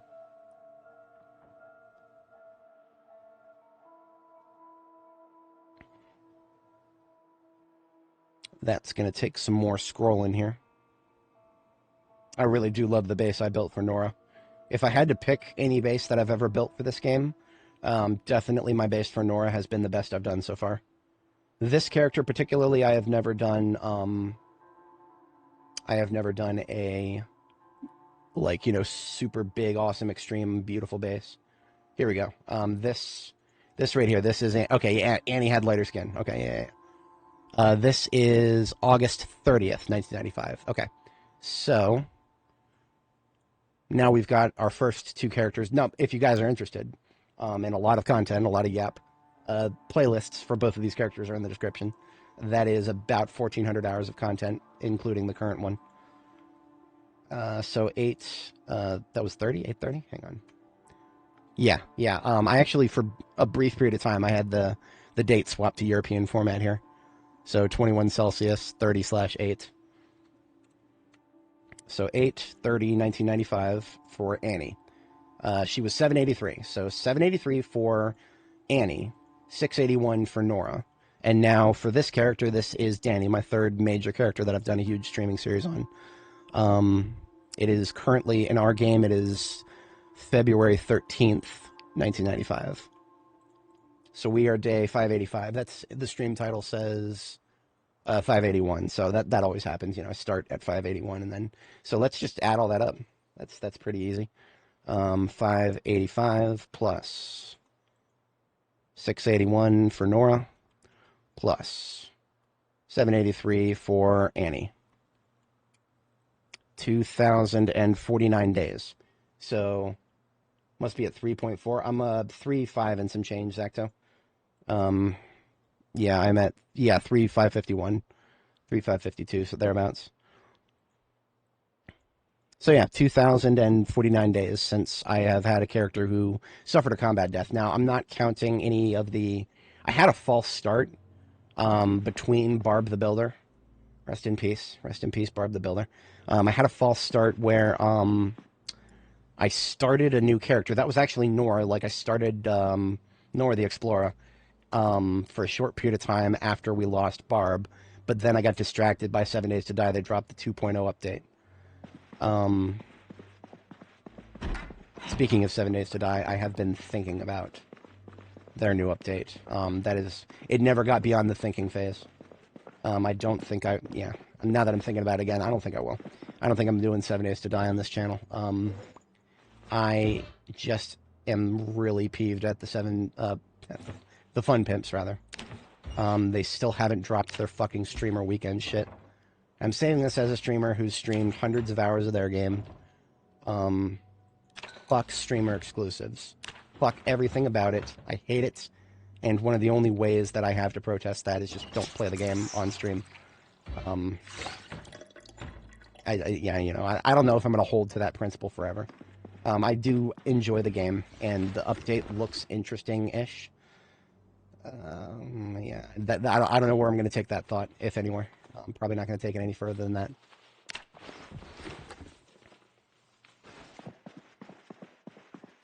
Well, okay, dominating the game so simply. One of our homies in chat there has a saying, confidence is a slow and insidious killer. Because it is. If I let the confidence get to me, then I'm going to die. That's just, there's no ands, ifs, or buts about it. I will die if I get confidence. Because that's exactly what happened the last time my character died. If you look on my community tab in YouTube and you search by the most recent post, you'll see I made a post, that's actually the last post that I made, is commemorating the exact 1 year to the second, the last time I suffered a character death. And the reason that happened, there's a billion reasons for it, the biggest reason that happened was I got too confident. I got too confident and I started vibing. And I was not paying attention to my surroundings. Don't ever let that happen to you. Don't start vibing. Don't start not paying attention to your surroundings. Because it can and it will happen. It's kind of it's just like it's like driving distracted, you know, trying to text somebody while driving or some shit like that. In its own way, it's almost worse than drunk driving. Different type of bad, but also a high level of bad, not any less. He dropped Nora to eat jars. Well, that was an alternate reality for Nora. Nora, as we know her, she had a very long and fulfilled life. Technically speaking, her life never had to end necessarily, and it hasn't. But I only recently, Ranzera had mentioned at one point that I could probably still convert Nora's save now that they added Echo Creek back as a spawn location. I don't know if it'll work. And I had been considering doing it, but I don't know if there's much of a point or purpose to doing so. Just checking through my vehicle to see if there's anything I need to grab to put into the vehicle itself. We've got reading material. We just found some more, but no, we're good on that. One of the 2 spare batteries you picked up can go in the driver's seat here. I hear somebody breathing over here on this side. Yeah, here we are. I don't know what it is. These zombies just... Every time I feel like I've cleared this area out in front of the pawn shop... Maybe these zombies listen to Sublime. And there's my flashlight. This is not the reason that I like to use cat's eyes, but one of the fringe benefits of it. If I just use the battery up completely, then I don't have to worry about finding a garbage can to throw it away in. Yeah, now, okay, so getting bored, I find it extremely hilarious that a lot of people struggle to find things to do in this game, and it's actually an advertised feature of this game. Now, are the devs actually saying that, or are we being a little facetious here? If we look at the store page of the game... Assuming, there we go. We look at the... It's not in... Okay, it's not in the tagline. It's not in the tagline. It's in the description, I think.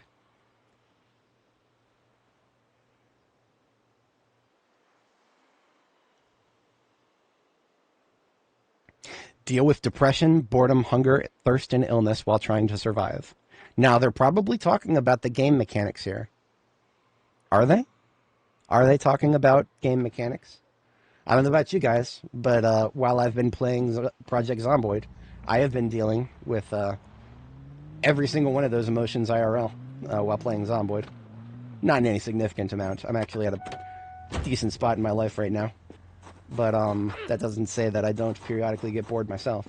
Usually if I get bored playing this game, I'm almost never articulated out loud. It's usually I perceive it as a skill issue for deciding what to do next. Because I never have a shortage of things that I could do. It's always just a decision of what am I going to do next, and what do I need to prep for it. And if I haven't prepped enough for it, then that's a skill issue. I should look into fixing that. But yeah, no, that description of Project Zomboid is it leaves you questioning whether they're talking about game mechanics, because I can't guarantee you they are. Yes, boredom is a game mechanic. One of the ones that I almost never think about because I keep my character quite busy.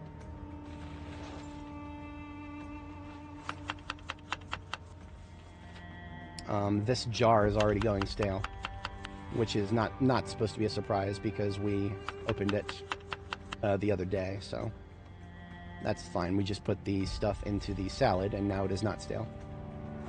And if we eat half of that salad, we're good, and then we can eat the other half tomorrow, but we still don't have a full day of food tomorrow, and that's perfectly fine. I'm not worried about that.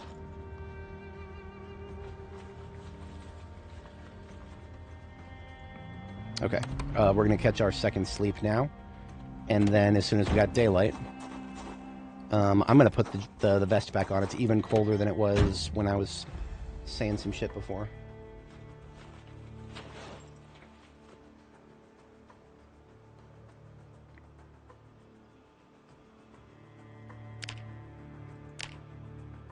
I don't think there's no further improvement to my insulation I could have.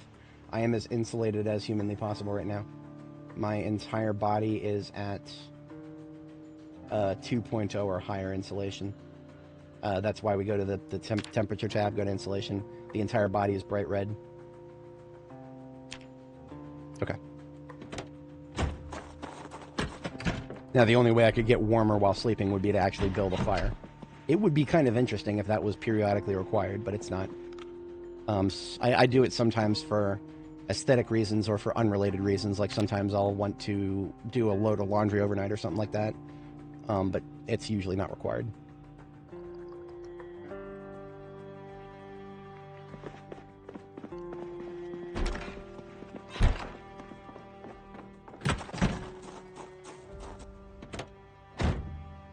Something that I don't want the devs of this game to introduce anytime soon, but they might someday, is punishment for sleeping in cold weather, even if your character isn't necessarily cold, right? Because if anybody has ever tried to sleep in the cold with warm, with your body insulated, through clothing or a sleeping bag, me, it's usually been a mixture of both. Did a few camping trips when I was back in the Scouts that were very, very, very, very, very cold. And the hardest thing to do was get to sleep with my face cold, because there was not much I could do about that without making myself uncomfortable for other reasons, right? My sleeping bag is they call it a mummy bag. Fantastic thing. Fantastic thing. Very, very, very, very, very good at keeping you warm. What it does is it's got this, it looks like a sleeping bag had a baby with a parka, right? It's like a sleeping bag, but like it goes around the top of your head, and there's this drawstring thing that like draws it around your face. But your face is still exposed. And there's a good reason for that. If your face is not exposed, hotboxing yourself is not a good idea. You can try, it's not going to work very well. You can try, one of the things I would try to do is I try to flip it around and sleep with it so that, my face is the thing that's blocked and the drawstring thing is behind a pillow. That was actually harder to sleep that way than it was with my face exposed. But then with my face exposed to the cold, that was a significant drawback on my sleep quality. Very rarely did I get a good solid night's sleep on any of those camping trips. Yeah, comfy body bag. That's almost what it is, yeah. Everything except for the face. Now, I've never tried, covering my face with a comfortable, breathable face covering and then going to sleep in a mummy bag. I've never tried that. So maybe the fact that we've just got we've got our bandana on, maybe that is actually good enough. I don't know. I do actually own, and this is a more recent thing, I never had this when I was in the Scouts, but I do own one of those proper, specific purpose-built face coverings that's just supposed to cover, it goes over the nose and then over the mouth, but it leaves the nostrils exposed. And then it has, a perforation around the mouth to allow the mouth to breathe. It's very, very, very effective for snowboarding. Which is when I use it most often these days. I've never tried to sleep in it, and I don't think I ever would want to try to sleep in it, but it might be better. Sleeping in with that might have been a better experience than just, having my face raw dog the cold air while I'm trying to sleep.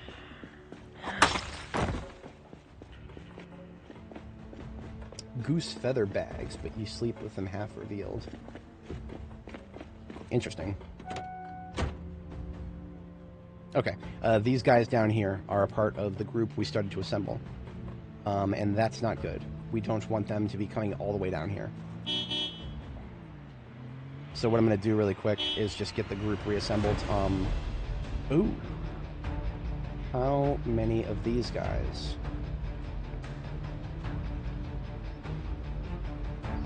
Yes, okay, here we go. So we are going to reassemble the group. But we're going to make it bigger, too. This is going to be a little complicated. We're going to make it work. Everybody over here is a bit of a straggler from a previous grouping that was done on this road. Recently and even semi-recently in the previous stream.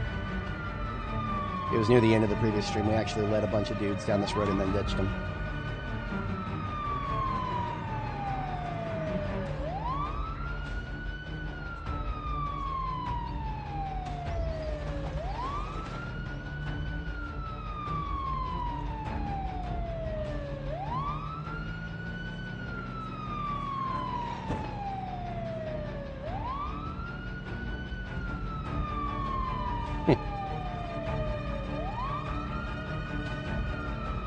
Yep, got some Wii U started here.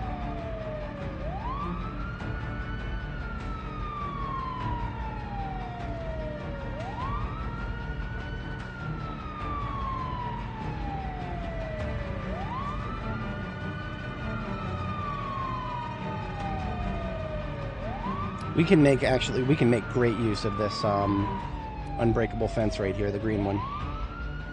Yeah, we'll be able to get a lot of people from further down the road with this. To such an extent that I'm actually considering we might use this parking lot up here. It might be a better prospect. We'll see. It might not look like it's a difficult thing to get all the zombies in an area this wide open. But this place is not as open as it looks because of all these silly fences and their placement. And it's usually the attackable fences that are the worst. These unattackable fences right here are actually not that bad.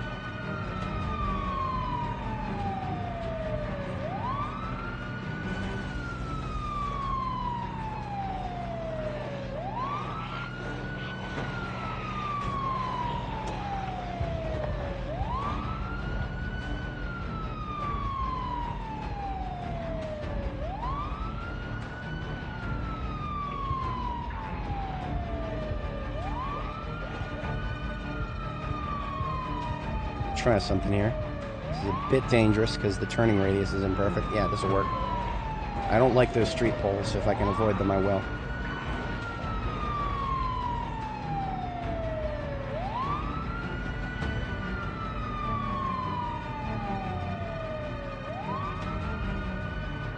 Okay, I foresee a merging of the hordes here. I do.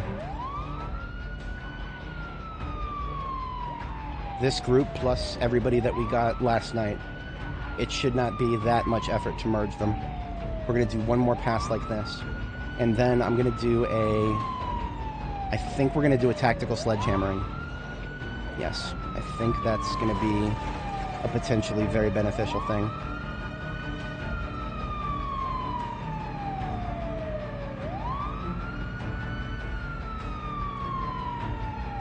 Now where we'll do it is going to depend on the people on the other side of the fence right now.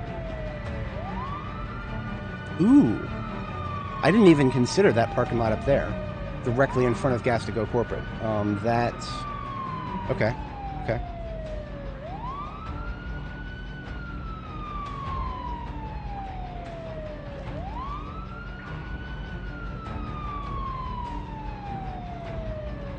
Boost into 10. Checking around this side, and we're good on this side. Okay, here we go. So this is what I'm going to do. We're going to loop back in this direction first to get as many of them as we can away from a segment of fencing on this side. We're going to put the sledgehammer into our hands.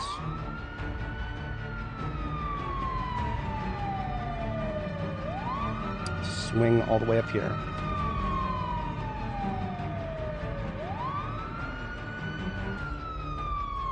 So this is right around where we were last night, is up here.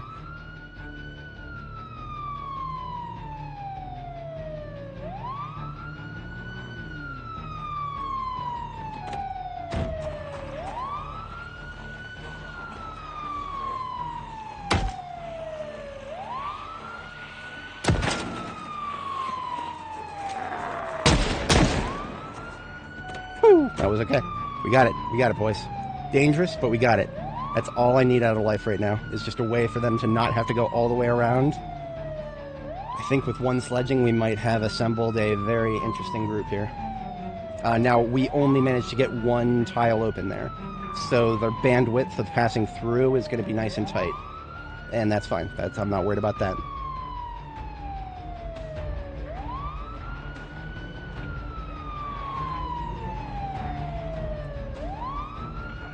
Now what this is going to give us a chance to do is help unite the groups from both sides of the corporate building here. Because the other side of the corporate building to the top rightish right now is more people from yesterday's group. And we want them to join today's group. Because yesterday is the day before today. And tomorrow is the day after today. Here they are. This is going to be interesting. This street light right here is the perfect spot. But getting it clear to actually place the bomb that's not going to be perfect. That's going to be complicated. Because this group, especially all the slow shamblers in it, okay, the smartest thing to do is if we want to place it there, we need to get the zombies away from it first. Otherwise, we're not going to try to place it while there's a billion zombies there. So, okay. I mean, if we get enough of them, they'll just break through this fence. But, yeah, they're going around it, so we'll just have to be patient. We'll have to be patient. I see great things happening here, but, yeah. Unfortunately, these fences are slowing us down a lot. The fence is a USB-A 1.0.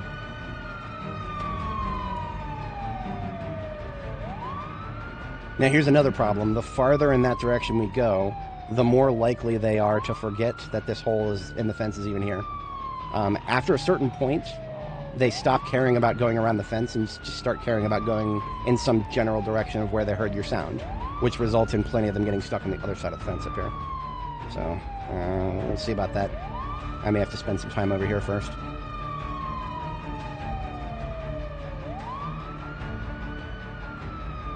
Loud noises.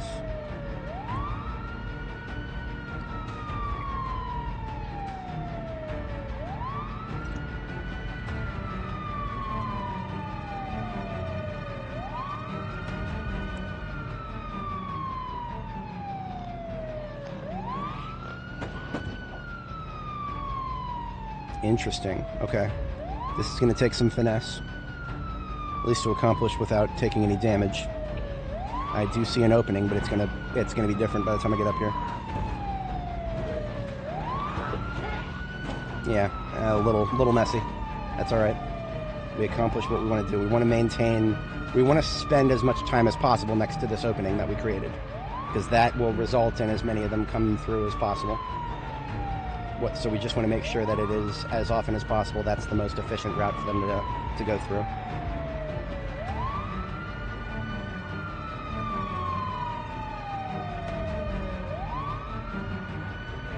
Now this is making me want to just use this parking lot somehow, but that's going to be very complicated.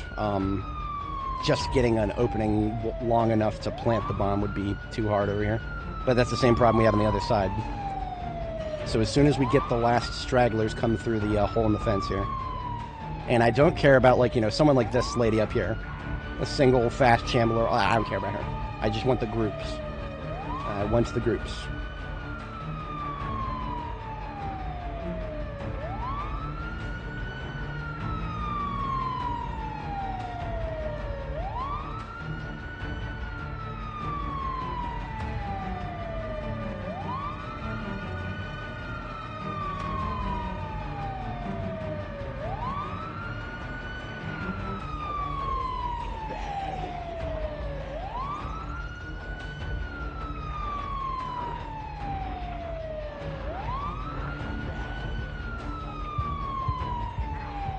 Okay.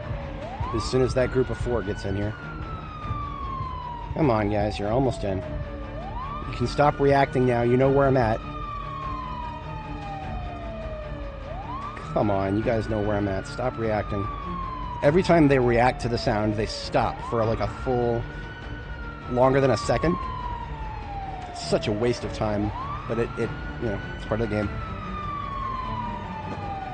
Okay, I do not care about the rest outside of the fence now. Alright, that's our cutoff.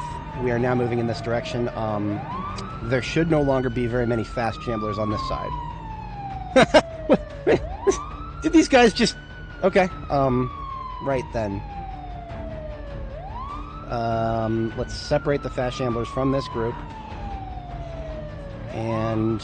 Yeah, okay, so we just got out of cell range. That's all we did. I'm gonna try it. There goes.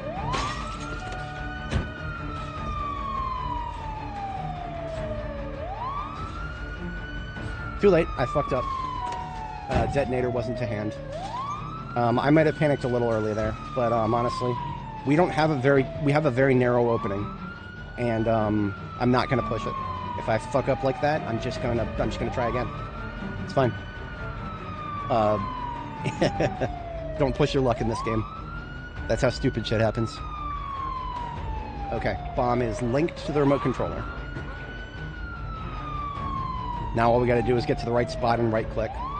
In a perfect world, okay, so here's something I could have done better there. I got out of the vehicle somewhere else and had the bomb in my inventory linked before I made the pass to try that. That would have improved the situation tremendously. Too late. Lessons for next time. Alright, here we go. We'll get it this time.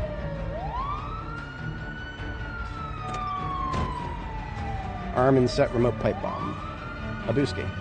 We have our trap set, ladies and gentlemen.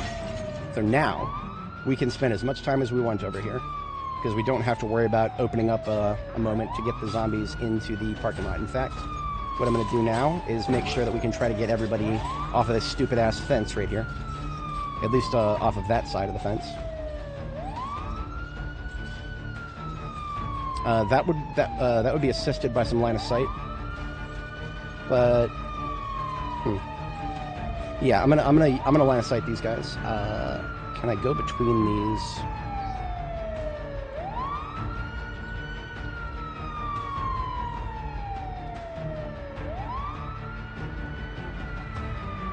Okay, I'm now out of line of sight of those vent spots. And that looks to be long enough to get them over the fence. That's what I wanted. So there should not be very many fence slappers left that are going to be stuck on that side.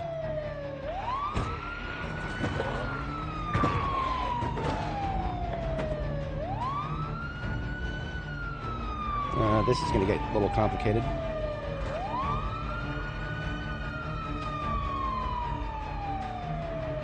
Okay, here's what we're going to do here. I am just going to go around the building. We're going to have to maintain a little bit of speed, but that's fine. The fast shamblers up there will correct quickly enough. Fucking rats.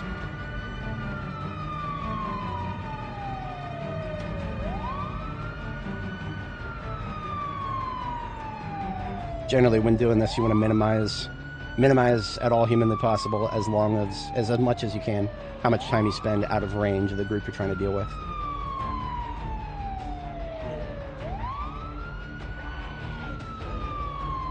Mission success on the fence, though. There is nobody stuck on the other side of that attackable fence now.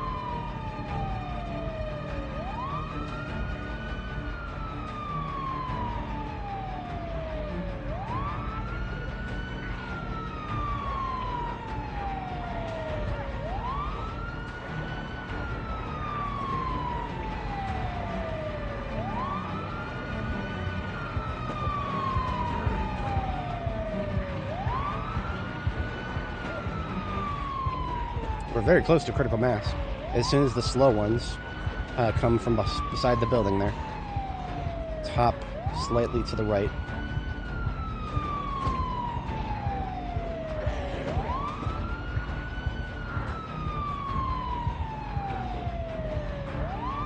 I do hope that our character does not suffer a heart attack early in life due to how long she has spent while panicked. Having your heart rate constantly accelerate like this can't be good for your long-term health. But who knows? Heart's doing what it's supposed to do. It's a muscle.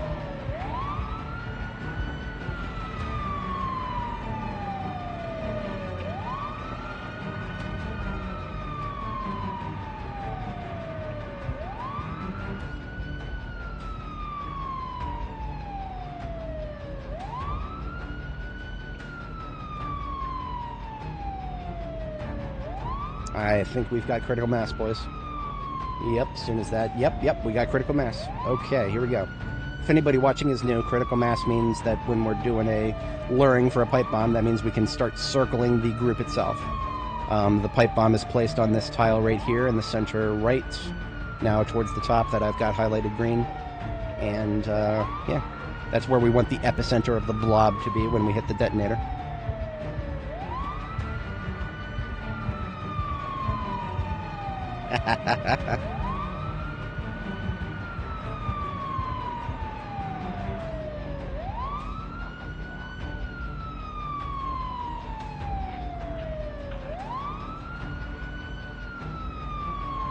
critical mass is disrupted a little bit by that taxi there.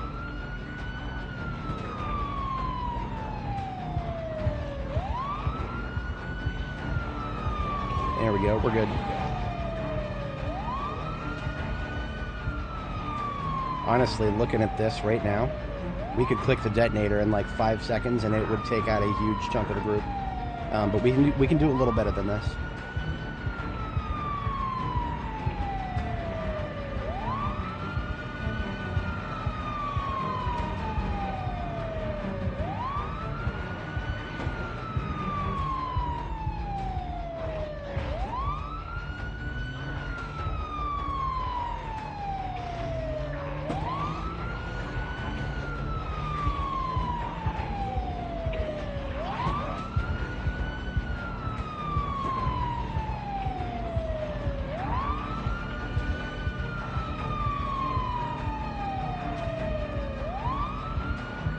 Now, when we're this close, we want to minimize the amount of time we spend going faster than 5 miles an hour. Because the moment we go faster than 5 miles an hour is when we start getting people breaking out of the blob. Okay, let me get my UI ready here. I don't always do this, but this time, yes.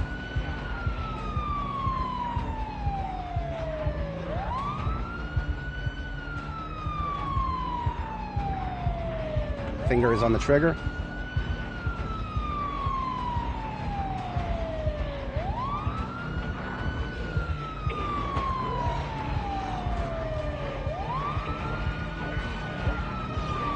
All right.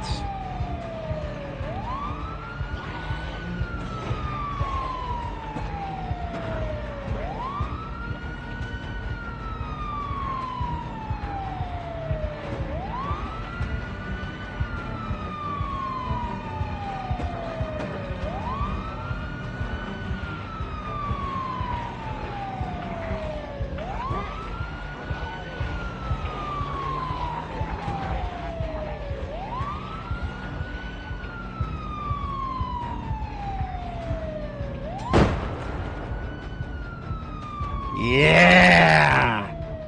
Okay, you have to forgive me. I wasn't saying out loud what was going through my head there because it's, you know, novel thoughts. I do that a lot better when I'm thinking about something that I've already done. But that was some good efficacy there. Feathering my movement speed between, or the cruise control, right? Feathering the cruise control between 10 miles an hour and 5 miles an hour.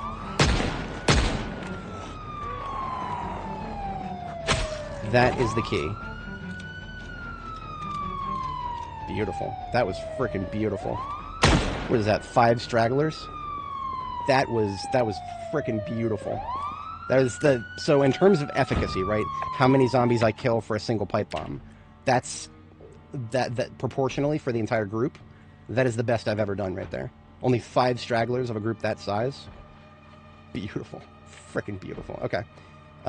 Now, what we learned from that, I'll have to actually, I'm going to have to look back through my footage specifically to kind of, you know, I got to pay really close attention to when I increased and decreased my cruise control, and more importantly, when I fucked up. I didn't even, like I said, I didn't articulate this out loud, but there are a couple of times that I fucked up and turned the cruise control off completely, because when I was trying to lower it, I accidentally hit S instead of Shift S. Hitting S just completely takes you, you know, brings me to a complete stop. And I think that's one of the reasons it took me a little while to get this. But if my calculations are correct, which I'll review the footage later and find out, if my calculations are correct, the thing that I did to make that work right is I boosted my speed manually a little bit at the last second there. But I stayed at 5 for a very long period of time there. And what I did is I kind of, when I took turns, when I was going for a certain distance, boost up to 10 to take a turn and then go back down to 5. Boost up to 10 to take a turn and then go back down to 5. Now, the reason we don't want to stay at 10 for very long is the moment we boost up to 10, that's when you start getting stragglers who can't keep up with you in real time. And the people come out of the blast radius and then they you know, go in a straight line for no apparent fucking reason and then stop and then turn around and then start following you. That does not happen very much at 5 miles an hour. In fact, I don't think it happens at all at 5 miles an hour. But if you just stay at 5 miles an hour, then, and you never accelerate beyond that, then you get, that's when you get just a huge blob directly behind you, and no amount of turning. I mean, you'll be turning directly into the blob at some point. If you stay at 5 miles an hour, you'll be turning directly into the blob, and there's not very much you can do about that. So,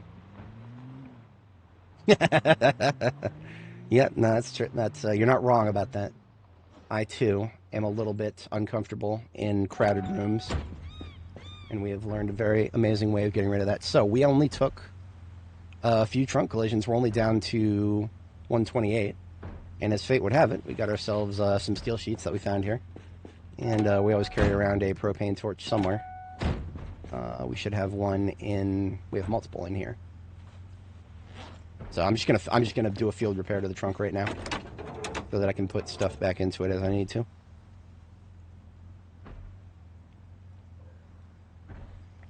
Back up to 96, and we didn't lose any repairability there for that one. I'll go ahead and refill this torch so it's still full. I do not like having partially full torches if I can avoid it.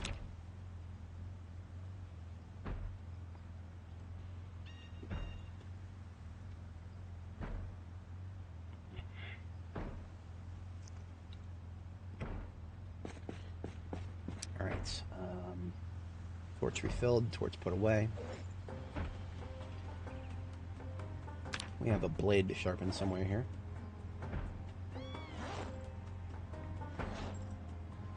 So that was our last pipe bomb that we had stockpiled, so we'll need to make some more. That will be this evening's activity, for sure.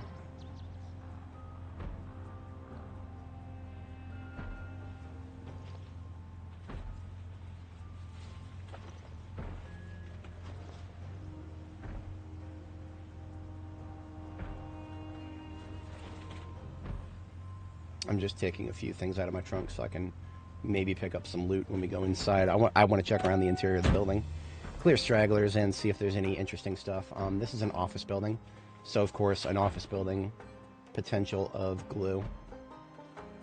Glue is a critical component for remote pipe bombs specifically. So the glue that we expended to do these last two bombings, if we find just one stick of glue, we'll break even on that. And if we find 2 sticks of glue, we'll break even for this whole shipment of pipe bombs. Actually, 2 sticks of glue will have surplus. So I'm always on the lookout for more glue here. Because we're going to be running around indoors, I need to not be dressed for extreme weather here. The propane tank in my hand too, that goes... would go there, but it can't. Okay. Trunk is completely full now. So anything I want to bring home has to go in my backpack now.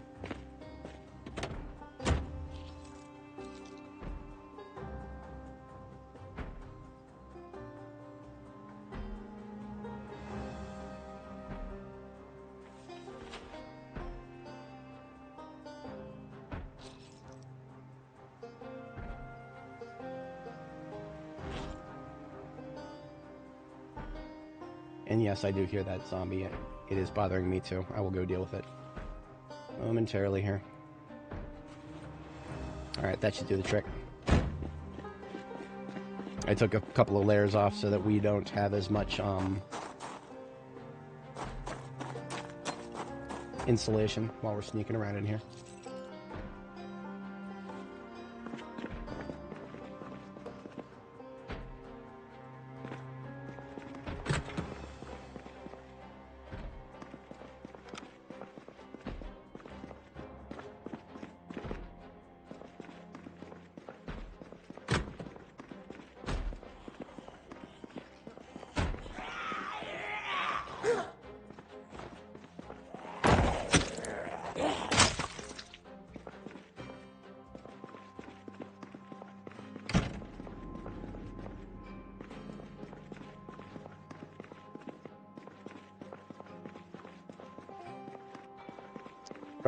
Straggler territory here.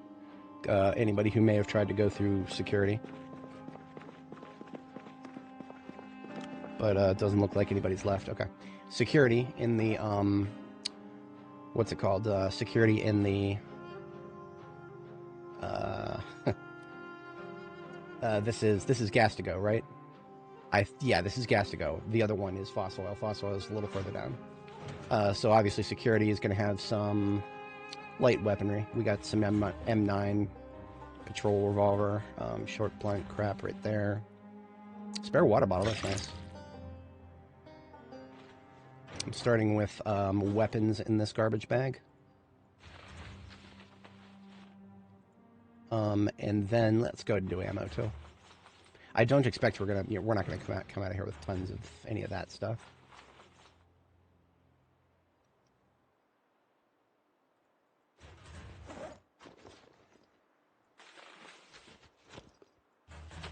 This is a key to a quote-unquote office. I'm going to call this gas to go corporate.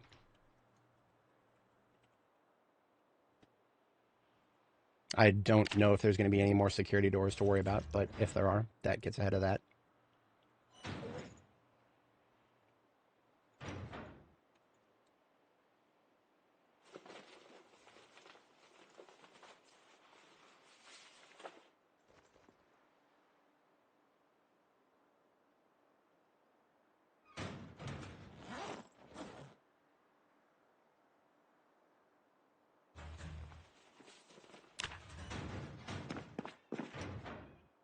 Zip ties are actually very useful for certain select situations.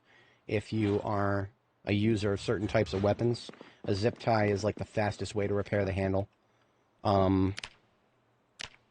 It will not apply to pretty much anything I regularly carry, because almost everything I regularly carry for combat, everything I regularly carry for combat uses small handles, which don't even have durability. They just break when they're done.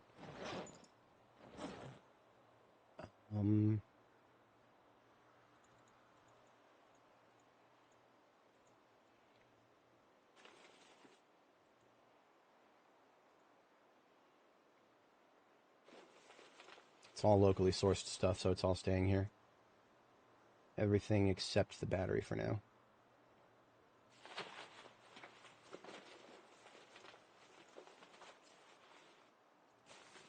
And then we picked up some electrical crap. Speaking of batteries. And I won't do like a full disassembly of all electrical stuff. That's just what was right in front of me.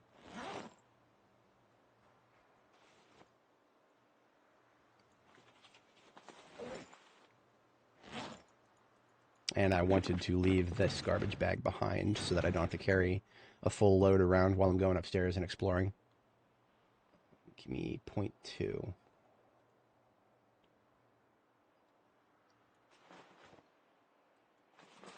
Okay, I'll leave this downstairs then.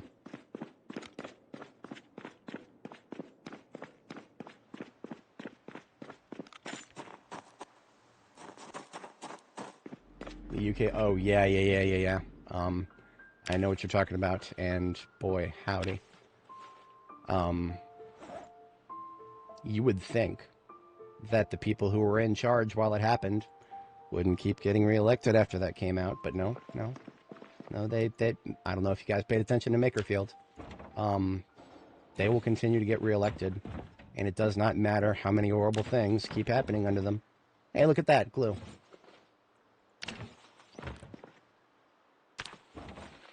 Doesn't matter.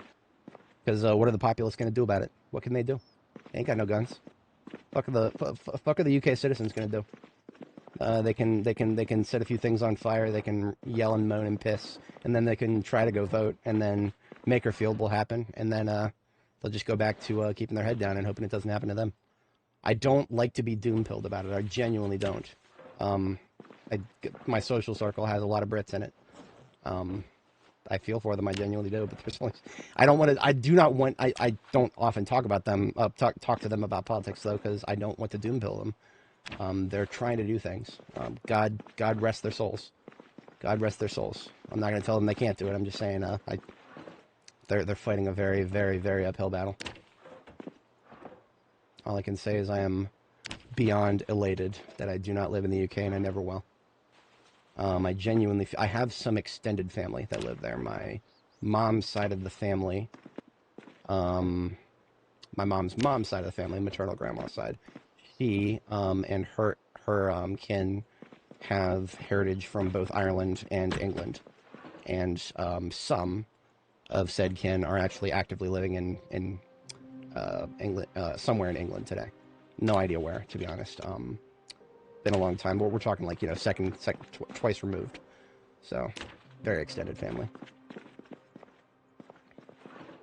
But I'm a big advocate of knowing where you come from, knowing your roots. I've told this story a few times, but my maternal grandfather,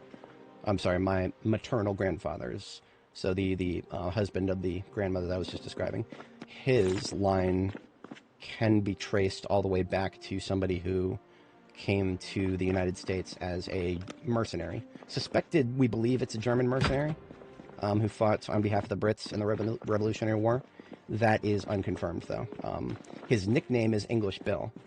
And a theory is that he adopted that name to distance himself from his status as somebody like that. But I don't know. He could be English himself.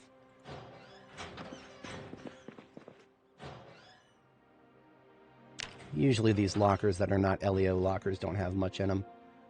But this one's got several key rings. This guy had keys to a Mastin Fatco Franklin volleying across the street. That's funny.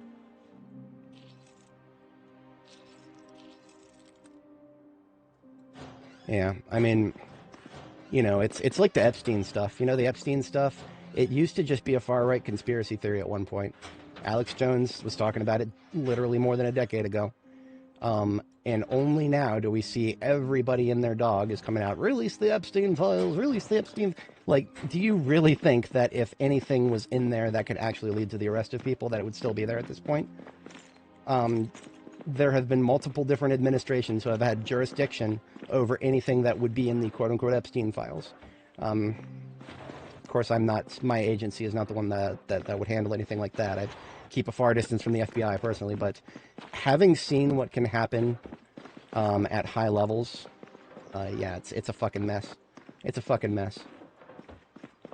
Federal agencies can absolutely mishandle evidence without there ever being any sort of malicious intent.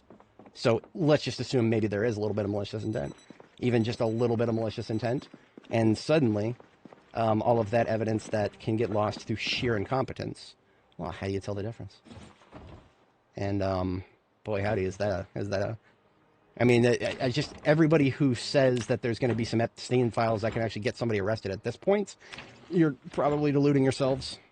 It's really just a political talking point now. But whatever side of politics you're on, never forget that multiple administrations, both parties, have had jurisdiction over those evidence files and have never seen fit to go anywhere near releasing them. Now, of course, the latest guy who's in the White House actually mentioned them on a campaign trail. Big mistake. Shouldn't have did that, because now people actually expect him to do it.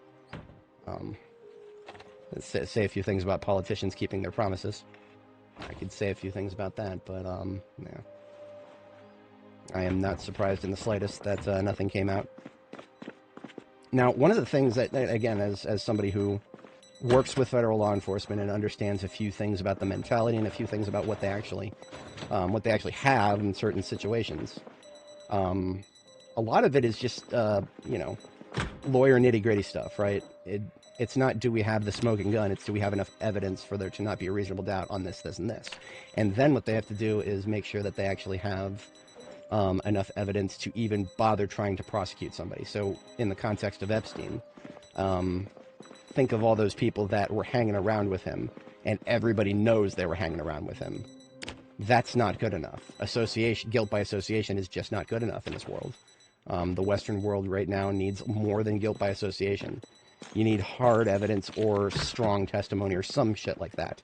And hard evidence was collected when the Epstein Island was raided under... Was that Biden or was that Trump's first... I don't remember. I genuinely don't remember when the raid first happened.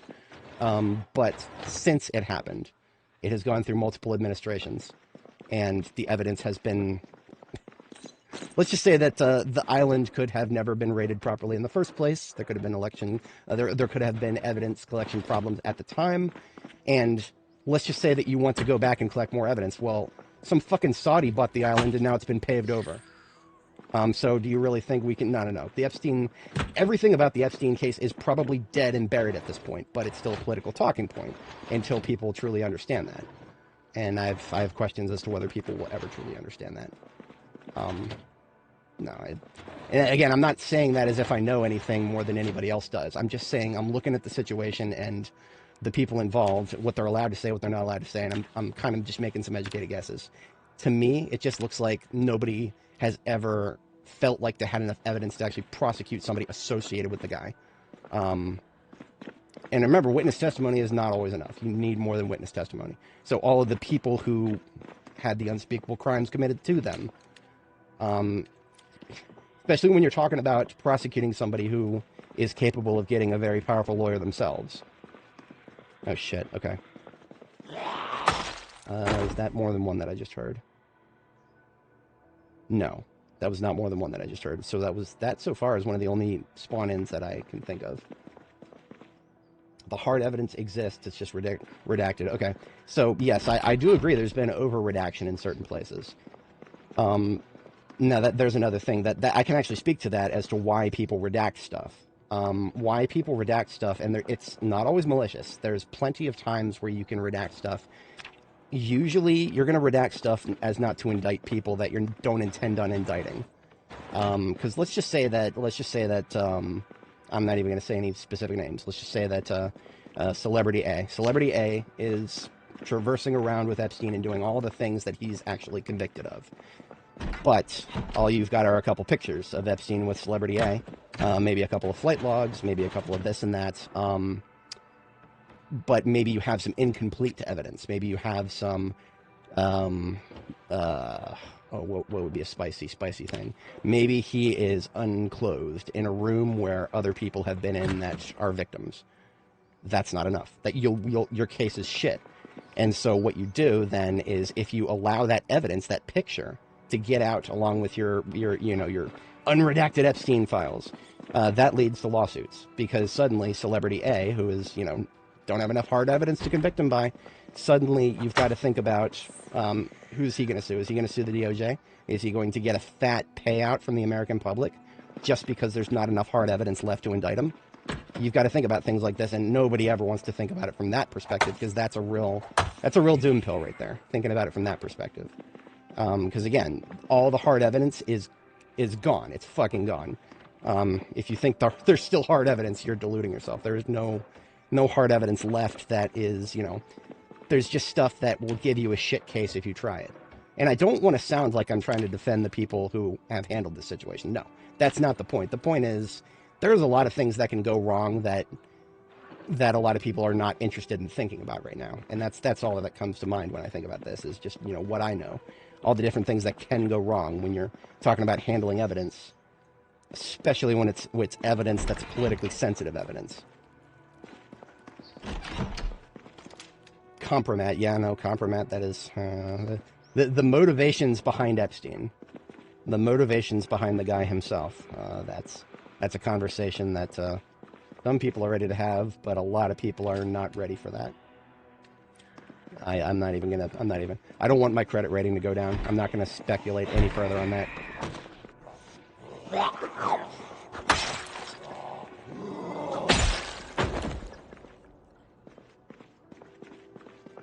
I want to follow the money.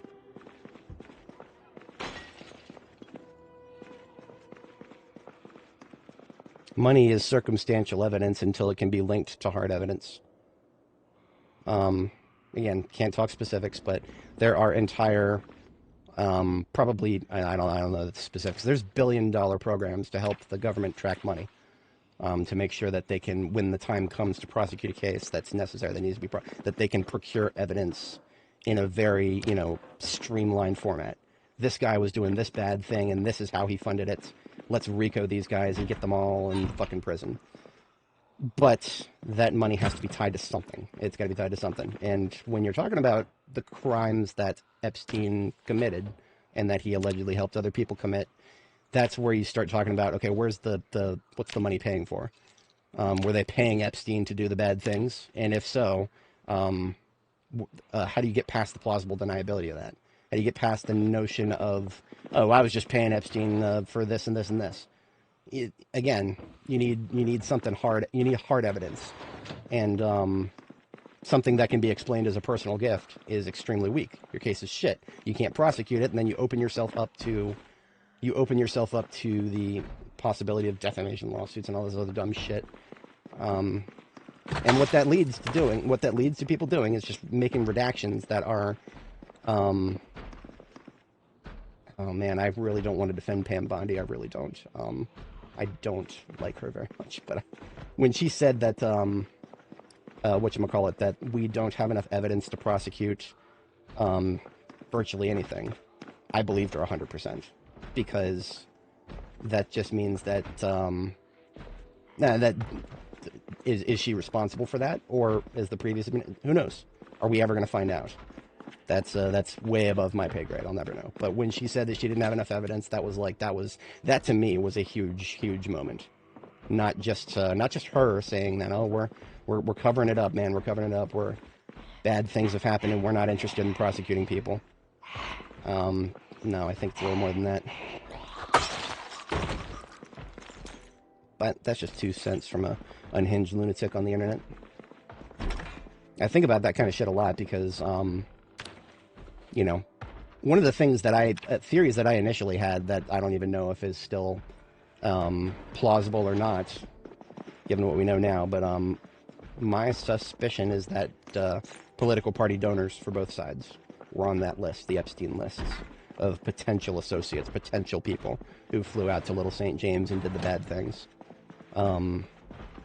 Because if that's the case, then that's all the motivation you'll ever need for both parties to cover it up, without the politicians themselves actually necessarily being involved. I mean, involved other than the fact that, you know, one of their donors, who is the one keeping them elected, is the one who did the bad things. Because, I mean, remember, what are the social circle of Epstein? Who is his actual friends, most likely to be somewhere in the finance world, the high finance world. The guy was allegedly just a financier. That's how he made all of his money, right? No other sources of his money, right? He definitely was just a quote-unquote financier, right? There's no nation states backing him whatsoever. No, nope. But the fucking Dow, man. Oh, Jesus. That was one of the most cringy moments I've ever seen. Okay, our character is actually stressed from these fucking thumpers. And I don't even know if they're on the same floor as me. Did they stop? I still hear one person thumping very far away. I don't care about bathroom zombies right now. Yeah, it was just like a muffler. I can hear it now. Okay. Whitney Webb has some amazing research on the Epstein files. Okay. Oh, I see what's going on here. Okay, hang on. I gotta screenshot this. So, look at what t-shirt that zombie is wearing. This, I wish I could put this on the store page for Project Zomboid. Somebody wearing the developer's t-shirt and standing in front of a door but not attacking it. This zombie right here, this kind of zombie, the one that stands in front of a door but never attacks it, even though you've been running around making noise all over the place, one of the most dangerous zombies in the game as of 42.13 and onward. That was when we first encountered them on Nora. So that zombie, because he refused to attack this door, it's only by some fucking fluke that I noticed him. Maybe I would have caught his mouth noises. They're very subtle mouth breathing. Yeah, see, now that I'm listening for it, I can hear him there, but still. Fuck you, Indy Stone. Dan Monroe is the ID card for that guy. I think this is the roof access, but I'm not sure. Yeah, okay. Okay, building clear. And it's still not quite bedtime yet, but I think we've done great things today. He's just standing there, menacingly. All right. Yeah. For anybody new, I swear I don't usually just go down random rabbit holes like that and start yapping about current issues. In fact, I try to avoid it usually. But every once in a while it comes up, and I have a lot of things to say about it. But Very rarely is it something of substance. I mean, you know, substance, that's always open to interpretation. But,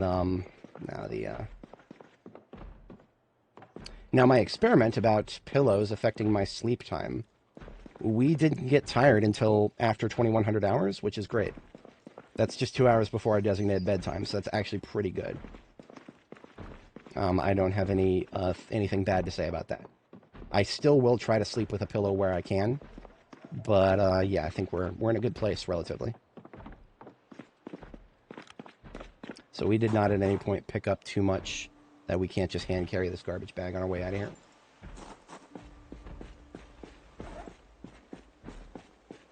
And now that we're no longer running around indoors, I can put the warm stuff back on because we're going to get cold tonight if I don't. It's an awkward time of year there. Now, we are quite hungry. I'm not going to let that keep us down. We're just going to head straight back to base now, and we're going to eat like half of one of those stir fries in the fridge. Hey, kitten, how's it going? You just missed 20 minutes of yap about political topics. It's nothing special. What we did is we did a pipe bombing. One of the most effective pipe bombings I've ever done. Not in terms of kill count, but in terms of we had like, what was it, a grand total of 8 zombies left over from a pretty large group. The one we just drove past. That, yeah, pretty good bombing. Quantity is always a lesser concern to effectiveness. How many do I get for the single blast versus how many are left over and whatnot. So we're coming home with some pretty good loot today. Good stuff, good stuff.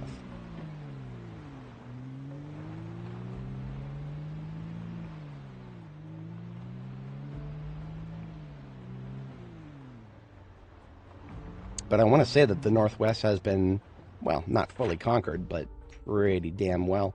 Now, the only other major loot source up here. Oh, there is a major loot source up here. I believe this is the Amazon distribution center. Not actually literally Amazon, but, you know, it's this world stand-in for Amazon. And Amazon being that company that has a little bit of everything. I do think we might have a little bit of everything up there. So I don't think we're quite done with the Northwest. I would like to take a look at that place. Specifically, I'm interested in propane tanks, because we've got lots of propane torches, but other than the 2 we just found from the chicken joint, we're basically out of tanks for the refills. Not the worst thing in the world, but definitely want to maintain awareness of that and hopefully find some backups. Okay, so Kraken, he's most dangerous because of the positioning and the lack of announcement of his position. If you get comfortable, which of course that's your first mistake, but your second mistake, if you get comfortable about there not being many zombies in an area, and then you just open a door, and you don't expect there to be a zombie there because it did absolutely nothing to announce itself. The most dangerous fucking zombie in the game. That actually got Nora a laceration to her lower torso early on, because that was when 42.13 was when those started showing up. They were never a thing for most of B42 until the multiplayer update. Initially, I wasn't even sure if they were a bug or a feature. I think the fact they've been around this whole time, it's a feature, yeah. In our garbage bag here, we have some ammo. We're putting that into SWAT.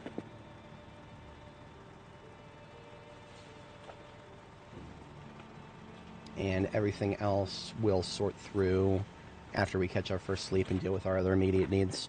We're going to want to read a book because of the stupid stress. Maybe just a magazine or something.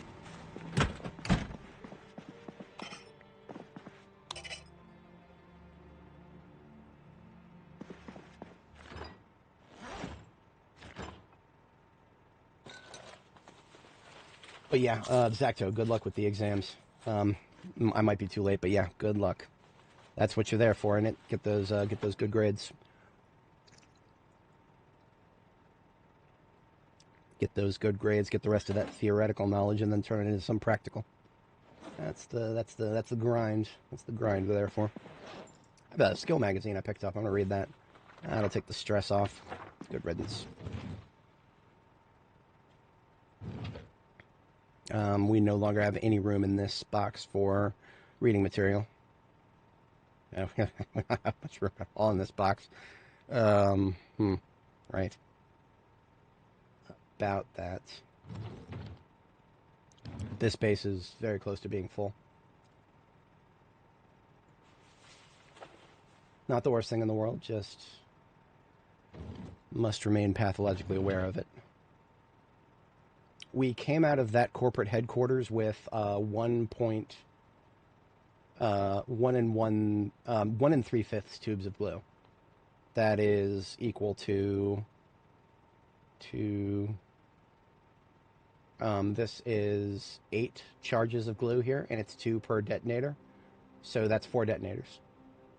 So we broke even. We used 4 pipe bombs on the northwest so far, and that's glue to make 4 detonators. So yeah, we have broken even in terms of local resources. Beautiful. I'm not even going to put that glue away because we're going to use it to make new bombs soon, shortly here.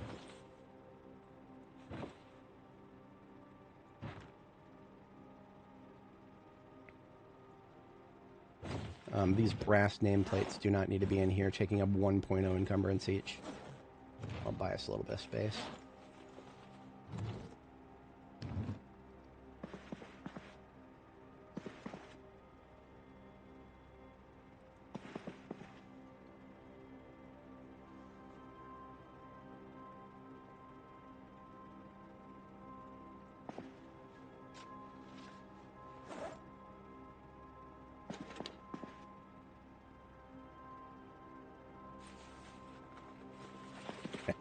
There's a cash box. I wonder if that's where I should put all of my cash, into the box.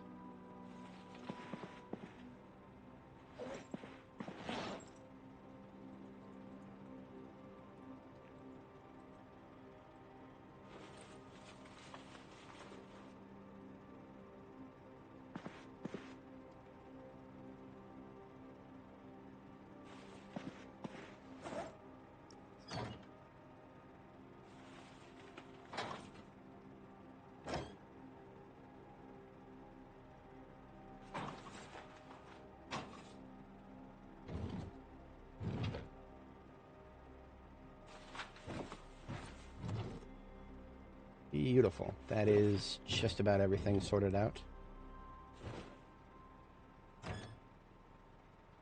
Now we are just about a half hour late for bed, but we are ready for bed by all standards there.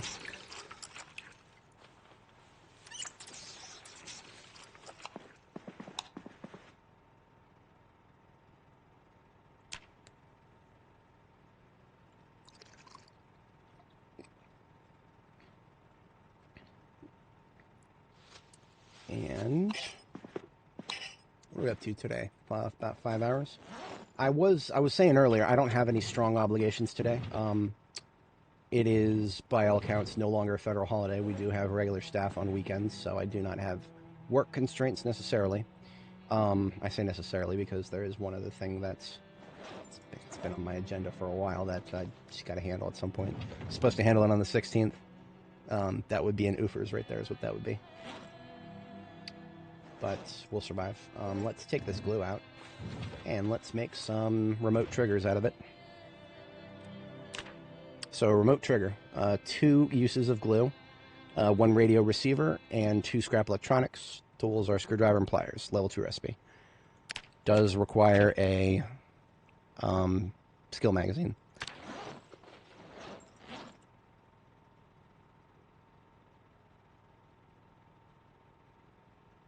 So there's the glue that we just found, has now been used up.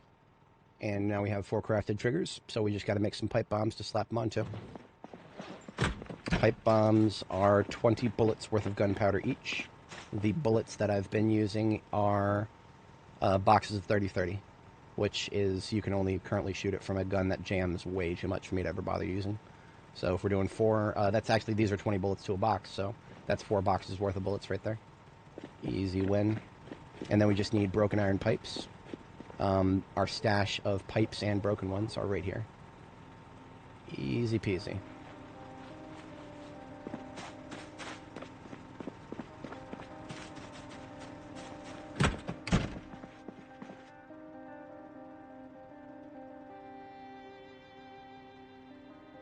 so many things that I could craft in this little corner here. That is the fringe benefit of keeping my general materials and electrical components in the same box. Box is edging on being full, but it is got some good stuff in it. Gathering gunpowder from 30 rounds times 80. This will probably use up most of the night. Thank goodness we can fast forward through it. See that run out of ammo or guns first. That's really difficult to answer. The problem is I've not even brought home all the guns that I could. There are many guns that I just never even took out of the city that I found them in. That's the best way to phrase that. So like right now, if let's just say I used every single gun that I had somehow, I could go back to Echo Creek. And there are so many guns back there waiting for me that I never had the interest and or time to bother trying to transport elsewhere from there. Because I would need, you know how I have a fleet of step vans just for my ammo. I would need another fleet of step vans just to transport all the guns that I found. So I do believe that ammo would be used up long before guns would be. I don't know if that would be the case all the time, because that is probably partially due to my maintenance skill. My maintenance skill was close to being maxed before I ever started touching guns. If I never took any sort of maintenance skill whatsoever, then that might be a different story. I don't know. Maintenance is way too valuable for me to ever eschew it for tests, so yeah, no. Putting together 4 pipe bombs now out of all that gunpowder we pulled out of the bullets. And now we have 4 pipe bombs, 4 crafted triggers. This is the part where we spend some duct tape to strap the trigger onto the bombs. And that is a perfect overnight hour. Look at that. It is now 5 a.m. Beautiful. Couldn't have asked for a better time. That is the second time on this stream that things have just lined up perfectly. And now I'm extremely paranoid about what's going to go wrong. Whenever things go right, I'm just like, all right, okay, when's the worm going to turn, gentlemen? I think we'll be all right. You win some and you lose some, and there's not always. There's one of my characters in my book. I had this quote that I actually feel like I brained a little bit with it. You can't always reconcile reason with result, and that's you know, is there a reason that that we're getting lucky with all that? No, you can't reconcile it with the result.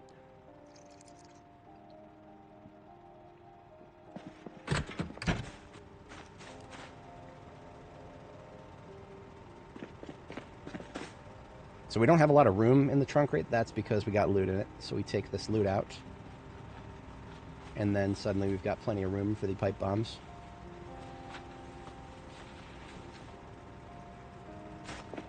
These steel sheets with the rest of them. And now we've got 2 propane tanks right here. What I'm going to do is just go stand on this huge pile of torches that are empty and or not all the way full. And just fill as many as I can. So we'll annihilate both of these tanks of propane that we picked up. And let's just say that we refill all the ones on the floor here. There's 31 empty torches in the back of that ambulance, so we will wipe these propane tanks out. No questions asked.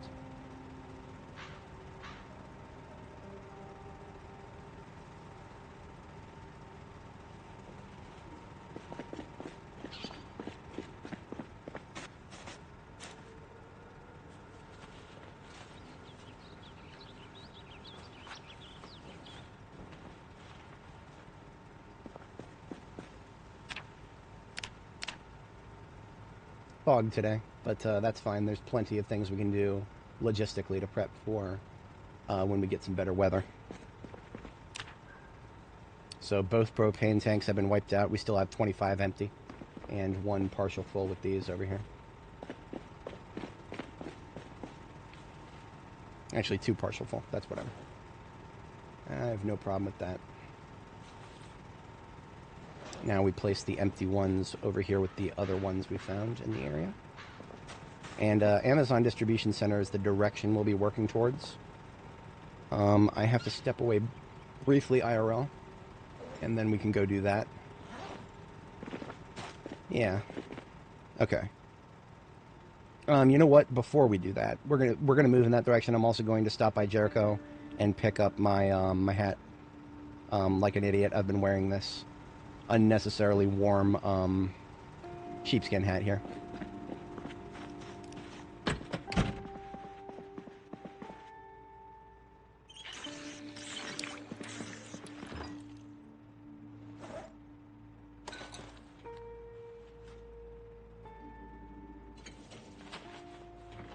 Okay, I'll have our character chill for a moment while I step away briefly IRL, and then I'll be back. We'll execute that. Execute that stratagem. Back in just a moment, folks. One moment.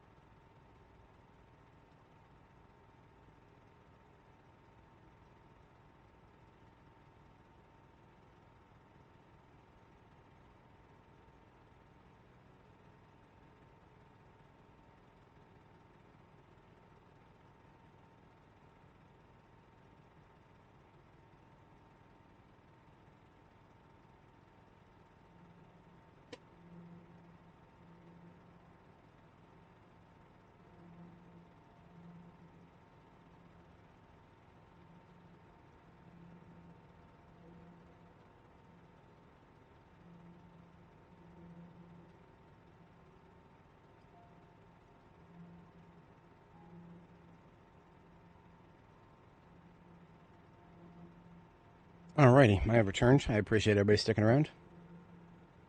So one of the things that I don't often talk about, because it kind of doesn't make me look very good, it's one of the reasons I'll conclude a stream, supplementary to the reasons I've stated, is that I run out of water, and it takes me a few minutes to refill my water. And sometimes when I run out of water, I'm just like, okay, that's good for today. That means the day is halfway through, and I've got other things on the agenda, right? So it's usually a prompt is usually all it is. But today, I have decided to lock in, and I've got enough water for the rest of the day. That does not mean I'm going to stream the rest of the day. I'm just saying that I've gotten ahead of that problem.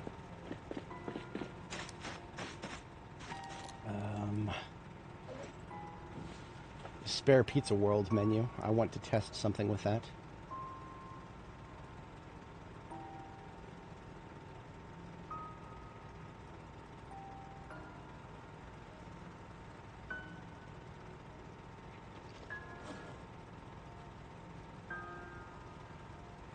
Is that and this shotgun. I knew I was forgetting something. This is the shotgun we picked up off of the Zed earlier. What we can do with this is on the floor right here, or somewhere around here, we've got some JS2000s. Not the floor, but yeah, this bag right here, we got JS2000s. Taking one of these JS2000s and using it to repair the JS3T.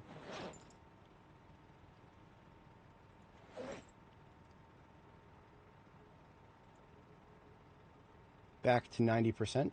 And I'm going to put it in this police bag here with the other one that I've repaired recently. Same situation with that one. Found it on a zombie, peeled it off of the zombie. Now we've got another one that has already been repaired but is at 90% integrity. So we're not even at the point where we have to start using those for a while, because we have perfectly intact ones elsewhere.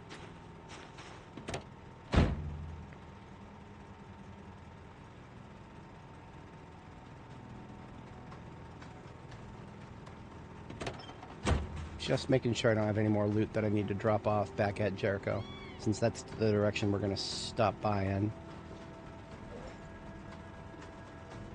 It's dubious whether I ever need to carry around this SN38. I don't need to be carrying that around if I'm not going to be carrying 38 Special. It's literally just dead weight. So we can save a little bit of storage space with that. Otherwise, let's go.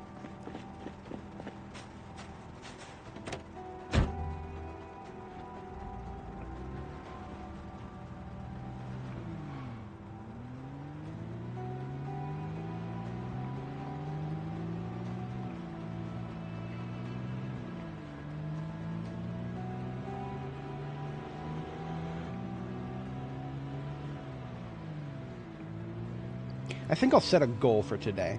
Yeah, instead of just, kind of just arbitrarily deciding it based on real life kind of constraints, or just, See, I do want to limit myself. I don't just want to stream endlessly and just let, the vibe keep going, right? I want to pace myself. I know it might seem like I've been doing these long plays for several days a week for literally over a year now. I know it doesn't seem like I could ever run out of energy to play this game, but I could. I know myself well enough to say that, yes, it is possible. I could burn myself out, and so pacing myself is important. So being less arbitrary about that decision, setting an actual tangible in-game goal before we call it for the day.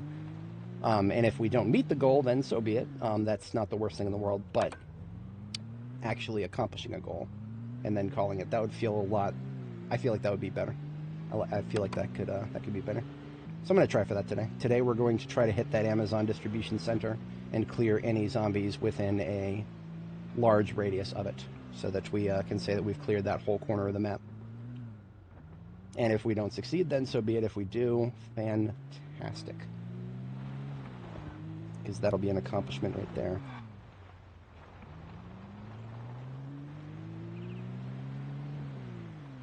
Yes, you sacrifice one gun to fix the other. Now, it does not have to be the same type of gun, just the same category. Right, so sawed-off JS2000, a JS2000, and a JS3T, all of those can be used to fix each other. Generally, I recommend saving the more common ones to use to repair the less common ones. That's what I recommend, personally. but you do you, depending on what your preferences are. The JS2000 does have a niche that I personally would struggle to make use of. The JS2000, both variants of it, the regular and the sawed-off. Regular JS2000 has the longest range of all the shotguns, but it's only got 5 in the tube, 5+1. That's been nerfed. The same amount of shot applies to the sawed-off, but the sawed-off has the lowest minimum range. So the sawed-off, if I had to go clear the military research facility right now, sawed-off JS2000 would be in my bag, and we would have all the shotgun ammo in the world. And we would have a great time. That's how we did it on Nora. And I would absolutely do that again. In fact, I got a sawed-off JS2000 right here. So yeah, that's... Now the double-barrel shotgun, that's like a low-level thing. Because I believe the double-barrel shotgun is something that will never jam. But obviously only 2 shots, so...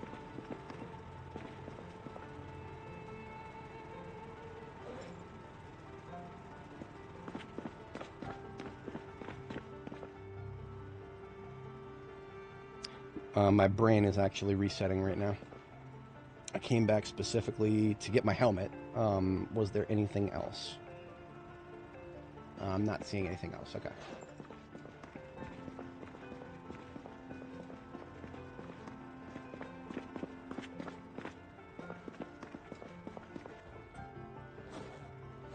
Helmet got left in here with the other stuff. Oh, look at that. It's still wet. It's annoying.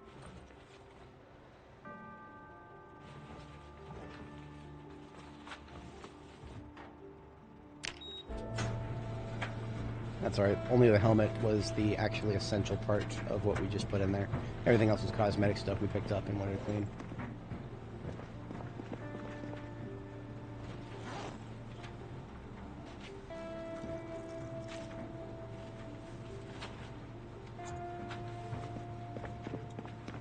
It's this helmet that I worked a lot of effort to get, so I should not be forgetting about it. It is the best trade-off in the game for insulation versus protection.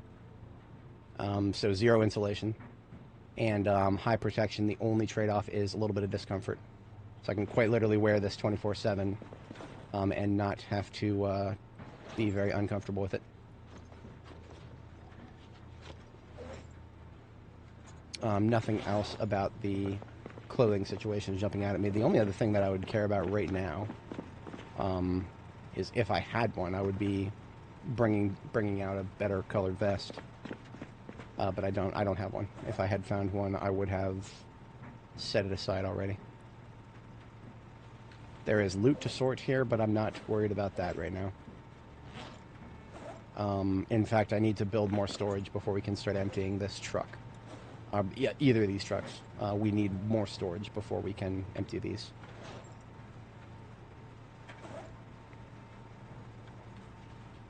Some of this stuff will fit in existing storage. Lots of it won't. Yeah, guns in this game, I like them a lot. Obviously, as I've demonstrated many times. But guns are the ultimate test of your situational awareness, in my humble opinion. In this game, nothing will test your situational awareness more than well, shooting a gun. I mean, honking a horn, right? But guns, almost every single one of them is louder than hitting Q and shouting.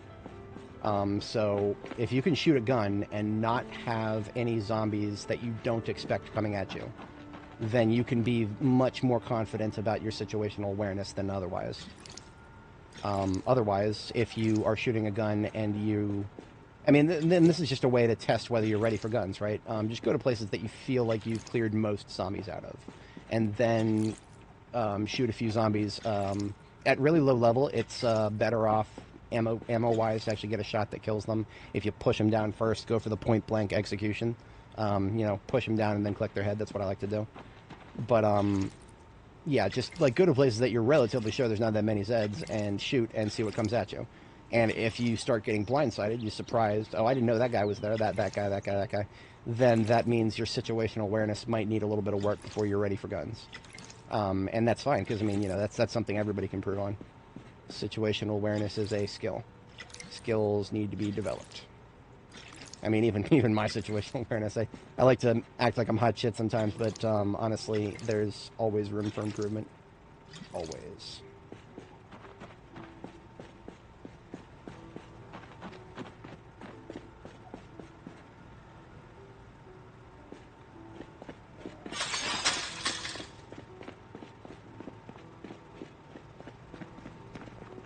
Now, it is 1,300 hours, and the fog still hasn't lifted.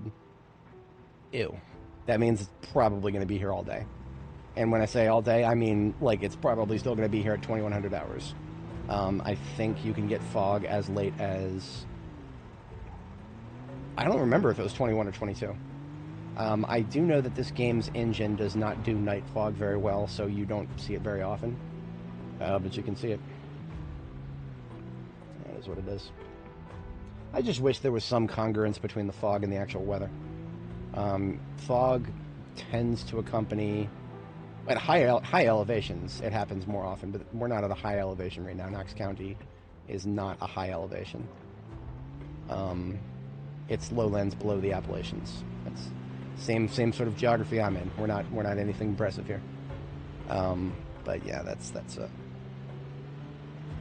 is what it is. Fog. Everybody's got to have their Silent Hill moments, so fog gets dialed up in the probabilities. Yeah, beta blockers are actually, that's something that could be useful to this day for me. Because there are some situations where there's just a lot of zombies that are going to be closer to me than I would prefer. And beta blockers will help with that, because then you do not have to worry about getting so panicked when they get in your face. Panic is one of those things that it lasts a very long time early game, but then late game... what changes is the panic lasts a lot less longer. But the things that trigger it still trigger it at the same rate. So the simple act of looking at a zombie, in the early game, that would panic me for like a minute straight afterwards. Now, the simple act of looking at a zombie, you barely see the moodle pop up. Like if I think it happens if I first see it, right? So if I face this direction, then I turn around. Yeah, see, look at that. It pops up for a brief second, and then it's gone. I don't know when it gets like that. I think it's a gradual process.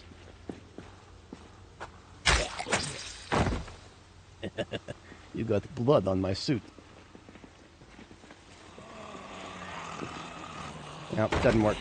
One of them saw us. That's all it takes.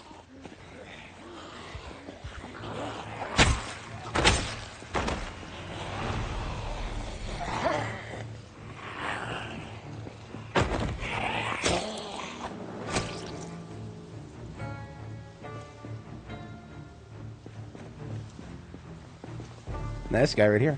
You didn't make no noise. Why didn't you make no noise, Chuck? What's going on with you? Another one of those. I've seen them since 42.13, and I still, to this day, I don't know if it's a bug or a glitch. Get me to be a fly on the wall in that interview with Atomic Duck, and that would be a question I would love to ask.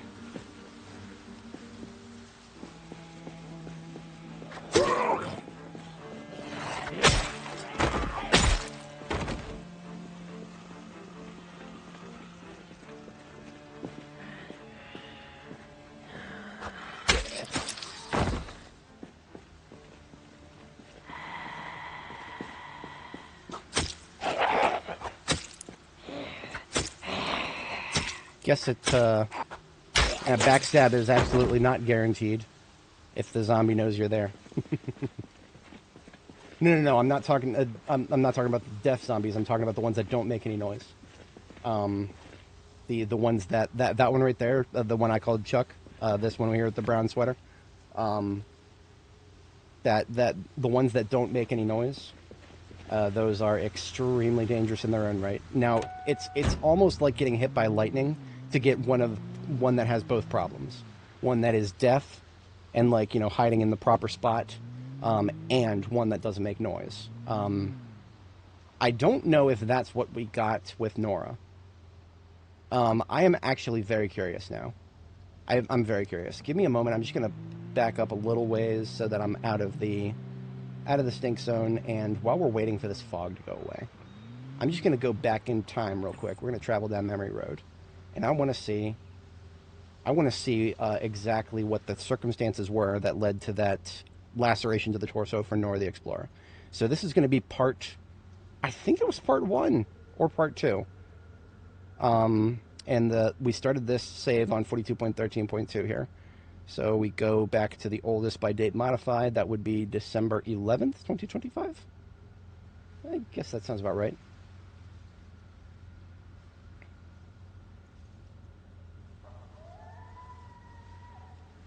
Yada, yada, yada, yada, yada. Now, the location that it happened in, that's how I'm going to be able to identify when it happened. We were back in Riverside after the tour, I believe. We'll think of that as a very... One of these is a garage. Oh, the moment we found out there were no,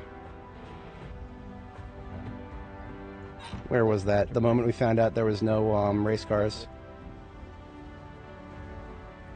West Point, damn, hard to find. We saw it for a second there. Okay.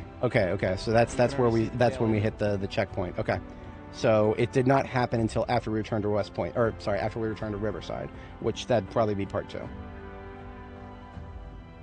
So we had already invested well over 10 hours into this character when we took that laceration.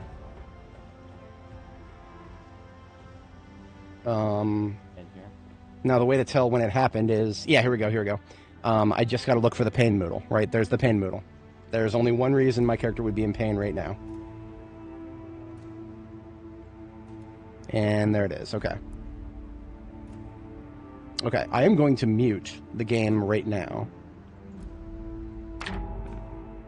so that there's no audio confusion.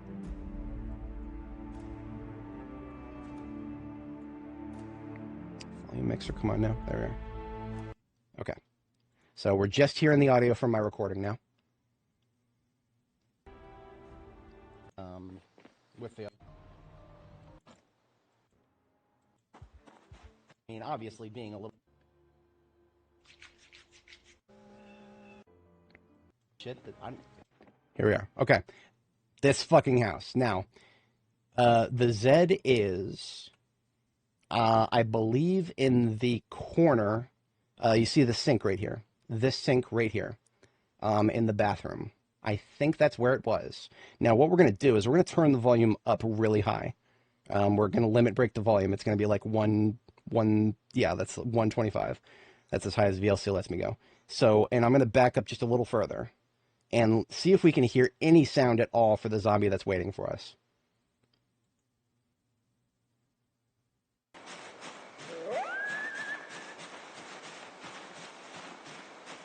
Okay, you know what? She's fine. I think we'll survive the night.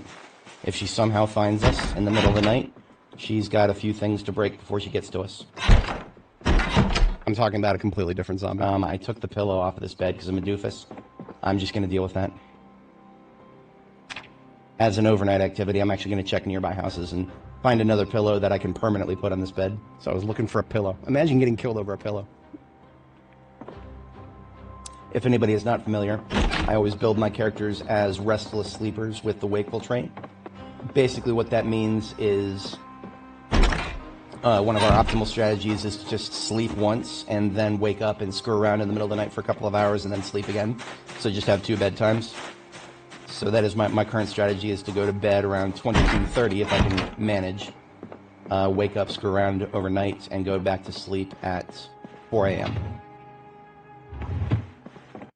Okay, so the yap is making it really hard to hear. I didn't hear anything yet, but it's right there. Hang on, here's my mouse. Here's my mouse. Right here. Right here in this freaking bathroom with the corner tiles. I think. This residence key may get me into the basement.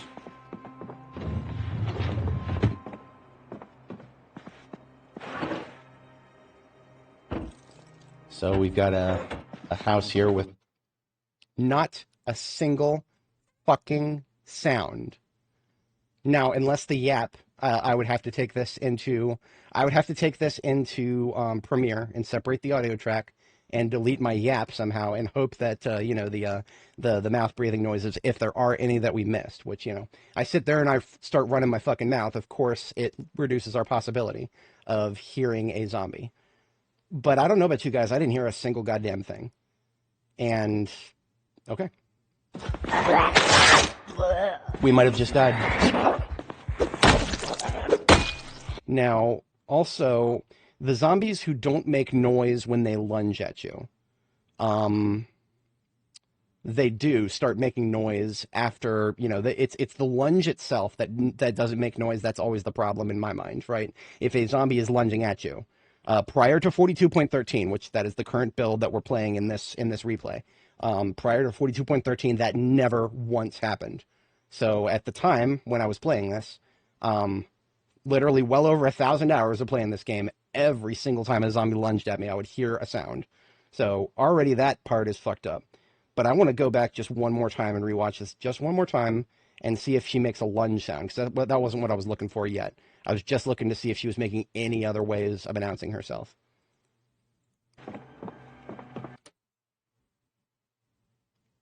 I think I might have gone back to the right moment there. It's very subtle, but I heard something in my right ear. Hang on. Let's just go back to right where we were there. 1, 13, 20... 113.21. Okay, that's where we were. And now what I'm going to do real quick is, here is our mixer. Here's our mixer. This is OBS picking up desktop audio. So we're just going to look at OBS here and see which channels peak. I believe it's left, right, center, surround left, surround right. So if we see it peak in the right, then it's not the zombie, because the zombie is to our left. Echolocation is absolute. It is absolute. It is not dependent on what direction your character is facing. It's screen space. So I'm just going to make the audio mixer stay on top here. And here we go. I couldn't really tell. That sounded like it was in my right ear. But it was kind of hard to tell because there was other dumb shit. There was footsteps. Actually, look at that. It left peaks. It left peaks. And I do see something peaking on the right there, assuming that I'm correct about that. Like I said, I have to pull out some other software channel. I'm not doing that right now, but yeah, let's see. This residence key may get me into the basement.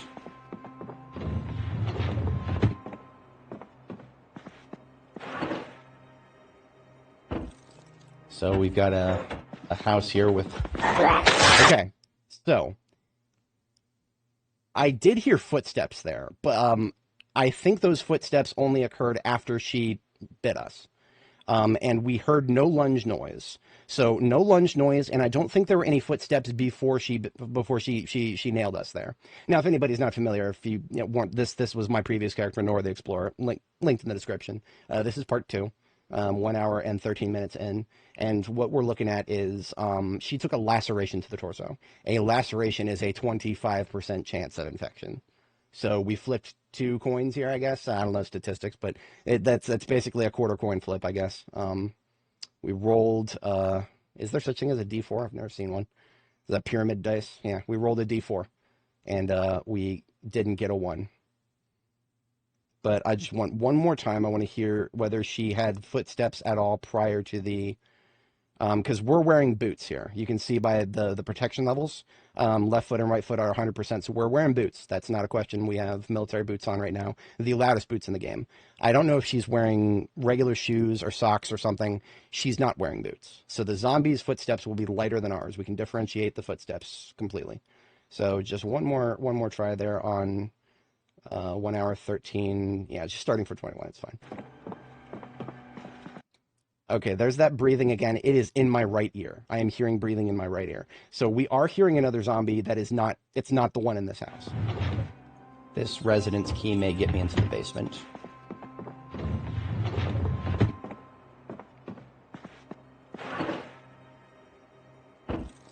So we've got a house here with... We did get footsteps. We did get footsteps. So she did not make a lunge noise. Now, look at that. Look at that. Those I got to glaze myself once in a while. I turned almost in the correct direction and pushed. It just was not the perfect correct direction. You see where the cursor is? I just needed a few more degrees to the right, and I would have pushed her back. Because I saw the fucking movement. My brain meat told me to turn to the right and push, and I did. I just didn't turn far enough to the right. We might have just died. Bitch. Yeah, no, that's look at my fucking face. I know I might have just died. I'm not just saying shit. And now I'm in crisis management mode. I stop talking when I'm in crisis management mode, usually. You can also see my fucking mouth. That was a laceration. When I get stressed, my mouth just died moving involuntarily.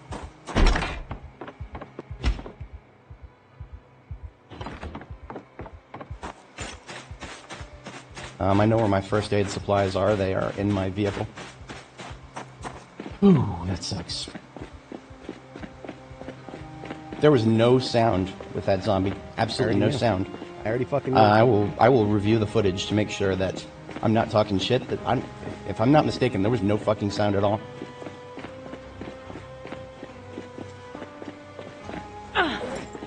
You don't want to have to go that far to get your first aid. Don't do that. Take painkillers first. What's wrong with me? I guess it's the first thing I clicked on. I don't have my bandages. I should have just used those, whatchamacallits, those adhesive bandages. Come on, what the hell? Just use the adhesive bandages, bro. It's fine.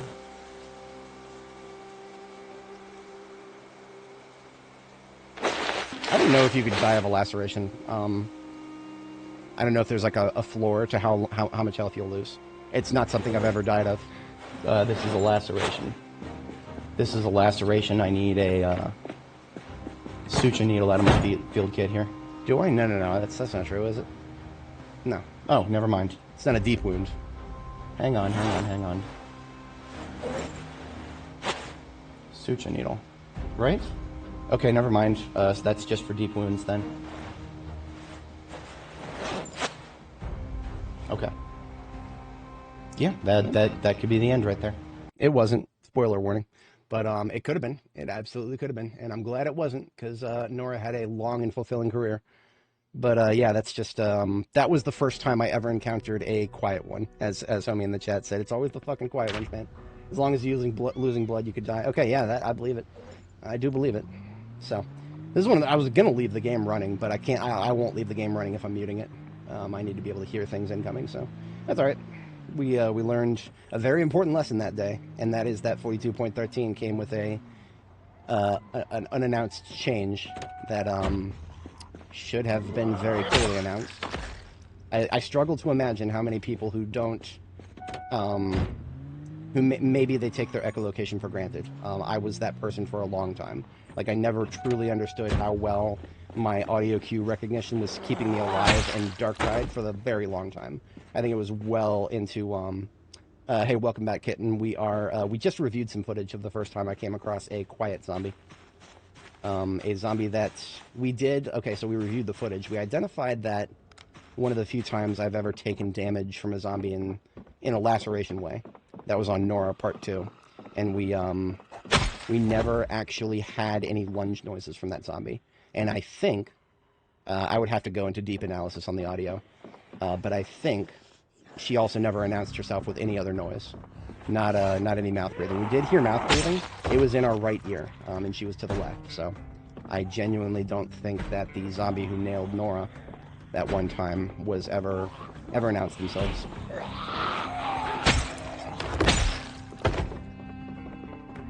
Yeah, I mean, honestly, if a zombie somehow gives you a deep wound that isn't a bite, well, that's definitely one of the things of all time. Because, I mean, transmission through blood or saliva, right? You come in contact with blood, you come in contact with saliva. That's how you get that viral load that'll guaranteed convert you. But yeah, that was a fun little review right there. We learned a very important thing. I was hoping to find out that she made no noise at all, ever. Because then I would be a little bit more, what's the right word for this? I would be a little bit more confident that it might actually be like a glitch that the devs may or may not be aware of. But that I still have no definitive answer to whether it's a glitch or not.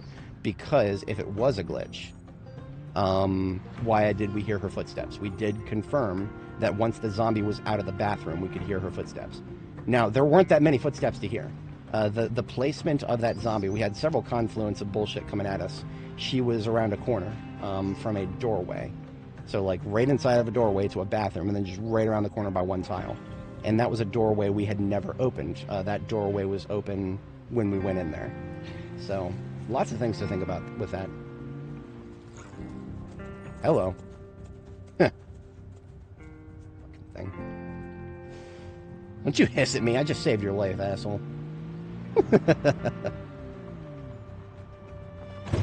Whoa, whoa, shit. Okay. I was just talking shit about situational awareness. And of course I'm sorting through my inventory while gas is on the pedal. This is a problem I haven't run into for a while, but after the afternoon, sometimes I start getting a little bit sloppy.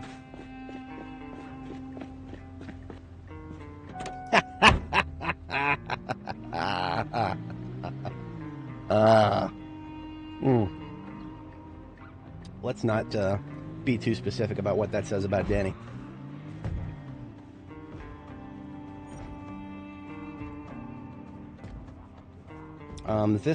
Speaking of specificity, this location is, that's LBMW TV, the television network.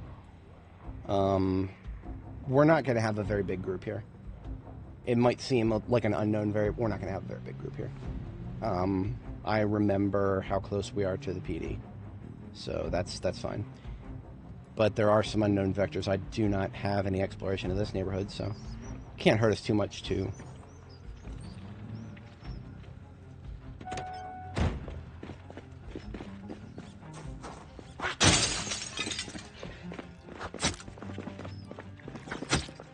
You guys are gonna have to forgive me. I'm saving myself some frame rate. Saving myself just a little bit of frame rate. We're in Louisville. If there's too many animals running around, we literally do lose frame rate for it. I am not doing that out of malevolence towards small animals, I swear to God. What I'm looking at is grains of sand that make a heap of frame rate loss. It's like having grains of sand on the floor of your beach house. What do? Do you just ignore it until you start getting it in your toes? No, you start sweeping it away. I know that sounds like, sounds like a bit of a silly cope, but honestly, the fact that, okay, the devs literally had to program in a limitation to how many rats spawned, and they actually announced that they did that in the patch notes.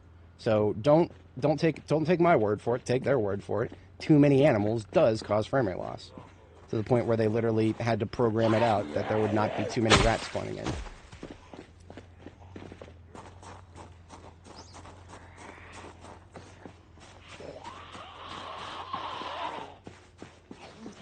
Once upon a time, somebody in the chat there, KTO would, once upon a time, I remember, he would try to call PETA on me every time I killed small animals. And then he started his high pop run. Maybe he figured that out before. I don't know. I'm just chuckling at that. Frames are, they're always there until they're not.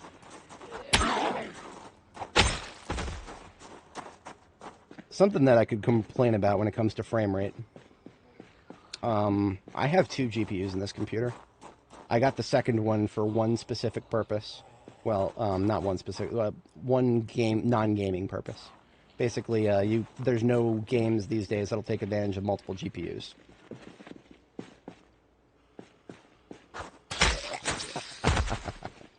But one of the things that I use it most often for these days is AI inference. I will use the second GPU to do inference tasks while my primary GPU does what it needs to do, playing videos or just, sometimes I'll just leave something to run on the second GPU and just play a video game on the primary. Ever since I did those updates that I was telling you guys about before, updated my GPU drivers like a good little boy. Did my computer updates. My second GPU has been getting lost. What does that mean? What does lost mean? I don't fucking know. That's what NVIDIA SMI told me. And it only happened after the updates. CUDA 12.3, NVIDIA Game Ready drivers, 660 something, 661 maybe.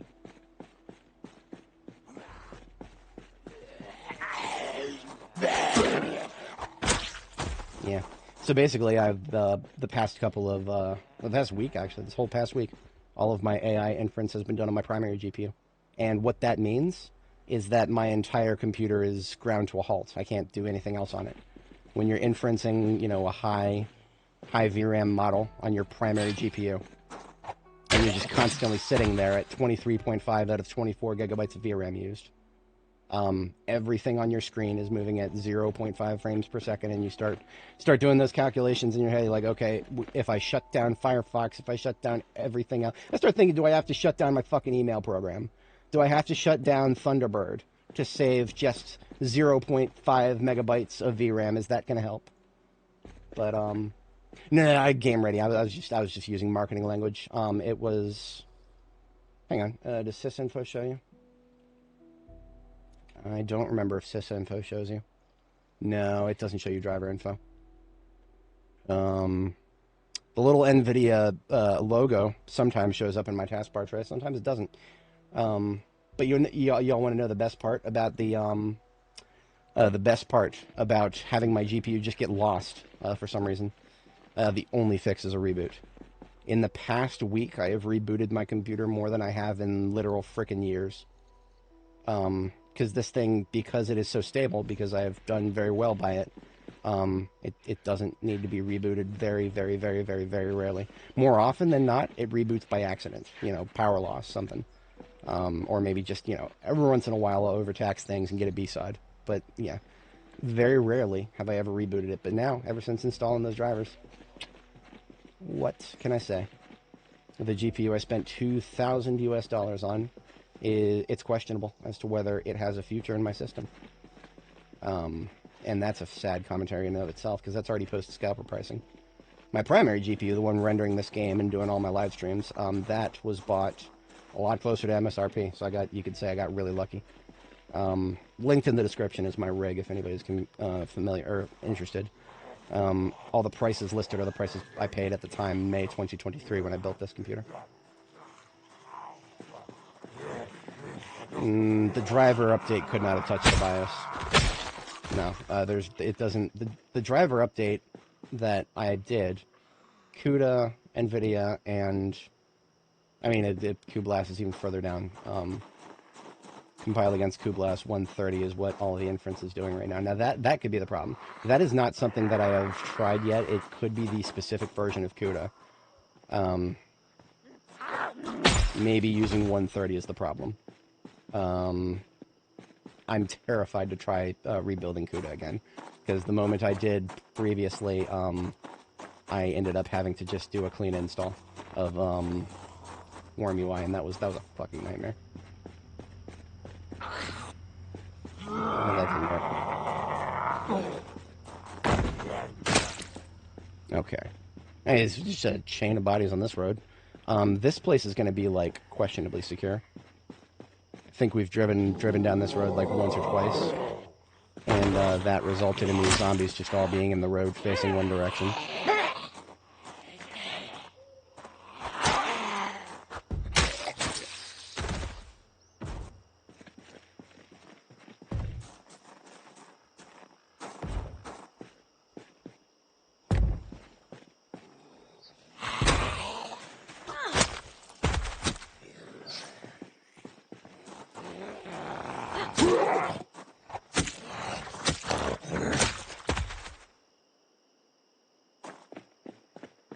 I keep expecting there to be more on this road specifically. Just update your drivers. I mean, honestly, that's what I got reduced to. After a certain championship, that's exactly what I did after a certain point. And, well, it worked. I mean, it solved the exact problem that I was trying to do, which is run a couple of, some of them weren't even new. Scale is new-ish. MM Audio was not new. I tried MM Audio. MM Audio is a model that you can feed it some video and a prompt, and it will attempt to provide audio for the video, not voices. So anything that's not a specific voice. So if you want, like, if you've generated a video, or maybe you just have a real video that doesn't have any audio to it, and you want to add a little bit of audio that's not specific human vocalizations, MM Audio can do that. And it's actually not that bad, as long as you stay far away from trying to do human voice. Which is rather, I mean, usually you're going to have a little bit of human voice somewhere in a video, unless you're, like, doing a nature video or some, architectural video, in which point the audio is hardly going to be so important that you're looking at, AI to add it in. There's all kinds of, B-roll music you could just put in if you're just looking for pretty pictures with music behind it.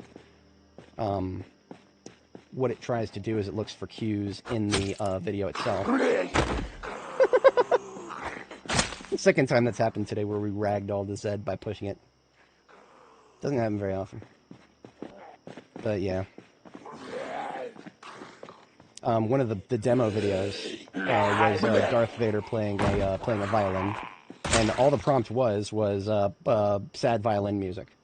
And then it fed the video of Vader playing the violin, and it got some. It actually, like, timed it with the string movement, which is pretty cool. It is pretty cool. This is a nothing burger in that trunk. One of the oh. I was just about to say, I was curious for survivor houses. Here's one. This is pure accident. I did not expect to find one in the 4th house in a neighborhood. Let me get that marked real quick. We are all the way down in the... Where? Oh, there we are. Give that. I don't really care what marker I use, just something. Now these houses that have got the yards behind them, there's almost always these trees blocking your way to get into the yard. I don't like anything about any of that, so I'm going to clear the street first, and then the neighboring yard second, and then the other neighboring yard third, and then the backyard, then the house. Because fuck everything about those trees and the line of sight blockage. Now, what are we likely to find in a survivor house? Not much that we don't already have. That's not... I don't want to be behind the truck. Yeah, no, there's not going to be that much. The chances of finding anything that we don't already have are going to be very slim. Some things that could potentially be found include a fully intact katana. Victory for France! She gonna break out, flip over. No idea if that guy's detected me. Guns are off the table right now. Not just because, this neighborhood, I don't know what's going on. I don't know what's going on in the road down there to the bottom right, where the truck is. I don't even know what the status of that road is. A gunshot right here, not the best idea unless I want the potential of a huge horde. Less than 1% for a... Yeah, I know, that's why we haven't found one yet, and I don't expect to find one now. But in terms of just, Murphy's Law possibilities, if I'm looking for something that I don't already have, it's a possibility. And this is why I'm considering shooting this one, because it's not getting up. It's not getting up right now, but it might later. I'm not going in there and fucking with those trees right now.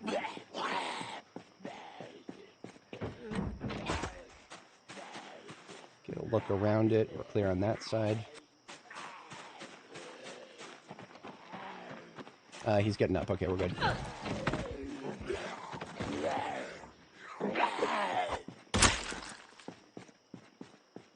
Beautiful. All right, now we are doing the neighbor houses and the backyards of them. Then we'll take a look at the survivor house. Might even sleep there tonight. It's getting to the evening here.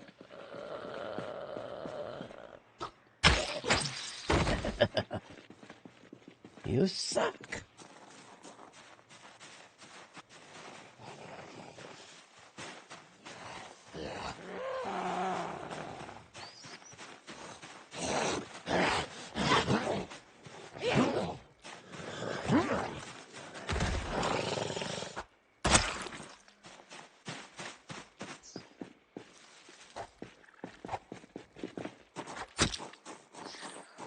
All right.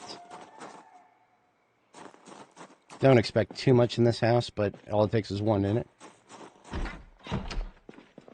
Expect the worst, plan for the best. Hope for the best, plan for the worst.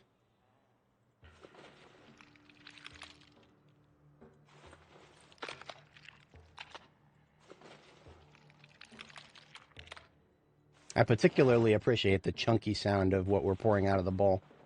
Yeah, the cereal would be... Well, it wouldn't be chunky anymore at this point. It would be friggin' dust. We are a year and several months in.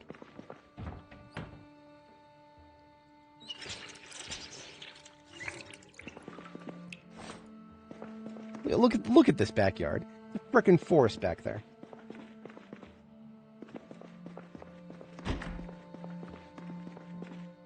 Getting some flashbacks. Now, the number of times I have ever had a bathroom zombie standing in front of the sink just to the right of the doorway, I can't think of any other time that's happened other than the one I just showed on stream a few minutes ago here. The one that nailed Nora. That in and of itself is far more rare than the ones that don't make noise, right? So the fact that the ones that don't make noise was also one that was placed in that extremely annoying dead zone possibility, right? Because bathrooms tend to be very small, but you know there's still that doorway that prevents you from seeing. If there was one on top of in the toilet tile, I would see it. But I only have less than 50% view cone on this tile right here. Because of that, anything standing on that tile right there where the sink is, no eyes. And I would not know until it came out of the bathroom and possibly was already lunging at me. Yeah. Oh, you do see that. Interesting. Yeah, I don't seem to see those bathroom ones too often. Come on in, pal. Water's warm.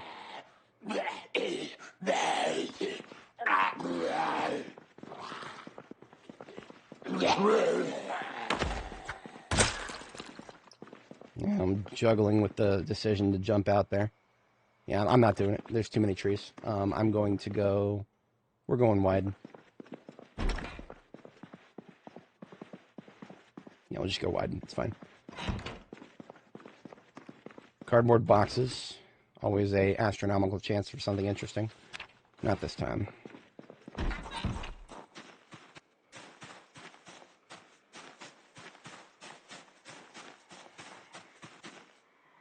Somebody to my left.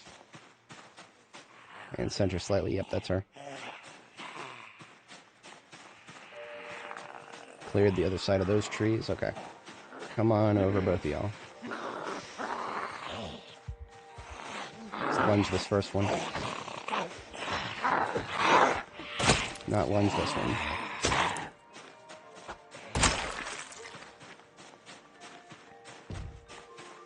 I do not care about wall thumpers right now. If we get too many of them, I will. Okay, I got eyes between almost all those trees. That's good enough for me for the immediate moment. We are now... This is the survivor house. We have spotted one zombie in the kitchen. Let's just let her out.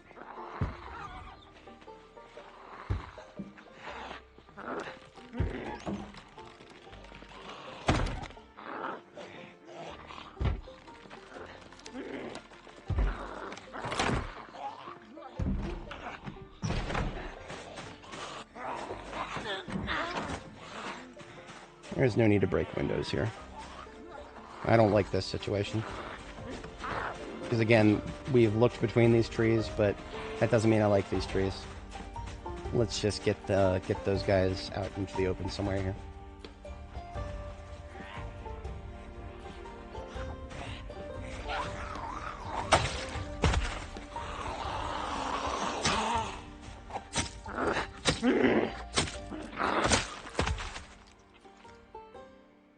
Dana.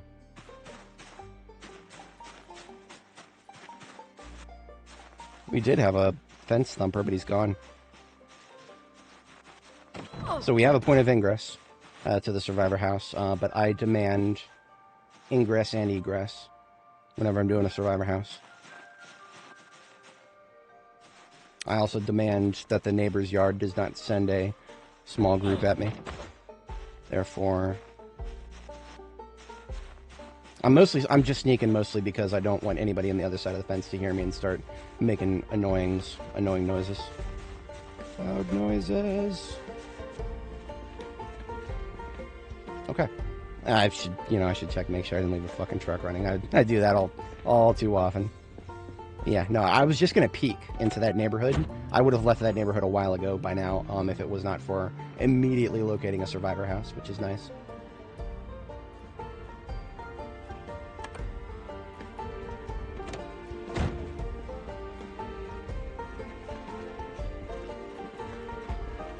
Oh, look at that. Where were you? I wish I knew where she was, because I don't know.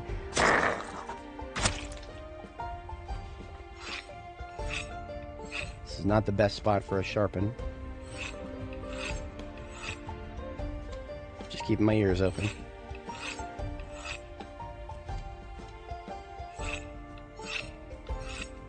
Okay.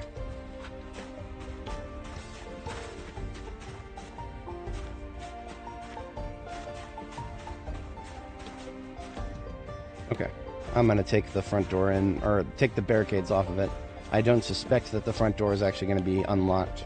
It rarely is for survivor houses, even once you get the barricades off it. But yeah, if I'm going to do a survivor house of unknown provenance, then I'm going to get a window open and a door. Ah, so look at that. Fucking Steve there had no idea we were there.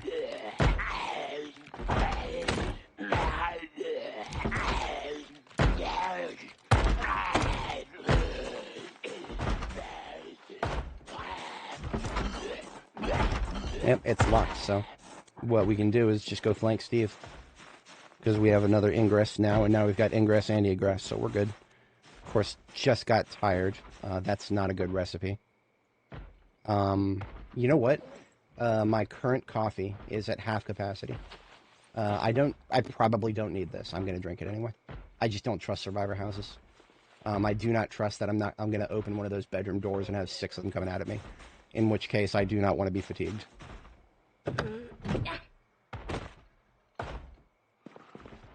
Yeah, I hear more mouth breathing. So Steve is not alone in here. Yeah. One, possibly multiple in the other rooms. Did you hear that? Steve didn't make a noise when he lunged at us. It's pretty dangerous, isn't it? Why'd you do that, Steve? Are you trying to kill me? Bastard. He's actually trying to kill me. Who would do that? Who would do such a thing? Horrific. Alright, we never got ears on who else is. That sounds like more than one. So, room by room.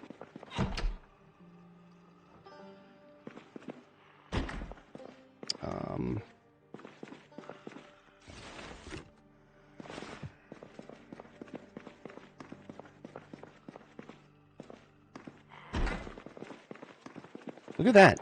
Another lurker in the bedroom who decided not to make any noise until I started, engaging them. Why don't you come out here to the pile, pal?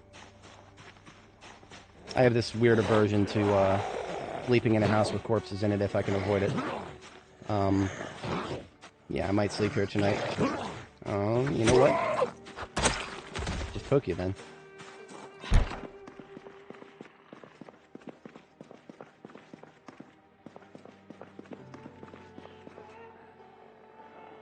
Now, I guess in the zombies' defense, I have not made a lot of noise. It is actually a reasonable proposition that some of the people behind these doors wouldn't have heard me yet, because I've actually been intentionally trying not to make too much noise. No idea if there's a zombie in the bathroom there. We don't see one, but there's the sink tile right there. We couldn't see the sink if we tried. So what I'm going to do is go in there and screen. I'm going to push. Am I? Or can I actually get a view? I don't know.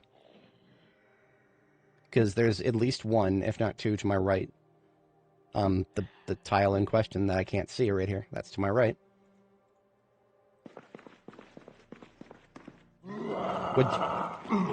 Okay, did you notice that my first push did nothing? I'm pretty sure that I was aiming correctly with that first push.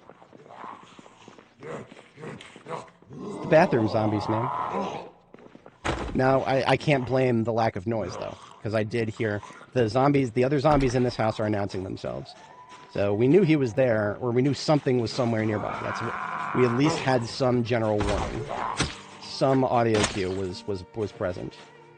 I don't even know if that was specifically him, though. That is...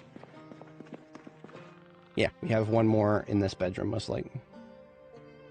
Sink Zeds. Yeah, that's a fucking Sink Zeds, man. And, yeah, okay, so, again, now, we can't necessarily blame the spawn system for putting them somewhere in a room, right? The ones that normally lurk in front of the doors, sometimes that's because they have reason to be there. Because maybe we made noise previously, and then they went up, slapped the door for a minute, and then stopped. Where would their incentive to be to go to anywhere else? Let's do a thing here. Very rarely is that enough. Hey. Now, as somebody who is conspicuous and clumsy, therefore I make a lot of noise with my footsteps, I can actually make more noise without going to the point of shouting, just by running around.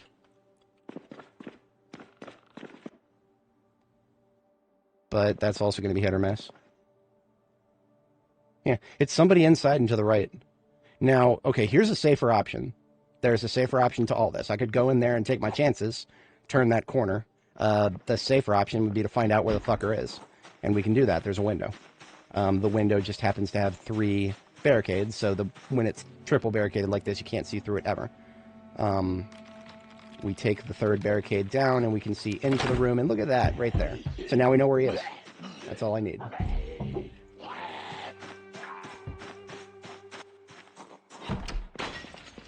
Just had to break the window, did you? Oh, look at that. He actually turned in the correct direction.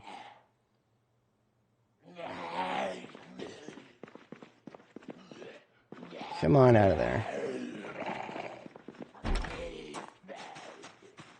Right into the pile, pal. One of the first things that I thought about in B42 when I saw that we couldn't move corpses easily anymore is that corpse management was just over. We just have to deal with it. No, corpse management is not over. We just got to make the corpses go where we want them before we immobilize them. And we're ready to start looting, I believe. Yeah, we're good.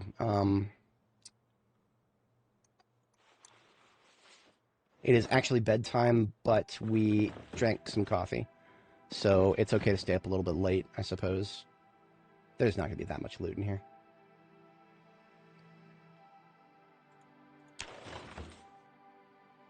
Let's just get everything out of the containers. That'll be a little bit less mental work to just scroll through it all. Hey, Napping 5. I don't think I need that, but that's a book I don't have in the area. Napping 5 and Reloading 5. We got another copy of Reloading 5. Neat.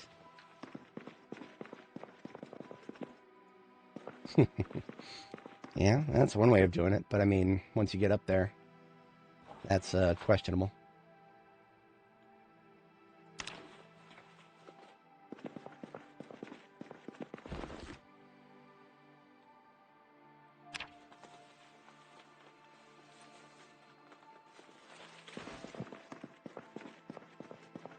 This bedroom is where we're going to sleep tonight,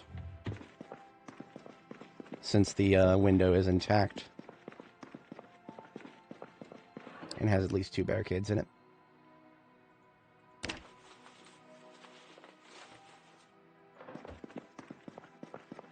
Just want to make sure I've ID'd all the potential loot containers. There's not a lot. There really isn't, especially now. Yeah, with the bathroom being pretty much empty. That's about it. Okay, so I'm gonna go shut the truck off. We'll catch a night's sleep. I have to step away briefly IRL. Then we'll sort through this loot, and we'll head home with a nice bit of loot. I do still want to check the distribution center. We'll see what tomorrow's weather is like on that. Well, I can't sleep if there's a zombie right next to the house.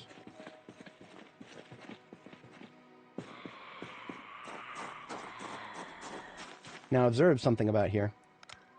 Do you notice that she doesn't react to this? I am almost 100% convinced that zombies do not react to light movement in and of itself. They react to light. I think light will help them see you if you're moving. But if you're not moving, if it's just the movement of the light bar or the light beam itself, I don't think they react to that at all. So you don't have to worry about the flashlight by itself attracting the zombies. The only thing about that I'm not confirmed on is leaving the flashlight off, does that make them less likely to see you if you're in their periphery? No idea about that part. But the light in and of itself, one would think, logically speaking, that the zombies might react to that, but as far as I can tell, they don't. They don't react. I mean, yeah, KTO is saying it more confidently there. I believe him, for the most part.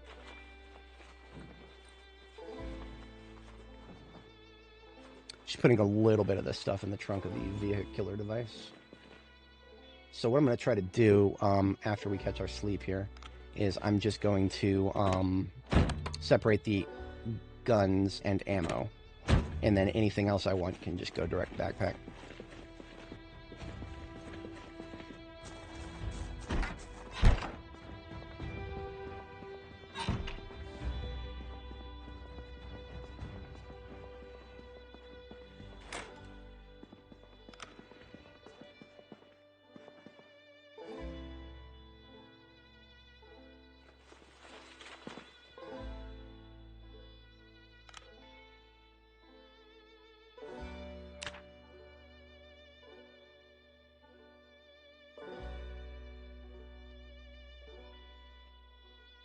Really? Huh. I have never wanted to test that. There is nothing more terrifying to me than not being able to see a large number of zombies around me. So even, I believe you, but I don't want to ever be in that situation. But if that is true, then that confirms my theory 100% because that just means that it's the illumination of self. That means that's definitely going to be a factor for the light.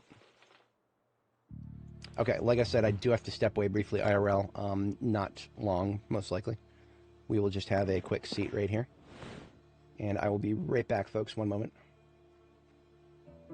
Retinaru has a video on it. Oh, yeah, Retinaru, some pretty good videos from him. I have not seen too many, but good content. His Ragdoll video is pretty funny.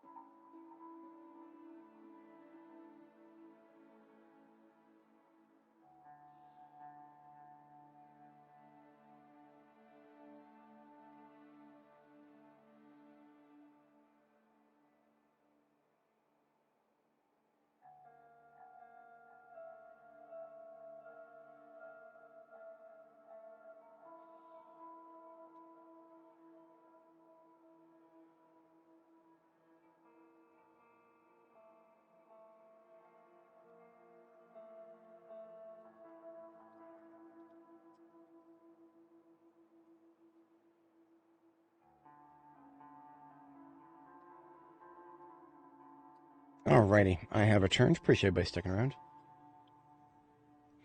Drinking lots of water today. That's a good thing.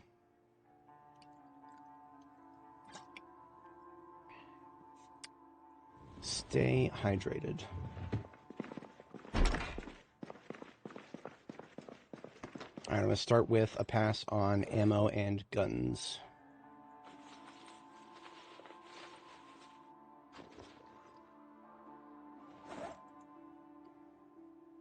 I don't recall if we ever run into empty magazines in survivor houses. I think they're almost always full now. I can't recall the last time I saw any that were empty. That was the sound of somebody flipping over a fence. I do not know where. If it was this fence up here, then this window is unprotected, and they could break it very easily. So we are now in advised territory. The threat level has been escalated to yellow.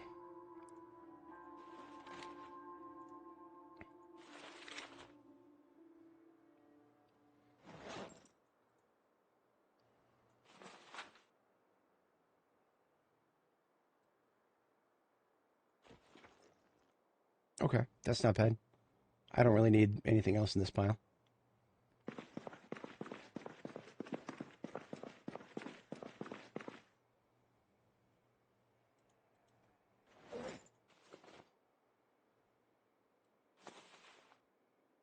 Hockey goalie shin pad, not really.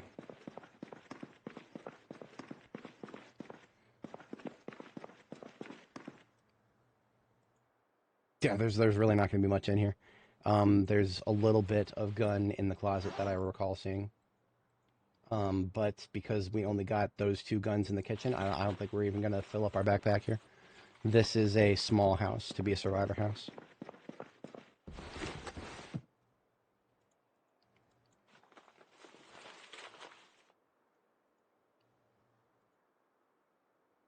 Now this M1A magazine being full, we don't need that.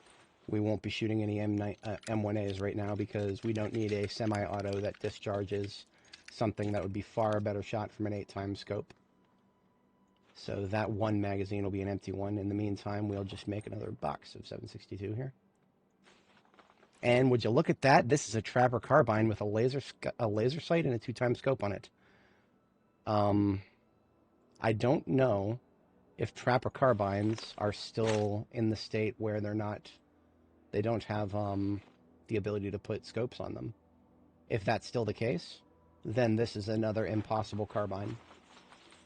This may be the one that I start using if I decide to pull the trigger, pull the trigger, on doing 45 ACP, which I still have not, I don't think I've shot more than a few shots of 45 ACP on this character. It's just that inconvenient right now. Being able to only fit an entire platform of ammo into 7 bullet magazines is just so boring to me. I would kill for a alternative way to use 45 ACP in a way that actually shoots it as opposed to, you know, pipe bombing it. Okay, that is this entire survivor house looted, and the only thing we couldn't fit into our backpack is the M1A, which I don't even think we need. If we need it, I'll come back for it. I know where to find it if I need it.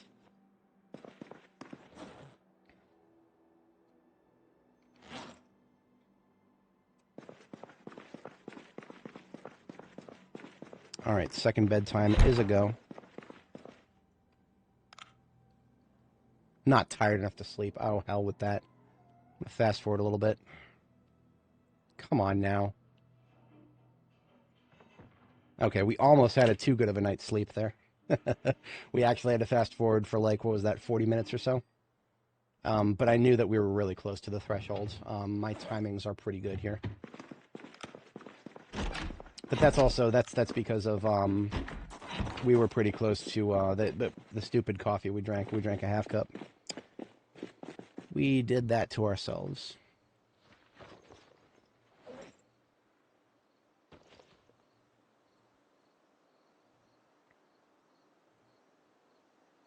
I'm going to go ahead and see if I can fit a garbage bag of loot, just generic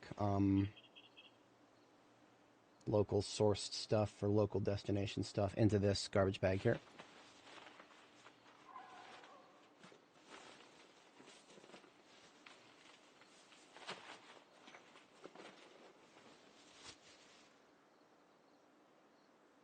Because I think I can fit, if I don't fill it all the way up, I can fit this into the vehicular device here.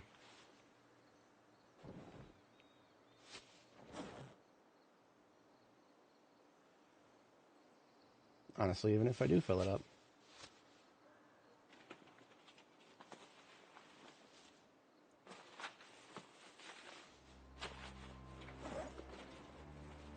Okay, everything but the ammo. That's great. That just means that we still have a little bit of room. Now, when we go to the Amazon distribution center, we're not gonna. There's no bringing. We're not gonna bring anything of substance home with us. We are going to go there and scout the place and kill some zombies. And if we get started looting, we definitely won't finish it because that is a large looting process. I'm putting an S on this house because it is a former survivor house, but it is now a safe place to sleep. On this side of town, safe places to sleep are actually kind of rare because we do not have any bases immediately in this vicinity.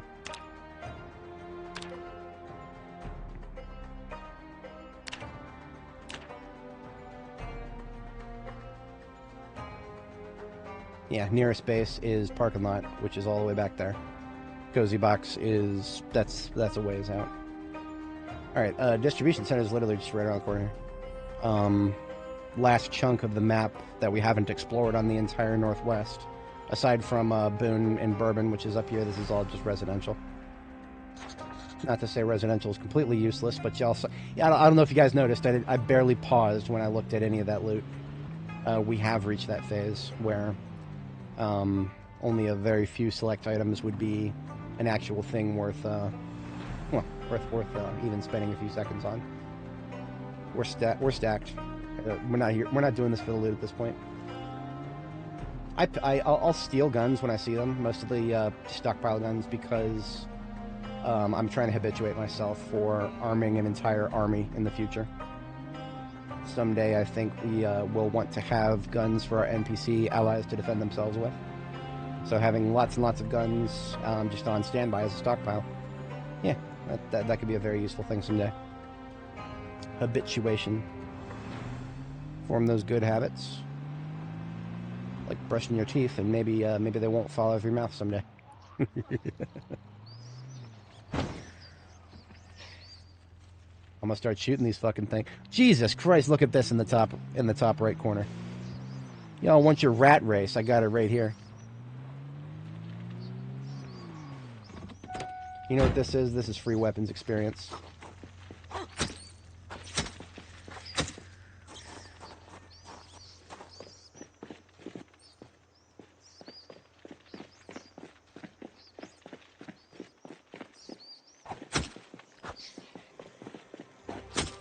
I'm not even kidding when I say that, because you do get the same amount of weapon experience for killing an animal as you do a zombie. So every single one of these things is like another 3 experience for knife. I wish I didn't have to do this. I wish these things would not be a objective frame rate problem.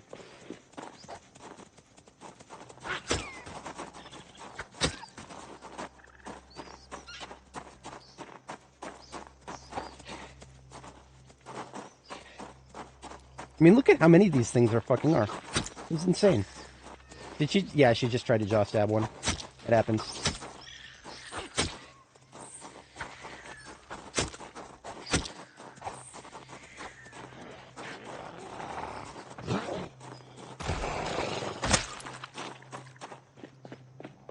Alright, I don't have to wipe them all out. That's not the goal. I'm not here to genocide them. I just imagine... I explained it before, but these are grains of sand that make a low frame rate heap.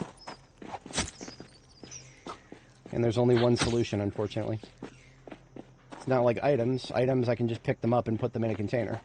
There's no picking up animals and putting them in a container except for an animal trailer. I don't have 20 minutes to go get an animal trailer.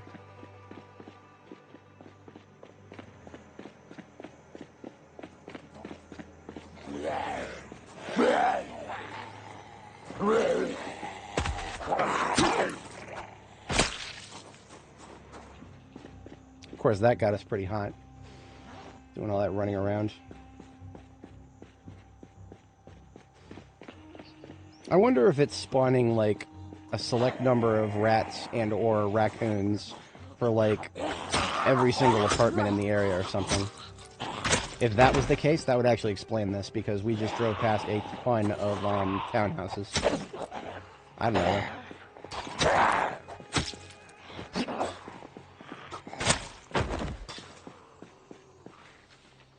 Yeah, we need to sharpen.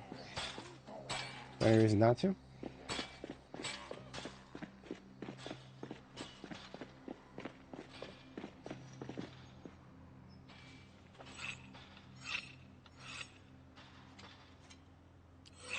The faster I catch it when I need to sharpen it, the longer the knife lasts.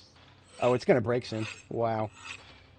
We have not even gotten a full level of short blade, and we have used up almost an entire pre-war hunting knife. The pre-war ones, this would be a pretty one. It would be bright and shiny looking. Those last longer than the ones you can craft, so...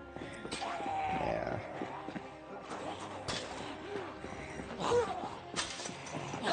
One over there to the left somewhere. Oh, other side.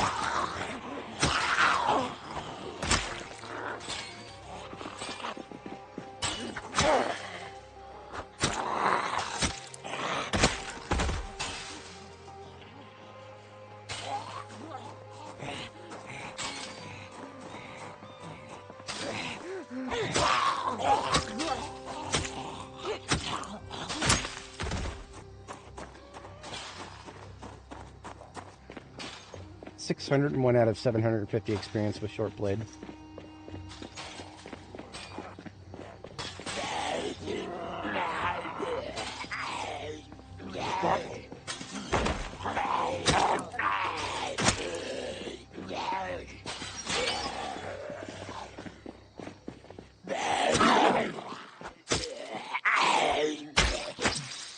Right in the mouth.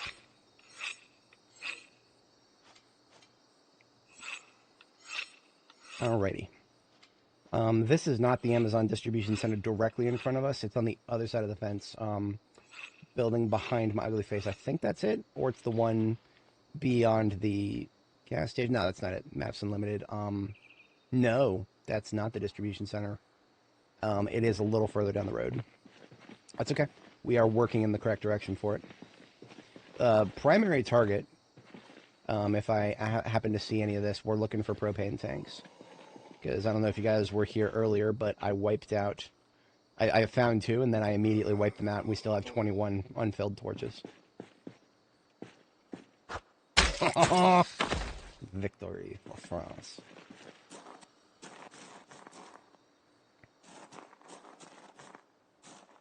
Ooh. It's a distribution center with a lot of ham radios in it. Yeah, I don't really care. Just curious.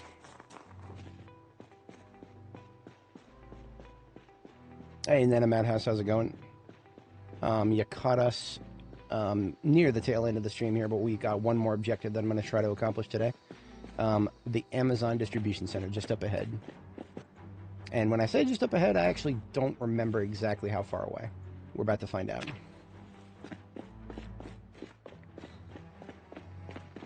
It does look like I've used up all of my locally sourced food.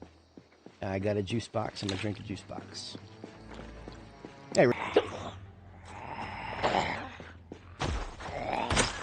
I have what you don't, a functioning liver.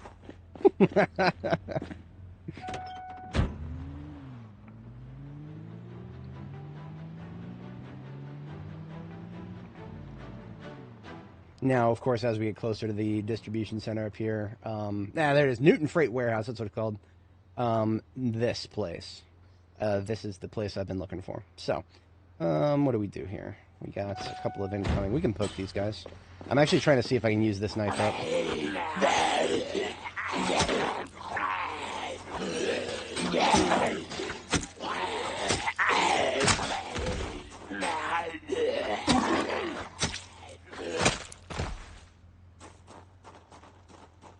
It becomes less of a problem now that we got the fence corner up there.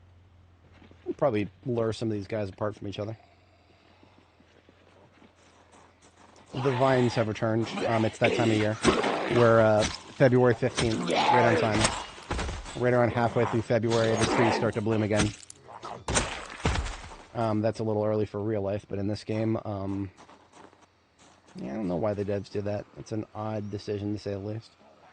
So one of the problems with trying to backstab in this game right now is if a single zombie spots us, suddenly our ability to jaw stab disappears. So this zombie right here, because he sees us, I cannot sneak up to anybody else, jaw stab him.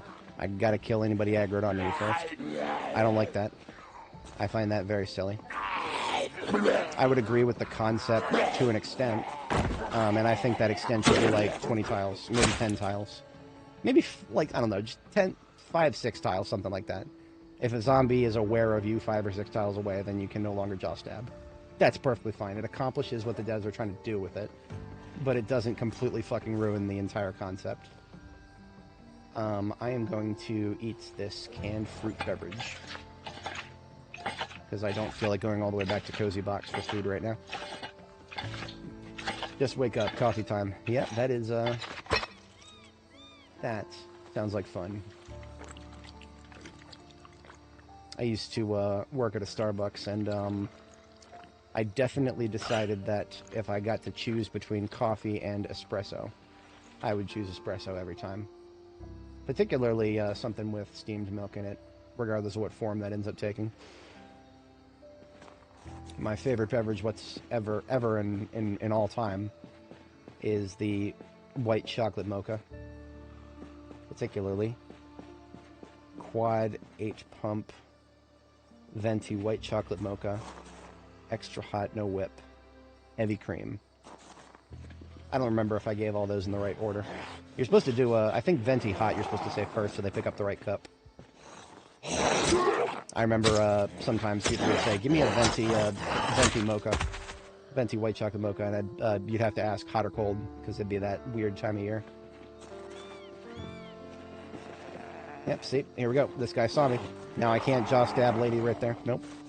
Gotta kill this guy first. Now, because he's the only one who sees me, I think I can theoretically jaw stab him. It didn't work, though, because it's just a chance on hit at that point. You gotta be in the right range and then just poke until it happens. Now, something that I don't know for sure that I want to try right now. Backstab is supposedly... Okay, yeah, see, we got behind her, and our hand raised, which means we should be able to do the meta event to the top right. Only one guy reacting? Yeah, that guy right there. He thinks he's going into the building. Yeah, we got Ray Epps up there, he's going inside the building. No, everybody else is looking good.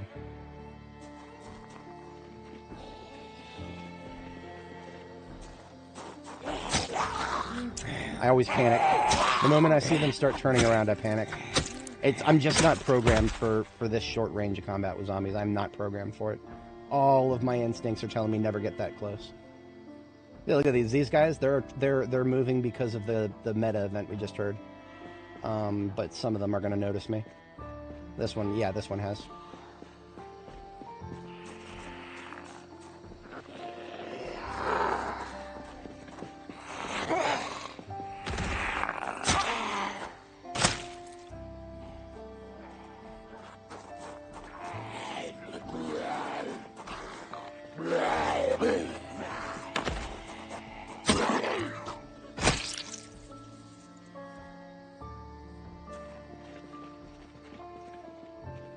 Okay.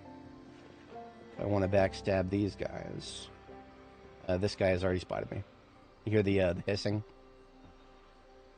That is the hissing of somebody who has spotted me. It could be either of these two. That's the problem of being conspicuous. Yeah, it's this guy. He's making a beeline.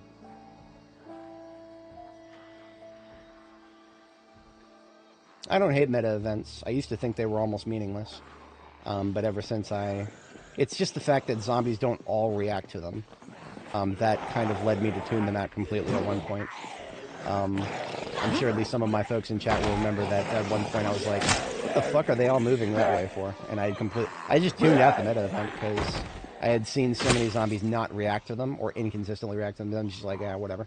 They barely even matter now. But in this case, it's actually very significant.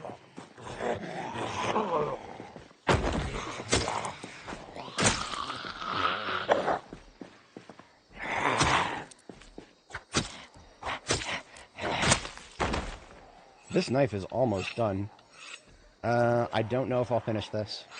We got a, that's a medium, isn't it? Faster one there? No, we're good, we're good. We'll be good. I'll be able to put it away, too. I know my timings.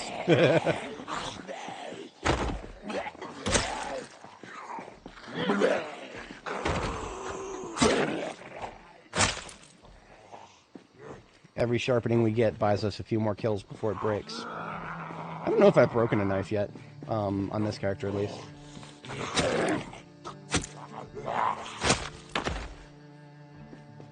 Swarmed multiple times, almost killed because, yeah, that meta events, I feel like it's random as to whether the zombie will react to it. I seriously doubt that all these zombies who are just kind of, you know, out in the middle of nowhere as opposed to moving to the top center-ish right. I feel like not all of these could be death. I think it's just random. I think it's just random. But if it doesn't need to be a high probability if it's just enough.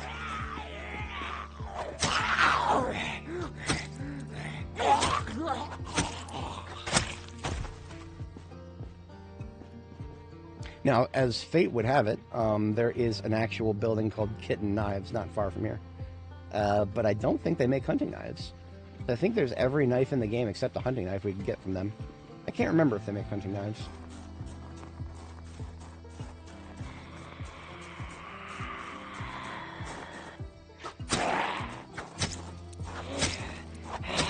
I just panicked. Oh, there it is. Yep. Look at that. Look at the size of that. Look at how big that is. Good Lord. What is she gonna do with that? No, that was a hand. That was my hunting knife. My hunting knife. A blade that is actually only this big when in item form. That's a little incongruous. But yeah, we have successfully broken a hunting knife blade. I'm proud of me. Now we don't have a knife for crafting. I do have a spare, but I'm not going to use it. We're switching back to regular weapons. It was fun, but yeah, we got a fighting knife. This is just a backup. Just in case I need a knife for something. The fighting knife is technically a little bit better than the hunting knife, so I'm going to save that for a little bit higher level.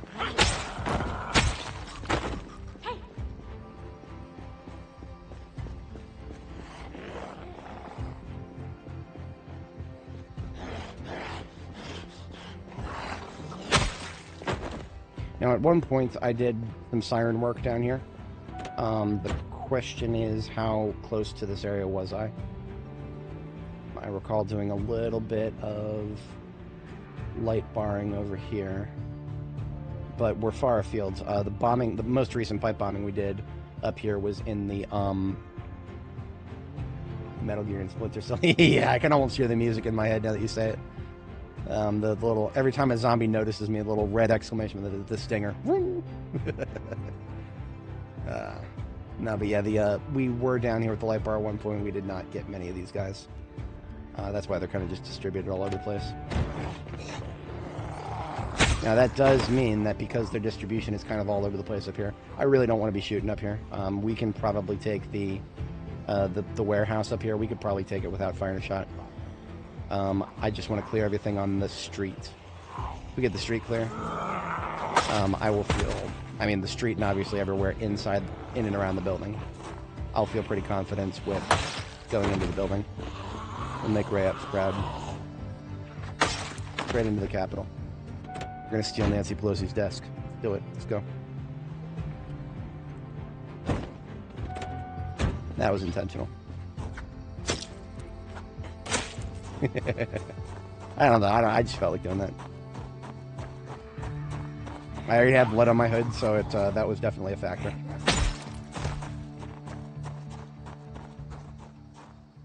Now, it might not look like there's much back here. The dumpsters are blocking me. So we're going back up there. Going back up there, we'll take the truck around the perimeter inside the fence, and then loop back around from the outside. You have a vagrant over here? No. Just this lady all the way down bottom left. Okay. Alrighty. Once we're inside this parking lot with the fence around it, there's no imminently drivable way out. This is the only way in or out of the fenced area, I believe. Unless I am mistaken. Yeah, no, up here it's a fenced dead end, so I want to kill these guys up here before we loop around the other side and check the road and the highway. See, it's just fun. Backstabbing really is fun in this game. Now that I know that I've got, you know, a fallback weapon if the backstabbing project doesn't go well. You know, I pull out my machete and I one-shot everybody for, I don't know, the next 70 kills before the sharpness becomes a problem.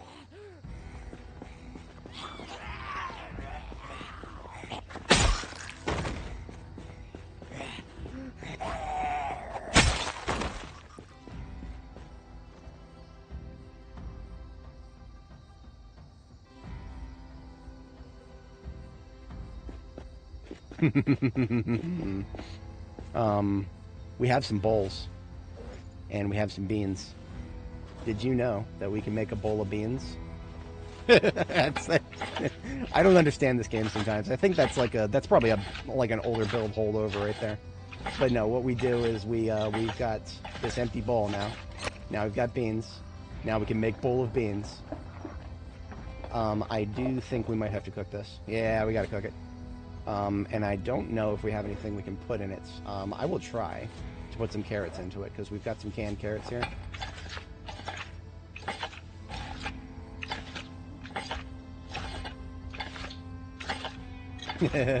Brad FX, how's it going?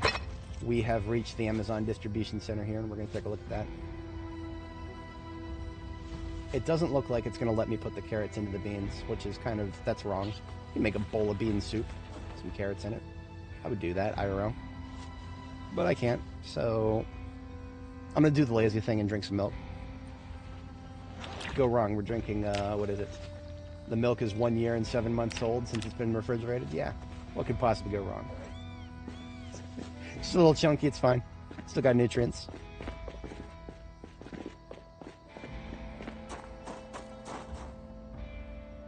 So now look at this. This would be a problem if we had approached from the other side. This is why I'm glad we did this. This little group of Zeds in the corner up here. I can't remember if this is a wall or just a decoration. No, just a decoration. Okay.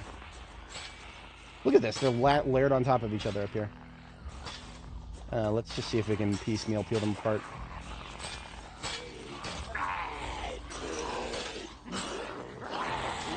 That works.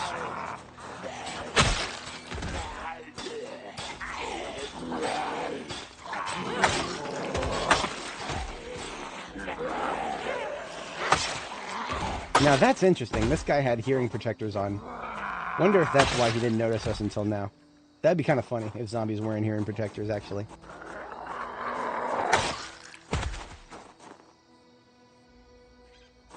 Alright, so here's the interior of the distribution center. Now, it makes sense that we would have a huge pocket in this corner. It is possible that this was like the majority of those who were inside the building. Because remember, we were using our light bar on this road out here. And so anybody who was in the building, the fastest way for them to get to us would be to break through that door and then come out here and then Pikachu face at the fence. So, yeah, let's just finish our perimeter with the truck, and then I'll feel a lot more confident about going on inside. Let's check the shipping container here. It's a bit of a tight space. Empty. Go figure. Yeah, nice little cozy box. Not cozy like my box. My box is more cozy than your box. Alright, fuck that here. Outside the fence, exterior perimeter. Speaking of shipping crates, I do want to clear them.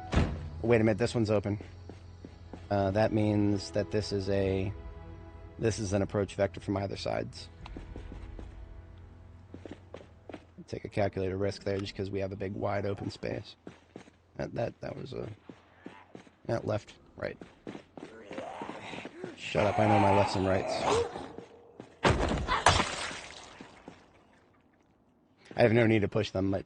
All the knifing is kind of all the knifing has me wanting to push them. little bit of everything in here. Looks like food, though. This particular shipping container, foodstuffs. We should have no problem with staying fed for the short term here.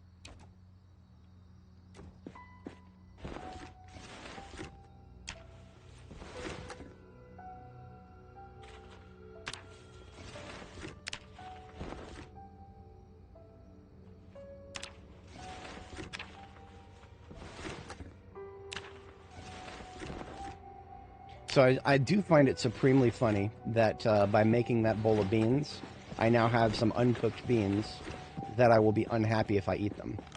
However, if I had just opened the can of beans and eaten them, there would be no unhappiness. So what this game is telling me right now is the simple act of putting the beans into the bowl has made us unhappy for eating them, unless we cook them. Yeah, I don't know what to say about that. Everything about that sounds a little bit... yeah. I would like to cook these beans if I can. My ability to cook things is going to be limited based on how many stones I see in the area. I see one. Do I have two? I'm ignoring the large stone because I don't have the tools to break it. All this wooded lot down here, you'd think. I'm not going into foraging mode. I don't care if the beans go bad. I don't have time to forage right now. I see two. All we need is 3 stones and we got a campfire.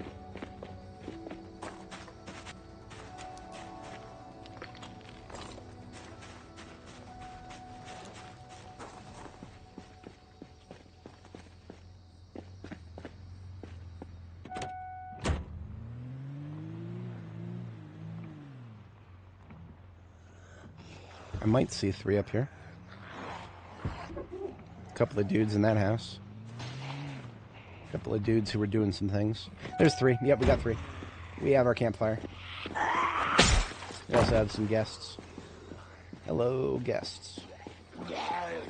Come on. There you go.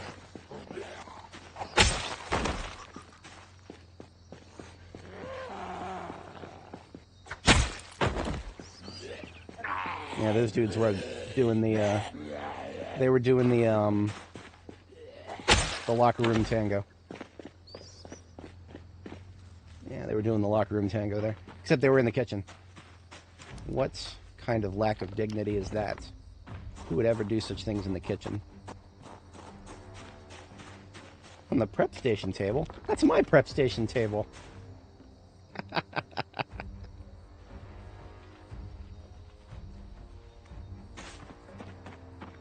I have not seen Clerks 3. I heard a few things about it, and I just shook my head. Clerks 2 was hilarious, though. I was quoting Clerks 2 just now.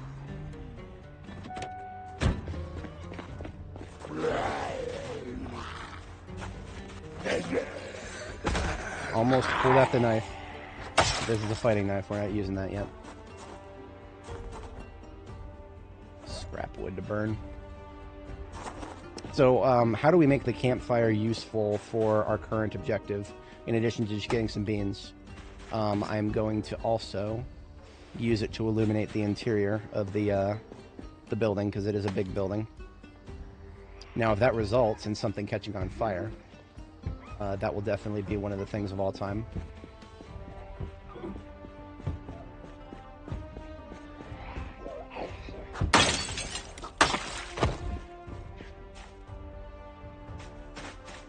I want to say that I understand buildings in this game well enough to know that putting a campfire on a gravel floor is not going to be a problem.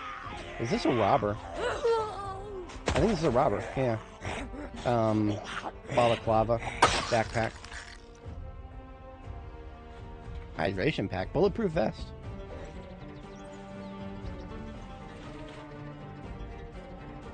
And some spaghetti bologna, nice.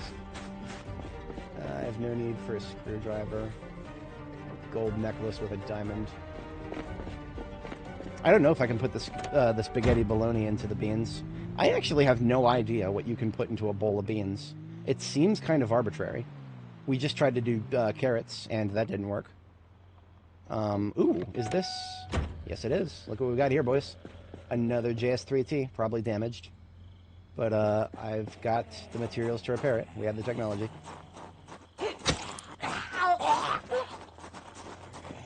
Not wasting none of my durability for that.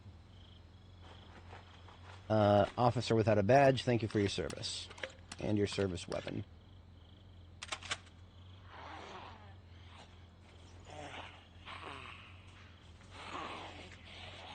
I think we had just enough room in here for that. No? It's a little tight.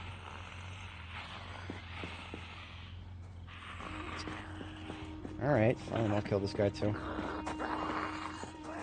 Wasn't another one, is it? Oh, we don't have a robber event. This is the military, whatchamacallit, looters. Yeah, military looter event. Okay. In that case, there's gonna be more. Yeah, there's gonna be more. So, let me just take this box, or this bag here, and we'll leave it right here. We'll come back for it in a moment, because there might be more of these guys.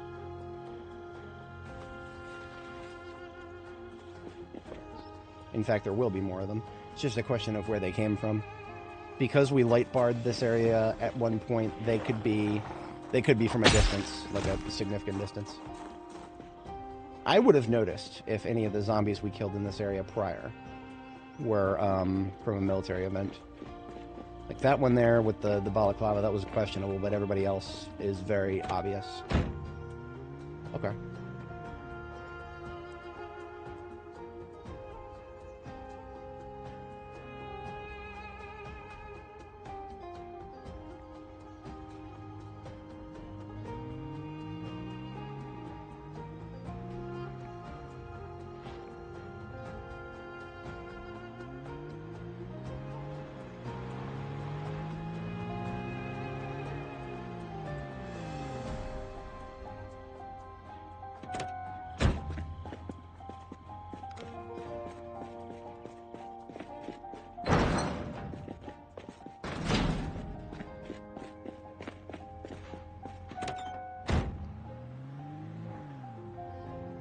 So what I'm going to try to do is park it so that I can get the headlights to illuminate as much of the room as I can.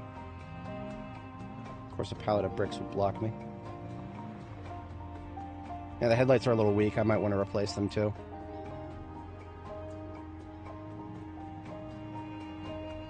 Yeah, let's do this bottom corner here. One ag road, slow. Far left there. Okay. We have a moment. Yeah, facing that direction. Maybe back a little farther. Okay.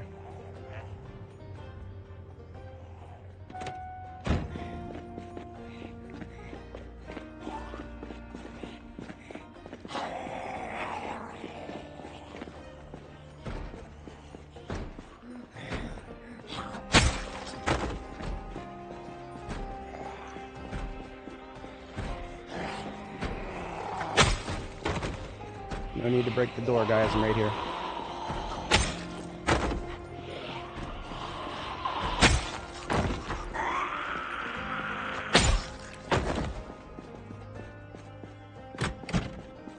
Just to unlock it.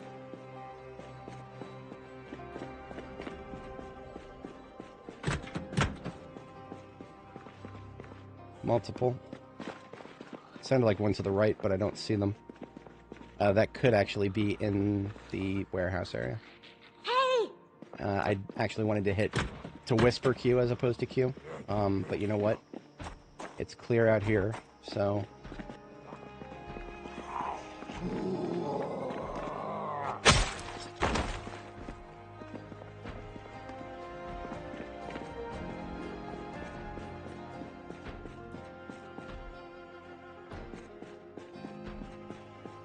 That sounds like a bathroom stall.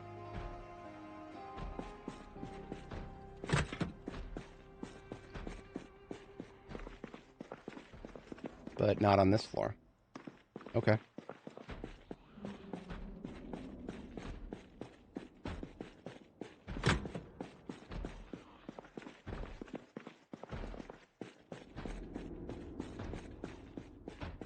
Let me close the garage door here.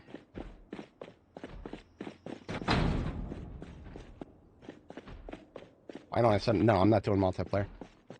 I haven't done like a standalone video where I explain it to everybody. I feel like somebody who joins the chat and just asks with 3 exclamation points or 3 question marks, why don't you set up a multiplayer? I feel like I don't need to give a full explanation to that, but if anybody else is curious, survival crafting multiplayer is, it all evolves into one game eventually, and that is rotating security shifts. Not interested in rotating security shifts. And especially because anybody who just jumps into a live stream and asks about multiplayer, those are the people those are the people to look out for, right? And I say this as somebody who played with a streamer on a streamer server a long time before I started streaming myself. I saw what other people did, and yeah, I know how that goes. I know how it goes. Oh, okay. Not the bathrooms, but janitor's closet.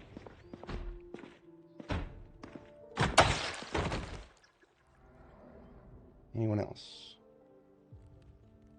No, we're clear.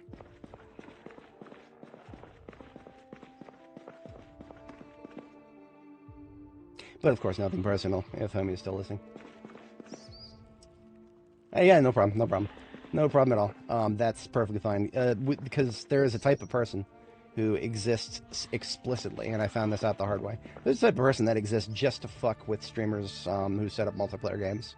I have seen them, and they will hit everybody at any size. They're streamers smaller than me who have to deal with them.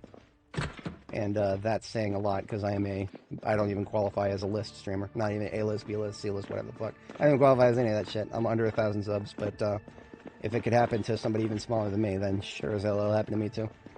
And, I don't want to make it sound like I'm, like, you know, completely jaded on the concept of multiplayer, totally. It's just a thing that I'm never going to invest high amounts of time and effort into, if that makes sense, right? Well, okay, so when you're the host, you can ban people. That's a response to a problem, not a preemptive to prevent a problem from happening. When we were on Mesopotamia, that's the name of the ARC server that I played with the English gentleman and his cohort. It was one night, and our tribe lost everything. And I was the last person on shift too. That was the most embarrassing part of it. I was the last person on shift, and allegedly, the raid happened because of something I did. That was not a valid CB, in my opinion. That was not at all a valid CB. I did a public statement and everything. What happened is some salty asshole who was completely uninvolved in the tribe that raided ours, had what they had done is they had like kicked everybody out of their tribe. So completely separate tribe, unrelated, very small tribe, not usually one I would consider to be a threat. They kicked everybody out of their tribe for some reason. I don't even remember why. Including some people who had assets in the base when they had logged out. So I remember this vividly. I log in and I hear some people talking about, wow, some asshole kicked me out of the tribe, and I'm literally stuck inside their base now, and I can't get out. Me being the guy that I was at the time, I helped him out. I took my Quetzalcoatlus and my mobile base, my entire fucking mobile base, yes. I had a Quetzalcoatlus with a mobile base. It really looked cool. It really looked cool. I missed that. That was a lot of fun. I had some industrial grills that ran on it while I was flying, so there was this trail of fire behind me while it was so fucking cool. Just flying around the skies with a trail of fire. But had cannons in it and everything. Never got a chance to shoot any of them though, because it was after I took my Quetzalcoatlus out there to help that individual who got stuck in their own base after some asshole kicked them out of the tribe. I went in there and helped them get out, and in so doing, that required me to break in. So I did technically offline raid somebody because, they had turned their tribe, an entire tribe of people, into a single one-man operation by booting everybody else out. So in order to go in there and liberate the one homie, and I probably sound like the United States justifying an invasion of Iraq here. That's probably what I sound like to some people. And you know what? I was going in there to rescue somebody, all right? It had nothing to do with exporting oil to China, all right? I needed to make sure that the tribe didn't have weapons of mass destruction. Anyway,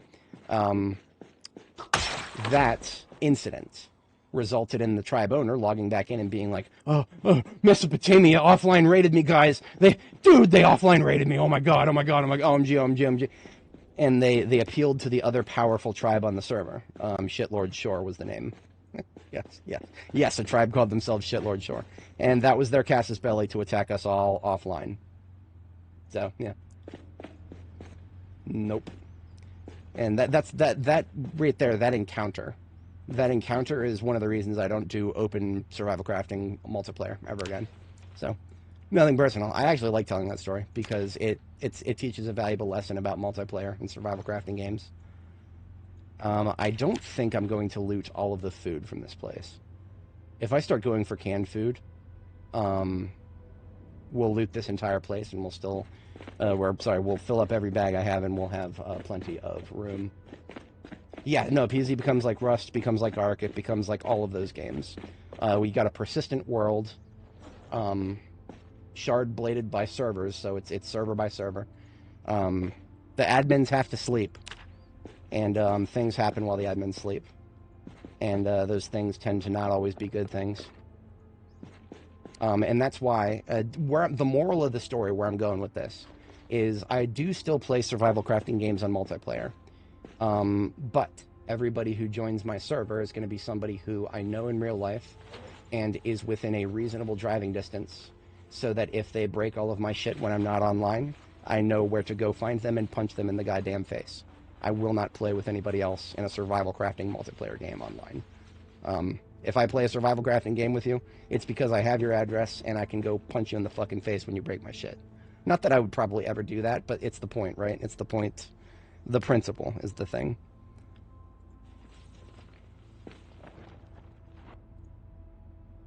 Destroy for fuel. Like, a lot of my friends who probably would play a survival multiplayer game with me that I actually, I'm currently friends with, and I would play, I would go, actually know where they live and all that. A lot of them are ex-military, so no, I wouldn't actually go punch them in the face. It's the principle of the thing, right? I know them, I trust them, and it's one of those trust but verify situations. Trust but verify. And most of my friends are actually more danger to themselves than me in almost every situation. Oh man. If you look back through my older videos, my 7 Days to Die videos, you'll see exactly what I'm talking about there. Alright, let's cook this bowl of beans. If I'm not mistaken, I think we can actually, we might be able to add things to it after we cook it. I can't remember if beans were like pancakes in this universe. But I don't remember if that was the case.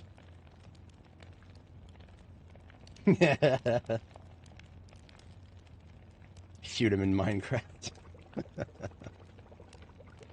I'm speaking purely in hypothetical terms here. I make no specific threats ever. I'm not that kind of guy. Back when I played World of Warcraft, this is a long time. This is before Ark. I was in a guild that had some interesting personalities in it, and at one point they were making all kinds of sorts of threats. Oh, I'm gonna do this to you. I'm gonna find you. I'm gonna do this to you. I don't ever even back then, I was smart enough not to ever give out anything that could give them a specific location to me other than, the state that I live in. I don't care about more specific than that, but I told them, I said, let's go meet up at the Lincoln Memorial. Yeah, because I live within 30-minute drive of Washington, D.C. Yeah, meet me at the Lincoln Memorial. And, you know what? We'll go for a tour there. Of course, he never fucking showed up. I never even needed to go because he stopped responding to me the moment I suggested a place to go meet up and see if he's interested in making good on his threats.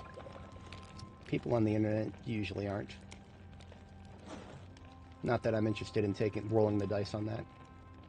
It was just this guy particularly. I'd talked to him a lot, and he seemed like the type to be talking shit for no reason.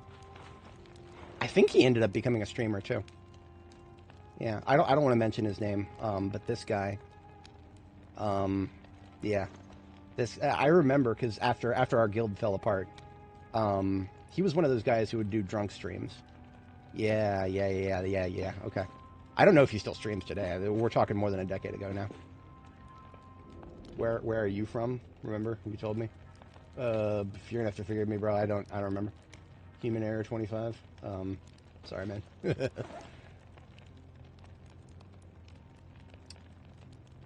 That with that.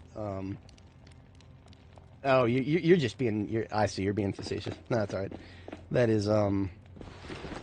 Thing is, I actually do. I've gamed with a lot of people over the years,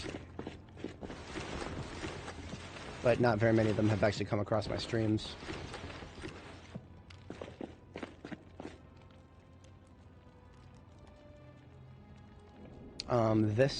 So if you see a certain type of loot in one of these rows, that's probably going to be the loot for the entire row. Ooh, ooh, ooh, ooh. Garden basket, come on now. Holy shit, we found it. Okay, okay, I'm very excited now. So, what did we find here? What did we find here, boys? The elusive rose seeds. We can actually grow roses this year. That's some deep lore here. Deep lore.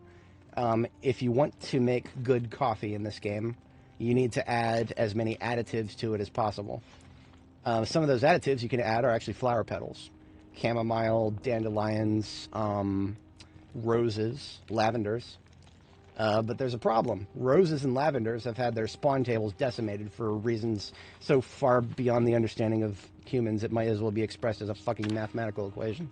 The godforsaken flowers have been removed from all loot tables, except garden baskets and toolboxes in an agricultural loot table.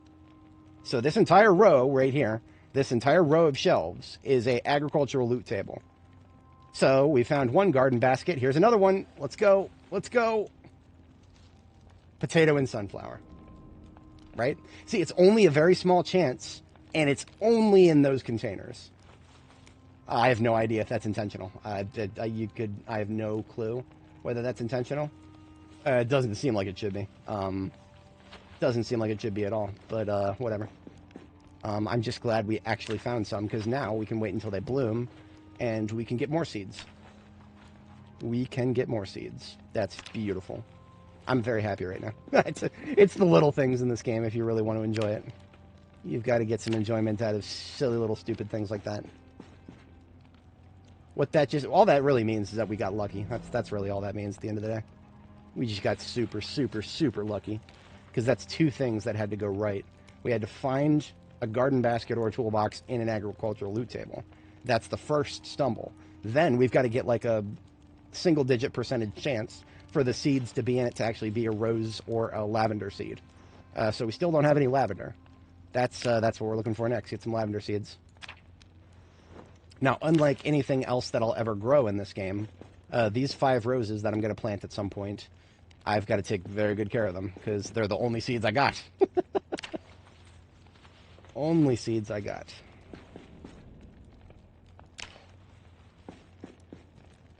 Yeah, see, these seeds that are directly on the shelves, we will never find rose or lavender on them. I checked the loot tables. I verified this, because the moment I was like, I went to plant them in this character's first spring, when spring planting season came around, and I was like, how do we not have any seed packets? So I went and checked the loot tables, and lo and behold, lavenders and roses have been removed from everything, except for those 2 extremely specific things. We might not find another garden basket in any of these shelves. And yeah, that just shows you how rare they are. And I still have no idea if that's, I don't really care if it's intentional. I just find it very fun that we have a extremely low chance of finding something and then actually finding it. That does mean that this character here is now officially my most lucky character ever. By bar none. Every other character I've ever played, no one has ever gotten as lucky as Dani the Drifter here. I almost called her Dina the Drifter. No.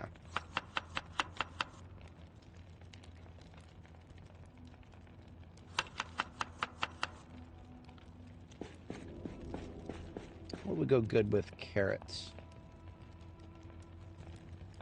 We could do some peas. Yeah. I'm just using up this salad, this bowl right here. We can't put canned peas into a vegetable salad. Alright, whatever. This game has weird rules sometimes. I'm not going to question that too hard. We're just going to... We're going to need to start sorting this loot.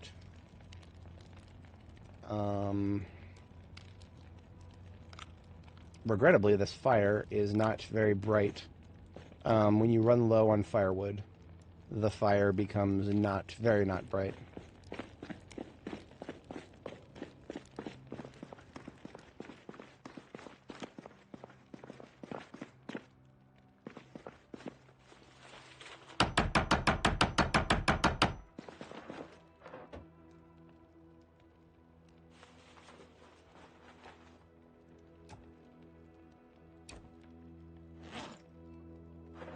Now, I'm probably actually not going to go ahead and refill the fire yet. I'm just going to let it go down, and then we'll refill it as an overnight task. I can't sleep here, specifically. There's no bed anywhere nearby, nor is there a secure place. Actually, the closest place is probably that survivor house that we slept in last night. Yeah, that's probably the closest place. I do believe it's going to be closer than the anything else, really.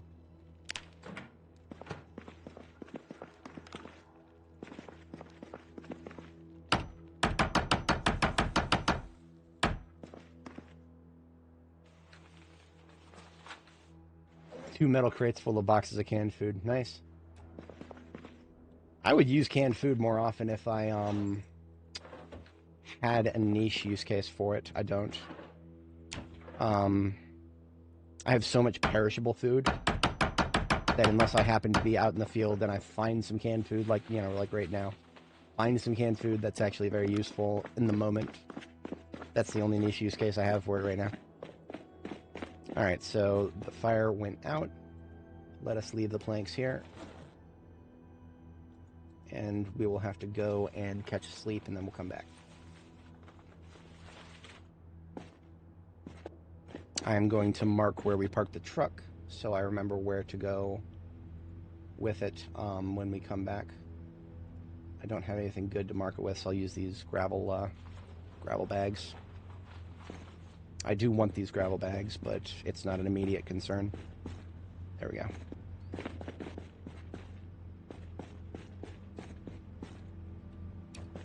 Metal shelves, once emptied, are very easy to pick up.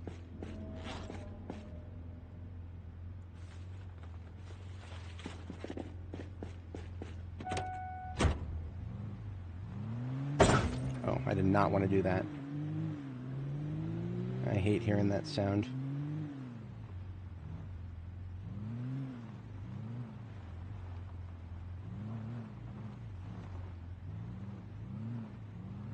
And we haven't even fully cleared the sales floor, to be honest, so even if we had reasonable suspicion that the whole place was clear, now we'll want to go a little further in there. I'm making mistakes. You know, I might want to call the stream sometime soon here. Playing Zomboid while you're making mistakes is never a good idea. I was up really early this morning, so I'm actually... This is right now, this is kind of my evening. I have to do that because I'm going to be covering the overnight shift on Sunday, so I'm kind of, without even really thinking much about it, inverting my sleep schedule and allowing it to happen. So I'm actually coming towards the end of my peak hours here. Let me check the map. There's 2 sleeping places that are acceptable. The pawn shop up here, or this survivor. Yeah, the survivor house is way closer. Baby.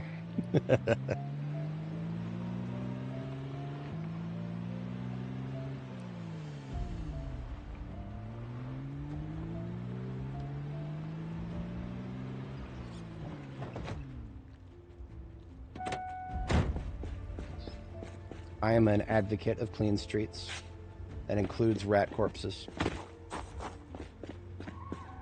I'm gonna be real with you guys, there should be no sound when we run over rats. It should just be a silent poof. They're gone. They're out of existence. They dematerialize. There's nothing left of them. There should be a little tuft of fur somewhere in my undercarriage, and that should be it. Should never be anything more than that. But we're playing Project Zomboid, so that's a minus 2% integrity to our tires, or anything else underneath the vehicle. Maybe our muffler, maybe our... I don't know. I don't want to know. All I know is it's damage, and it's damage that should not be happening.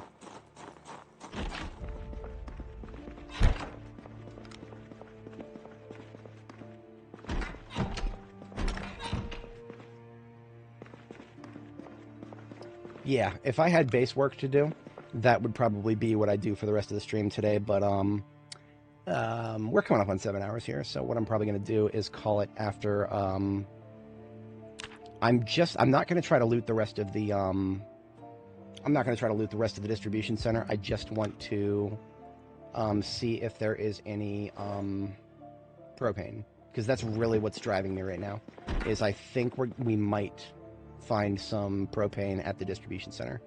If I'm wrong about that, then I do still kind of want a little bit of stuff from it, but it is far lower priority. If there's no, whatchamacallit.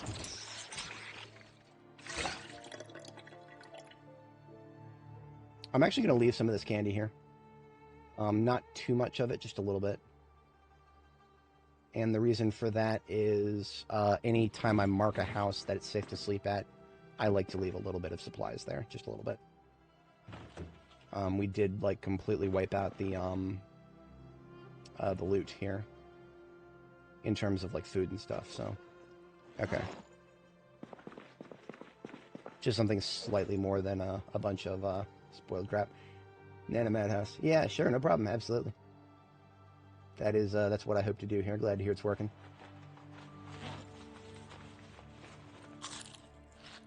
Catch you later.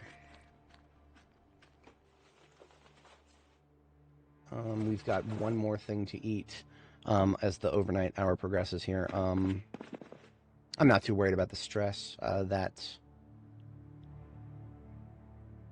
my flashlight battery? It's actually not that good. We replaced it once. We've been using it a lot this session. This flashlight battery we have been using a lot.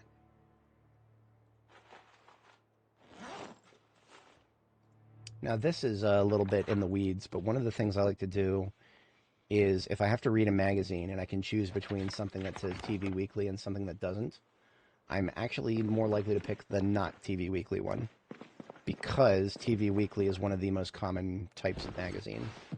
So if you don't read those because you have another option, then when you don't have another option, you're far less likely to come across one that you haven't read yet. I usually don't even think very much about that when I do it.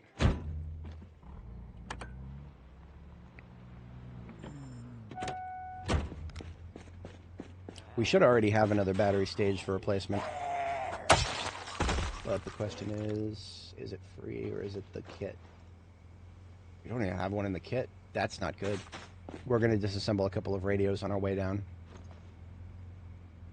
Yeah, okay. Good to know. Glad I checked. Look at that. There's radios right in front of me here. 2 perfectly good batteries, 2 perfectly good radios in 2 perfectly good vehicles right here. Every time you're looking for a battery. Hello. Where? The left? That was the sound of somebody breathing and flipping over a fence. It sounded a lot closer than I'm used to, though, because of course it did.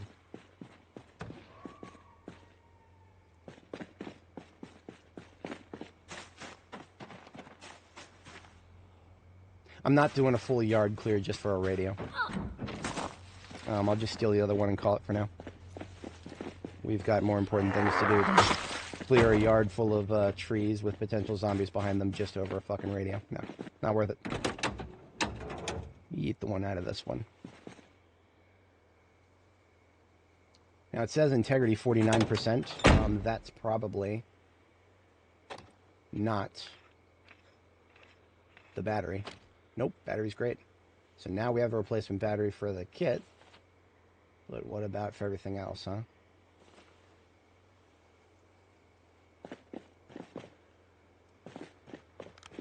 later. All right, now the goal is I would like to see if in the next 2 hours here we can just parse through all the shelves. That's it. Just parse through the shelves. That's all I want to do. And see if... Now, you know what? I'm probably confusing this place with the airport. Right, so... Louisville Airport. Great place. Lots of loot. I'm getting so goddamn tired of these fucking rats, dude. There's another minus 3% integrity to my hood and windshield. Anyway, Louisville Airport has a distribution center sort of set up just like the one we're looting right now. One of those, in our experience on Nora, had an entire row of shelves full of nothing but propane tanks. I don't know if it's possible to come across the same thing here. I won't rule it out. I won't say it's guaranteed. I won't, and nothing, no definitive statements. I just know that it's possible somewhere else, and so I need to know if it's possible here too. Speaking of possible, let's just get this. We don't need to be tolerating this. We literally do not need to tolerate this squeezing through the area here. It takes us like 4 seconds each to get these picked up.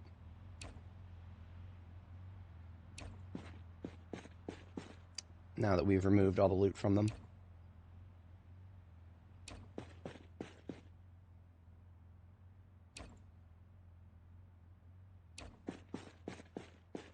Has items, where? Here we go. Jalapeno time. Yeah, don't care.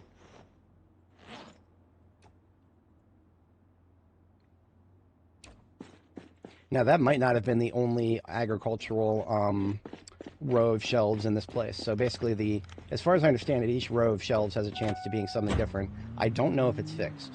Right, so that agricultural row of shelves that we just looted, I don't know if this particular row is always going to be agriculture. That's way too in the weeds for me. I have no idea. And I don't really care right now. Cheapskate's on over here. Neat. There looks like variety. Variety over there. This is probably musical instruments. Yep. This row is guitar cases, containers, banjos, violins, musical. This is small form food. Oh, this is gas station. This is convenience store. Yeah. We got gas cans, light bulbs, tools. Yep. This is a gas station loot table right here is what these shelves are. I think it's always going to be the same on both sides. Yes, this is also gas station. Okay. And this one was the musical instrument. Yes, okay. These were sports equipment.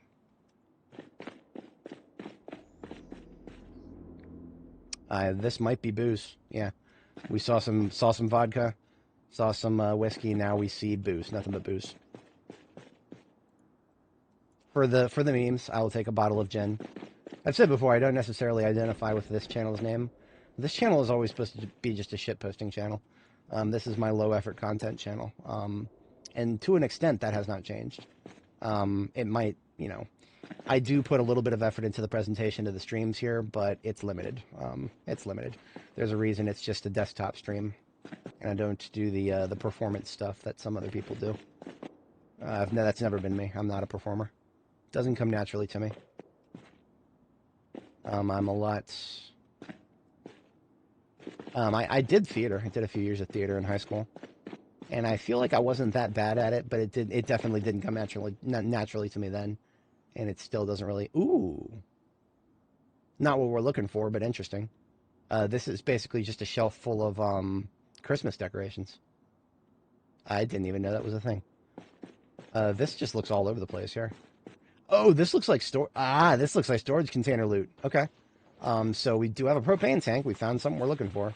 But that's just random. That is not because there's a row full of propane tanks. I am mostly here because I want to see if there's a row of them.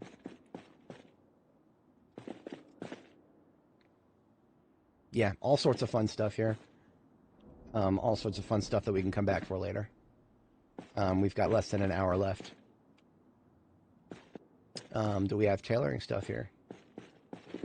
No. I think this is another row of Yep. This is okay. So, if you start going into storage units, basically what you're looking at on these shelves, these two rows, these two entire rows of shelves are nothing but, yeah, stuff that you could find in a storage unit. Yeah, look at this. This is the hoarder sort of loot table. Literal garbage bag with stuff in it. A blank ID card. That's a sus thing right there. We learned how to make those. Okay. So a curiosity, but inconsistently so. It's the same thing over here. More yeah, let's just bypass it. Here we are. This is it. Okay, this is it, boys. This is what I'm here for. This is it. This is it right here, this row. I took one look at the shelf, 4 propane tanks. We have hit pay dirt. This is what I'm here for. So, that means we're staying up a little bit late today. It is 4 a.m. I'm supposed to be in bed at 5. Nah. We're counting the propane tanks. Every single one of these are full. This is what I'm here for. Beautiful. This is, yeah, we're looking at more propane than I could ever hand carry. I know what to do. Yes, I know exactly what to do. We're going to empty the shelves first. And we're going to come back here with that step van that's down the road. I don't even care how good the engine quality is in this case. I'm just going to borrow the battery from my fire truck and a 2-liter of gas to get it in here without having to tow it.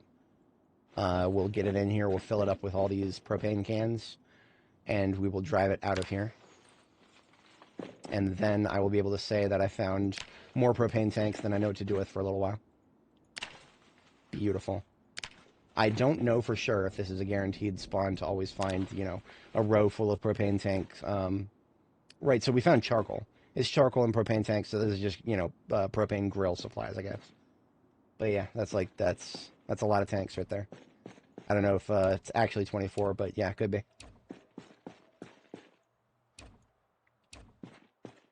So we're clearing off obstructions to make it easier to drive into here.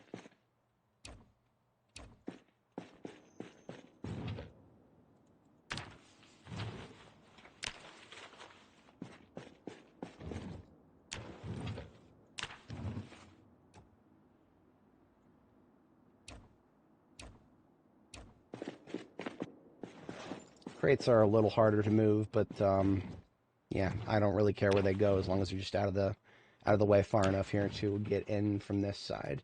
We can get in from this side, then we can get in here easily enough, grab the propane, get out. And then we will have a very successful stream today. That will be... So if anybody's here for the heavy-duty combat, that has definitely been concluded. This has been our primary objective for the distribution center here, and that has been achieved. I remember there being a step van in this immediate vicinity, but if I don't find it shortly, then I will just take the blue step van that we saw.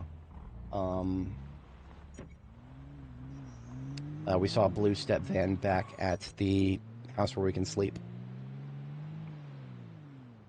Yeah, we're going to take that one. Okay, so here's how we're going to play this. To maintain my sleep schedule, we'll go back to that the house, the survivor house.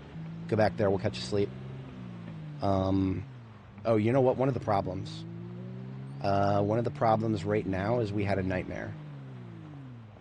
That means that we are liable to get tired early today. That's a problem to a certain extent. Okay. I don't know what that means for the immediate moment, though. In the immediate moment, I want this road clear. The number of Zeds left in this area should be limited, but, take this seriously.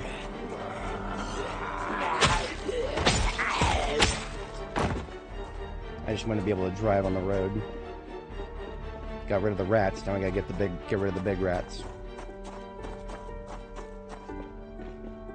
Alright. We saw a few Zeds in that. I don't care about that parking lot right here.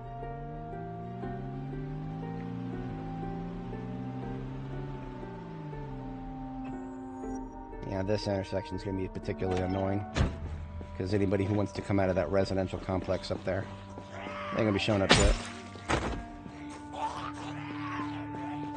But yeah, if we went to bed at 2300 or around thereabouts, the nightmare woke us up at 1 a.m. That tells me we're about 2 hours behind.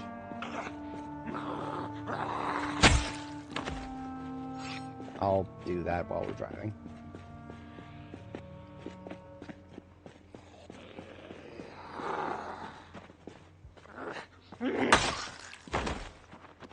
See what I just did right there? I just switched to my other blade. It's faster than reloading. You can't do that with axes. Can't do that with axes. Nothing against axes. They're limited. You'll run into a brick wall of how many you can carry at once. And once they start having needed to be sharpening, you gotta either stop and go sharpen them, or fall back and go pick up another axe somehow. That's where mods come in, honestly. If somebody solved the problem with mods, I would never hold that against them, because I have been an advocate for an increase to our number of back slots that we can have. I've been an advocate of that for a long time.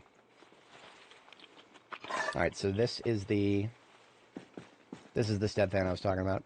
We'll get this fixed up. So I was going to end the stream like this morning, like tomorrow morning after we got the propane got out of here. That was assuming we had propane to get, which we do. We do have propane to get. So we're going to end the stream as soon as I get back to Cozy Box Base. That's the plan now. Shouldn't take too long. Got the engine. So now we maintain our sleep schedule.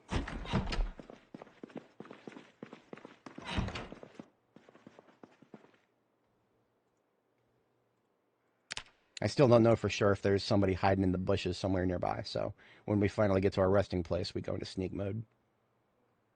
Just a little extra precaution.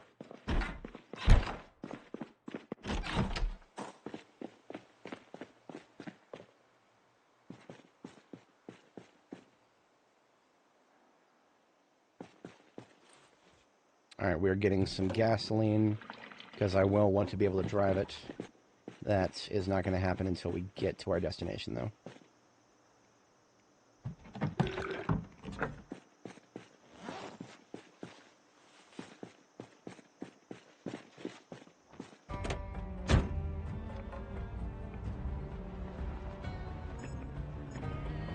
Abiding by the new rules of hookups. The hood to the bumper here, front to back, as it were. This is not a good tow for a step van. In fact, I recommend trying to never tow a step van from behind. There's something weird about the angle. You see how it's trying to pull it down a little bit? It's very easy to flip it if you do it like this for too long. So we're straightening it out, and then we're just going to tow it forward.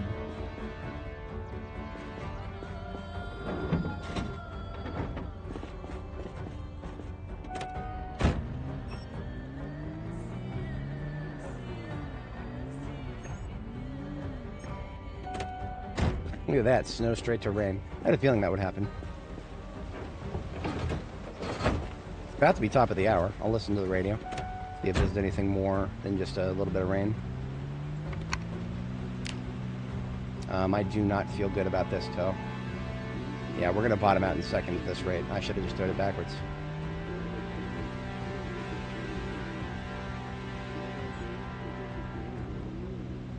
Period of weather predicted to start in the morning. Something, something showers. I think it just said something about showers. I don't think it said anything horrific. Yeah, we could improve this tow job. Well, we'll want to. Yeah, we're going to want to improve this tow job. That just means we're going to want to pump the tires for both vehicles.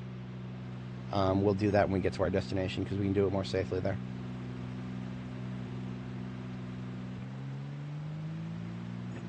See, right now we're in a state where we don't have enough wheel friction, and we are bottoming out when we get to second gear. So to make that not happen. I'm just dropping down to first gear every time we bump up to second gear, and that is preventing us from bottoming out too hard. Oh, look at that. That is somebody with the army stuff.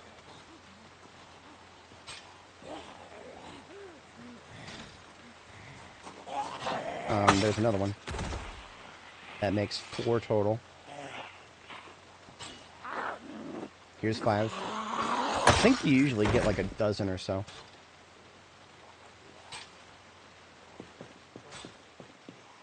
I still have no idea where they spawned in initially.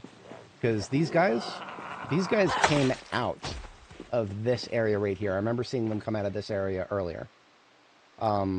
What would have gotten them in here in the first place? I don't know. The zombies, the military zombies, the military looters, that's what these are. These guys will have spawned in inside of a residential unit somewhere, or a commercial unit. Not an industrial unit. So, like, it could have been the gas station, it could have been any one of these apartments, any one of these houses. But we've only seen them sporadically, so that tells me originally it was somewhere nearby here, but they're probably scattered to the wind now. Whatever.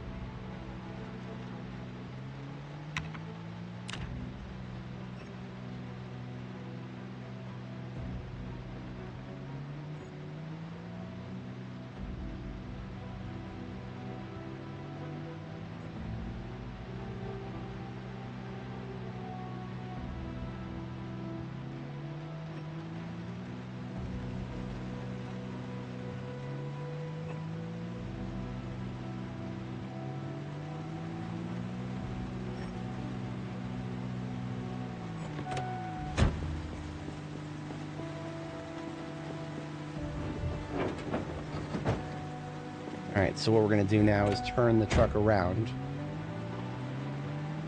And so it is positioned so that we can hook it back up for once we're done with this place. We're going to need the tire pump. Need the tire pump, and we're going to need the borrow the battery.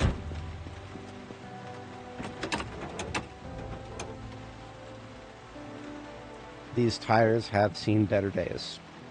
Nothing about that is surprising. This is our most heavily used vehicle by far.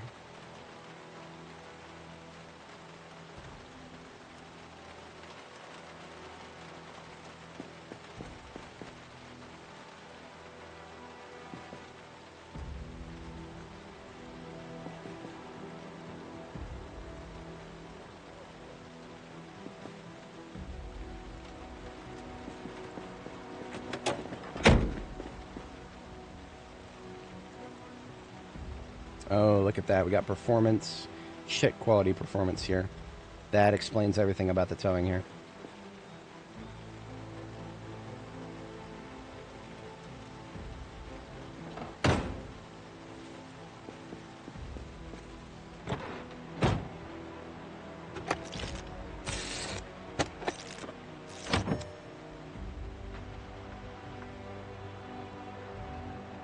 Alright, she lives.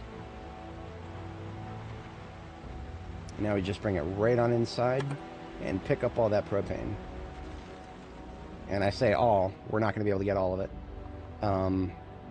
We can take 20, and I feel like there's more than that.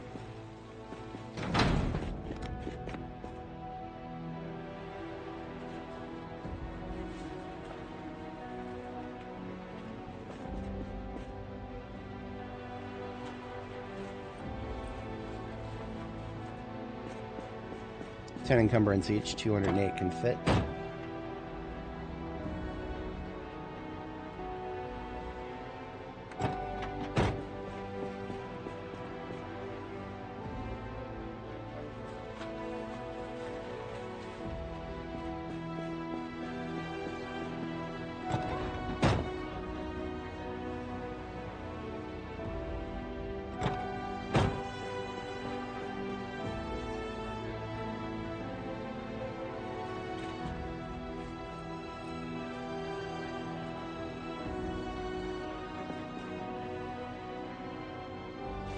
And there's 20. Now what we're going to do is put the remaining, we can fit all these. What we're going to do is 2 in the passenger seat, 1 in the glove compartment, and then the last one we'll just take by ourselves. Easy peasy. The organized trait is a pathway to abilities some consider to be unnatural. Passenger seat, or that was the glove, here's the passenger seat. And driver's seat won't fit anything while we're in it. We could do 2 more tanks if there were 2 more. There's not. We're good. Got them all. Got them all, boys. And there's plenty of other loot here, but I'm not interested in any of that right now. We have, this is our purpose, and we have met our purpose.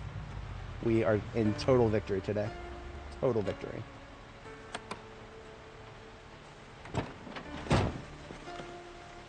Now we take the battery back.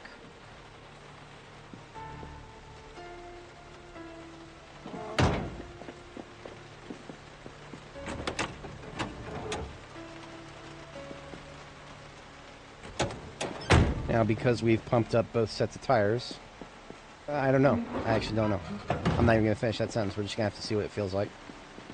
We've improved our chances, definitively. But it might not be good enough. These tires just might not have enough traction. There's things we could do. But at this point, the only things we could do would be relying on glitches. We could take the tires off completely and make it very easy. Or we could take the tires off and put them back on again, which would increase friction for both vehicles. And I don't know. Yeah, we're bottoming out, so something's not going to work here. The last thing I just want to see is if we can get onto the asphalt. We do have slightly better traction on asphalt. We are losing RPM, so we're bottoming out. One question here. I know a trick. I know a guy.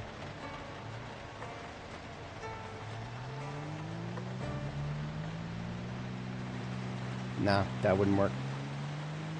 If we could somehow do that while we're in second, but we can't. So, fun fact about towing. Your vehicle that you're towing does not have any resistance while it is not being yanked by the chain. That would sound obvious, but there's subtle ways you can abuse that. Here's what I'm going to do. One of these tires on this thing is absolute dog water.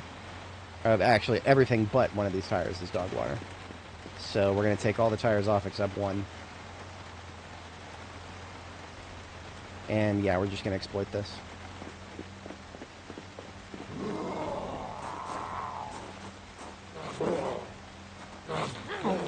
Make me use my short blunt. Haven't used short blunt in a long time, but it's what's in my hand right now.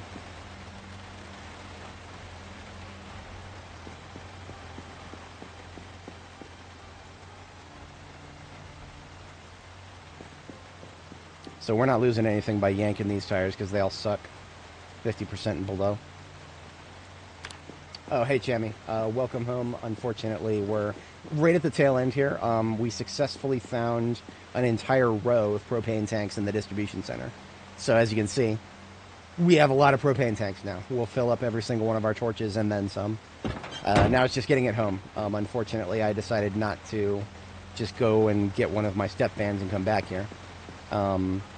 I decided to do things the hard way. But we're going to get home. It's fine. Just going to be a little bit late here.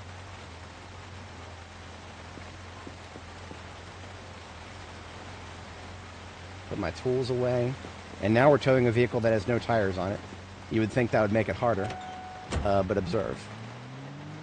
It actually makes it so easy that it's dangerous. I'm not even kidding. This towing a vehicle without tires is so easy that you can cause serious problems doing it.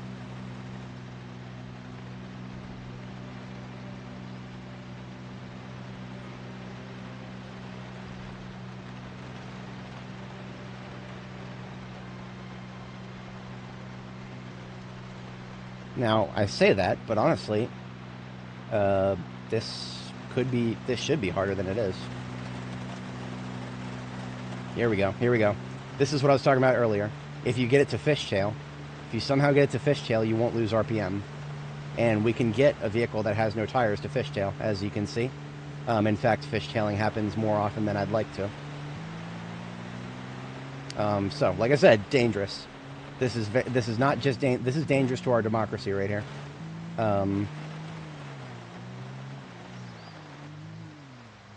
Yeah, sometimes the vehicle we're trying to tow could end up colliding with the one doing the towing. We've gone too far, actually. Yeah, we've gone too far. That's fine. It's nice to see all the skeletons over here are gone.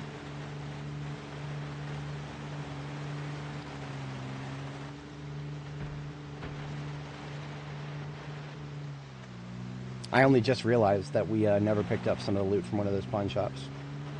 There's nothing I can do about that right now. I'm not gonna bother with that. That'll be all note to self for next time.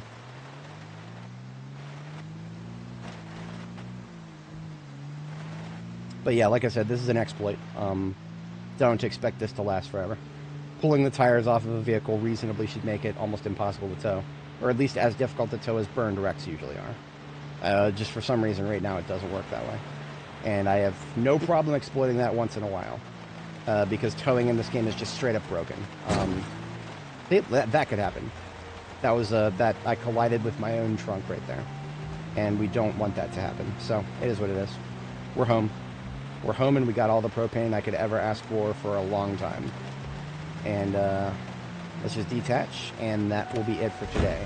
We'll just clean up my character's bags.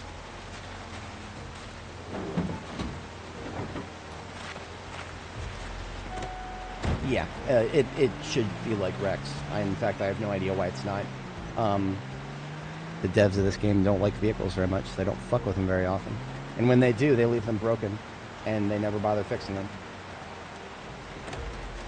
Yeah, good haul. Very good haul. I would call today, like I said, total complete success. We have had many good days and many bad days in this game. Today was absolutely one of the good ones.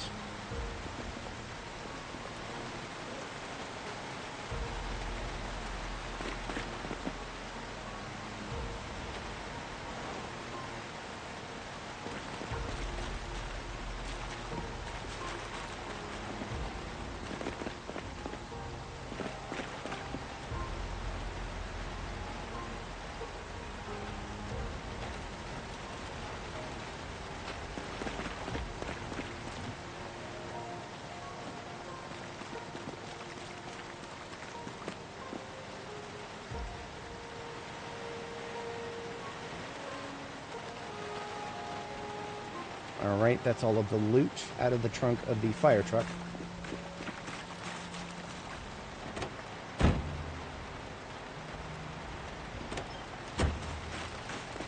This propane tank that we found was separate from the other ones. This propane tank is already like half capacity, so we'll use that up first. In this bag is a mix of things. Most of it is gun related. I'm going to put that Trapper Carbine as a vote of confidence in our future. I'm going to put this Trapper Carbine into the trunk of the fire truck. Yeah. I'll actually swap it for this spare axe, because we don't need a spare axe right now. We have an axe in the glove already for this vehicle. That's a holdover for when I was leveling axes. That has been completed, so we don't need that anymore. Not on hand, at least. Nothing else that I have on me goes in the fire truck. SWAT can take the BF pistol. And the 1911, why not? Except it can't fit. Haha. Haha. There's no reason to have a JS-14 right now.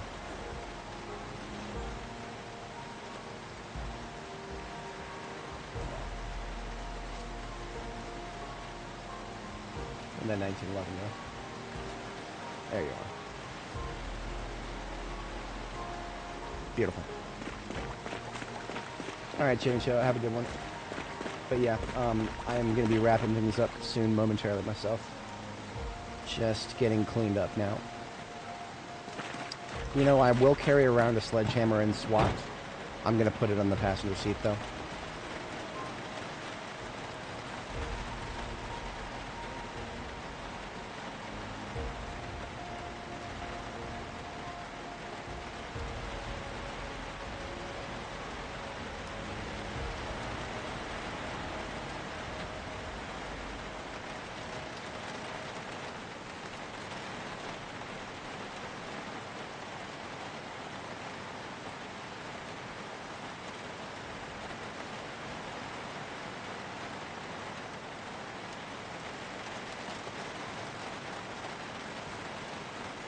There we go. So SWAT is still our carrier of loaded magazines and loose ammo.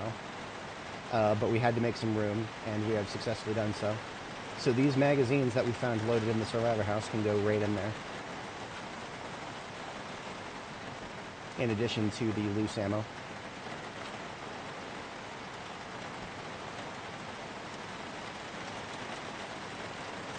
And that leaves us with just a little bit left to sort through here.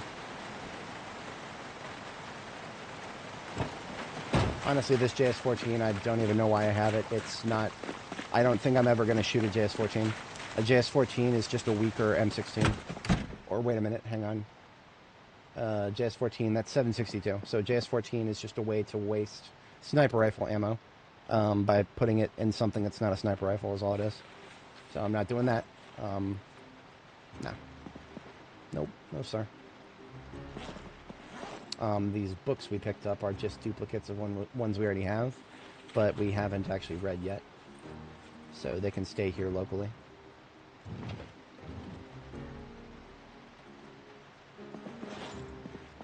Cheapskate John's spiral is bed sheets. Someday we will have an entire bed with Cheapskate John spiral sheets on it. Today is not that day, maybe later. And I've been doing reading material over here now too.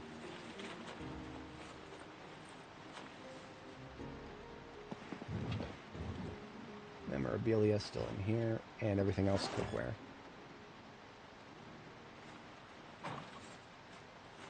I need to start putting on weight soon. So in fact, now that we're hungry, we're going to start just by eating this entire box cereal. Normally I wouldn't do that just for hunger purposes, but that took us out of weight loss.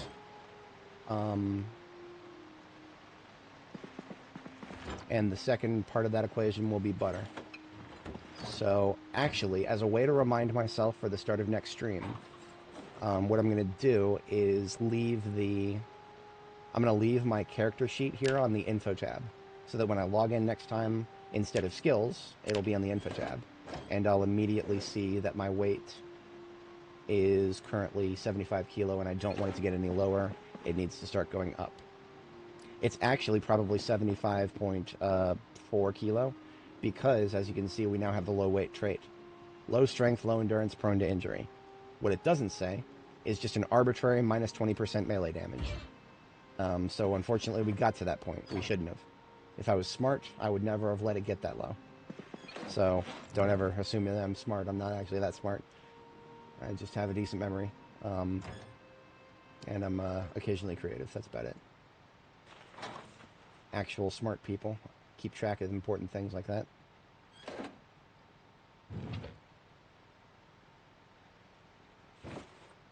Actual smart people would probably do better at stock trading.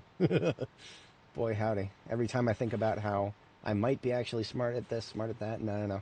I look at my trading history and I'm like, no, I'm not smart. I'm not even close to being smart. Nope, sorry.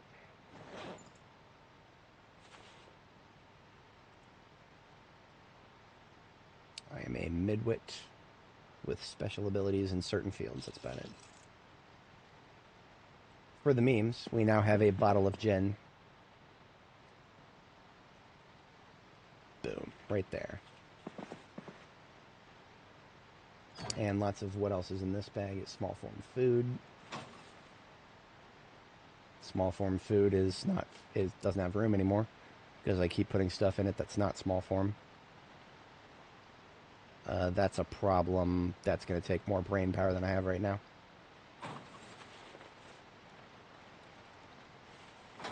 Kick the can down the road by moving some rice here. The seeds need to go back to Jericho. Battery needs to go in the trash. Those 12 gauge rounds actually belong in the truck. Basically everything else on me right now goes somewhere that's not here.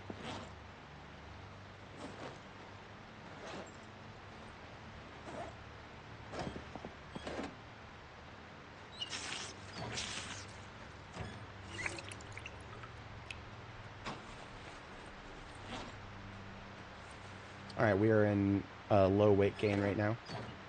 The last thing I'm going to do after we get this stuff out of my inventory here I am going to read a book to get us some happiness back.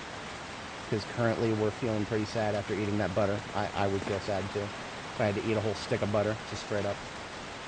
That is regrettably the most efficient, time-efficient thing to do to address weight loss.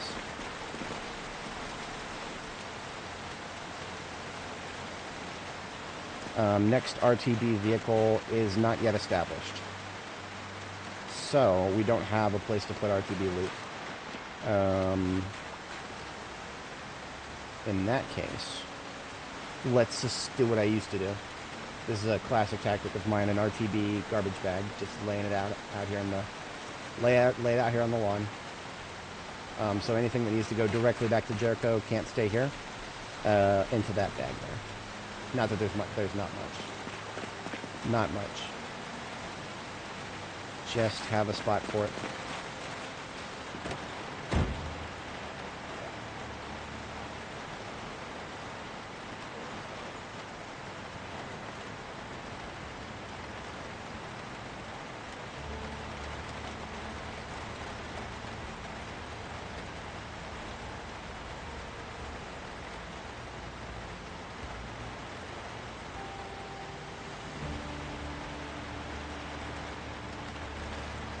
Fighting knife is getting put back where it belongs over here.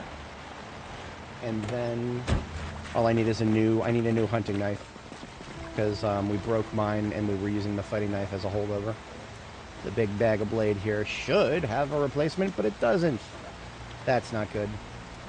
That means I ain't got no knife. That's going to be a problem for next time. Yeah. That'll be a test of my perception. When I log in next time, will I remember that I ain't got no knife on my belt? Or will it take a minute for me to notice that? We'll find out next time. Next time on Dragon Ball Z.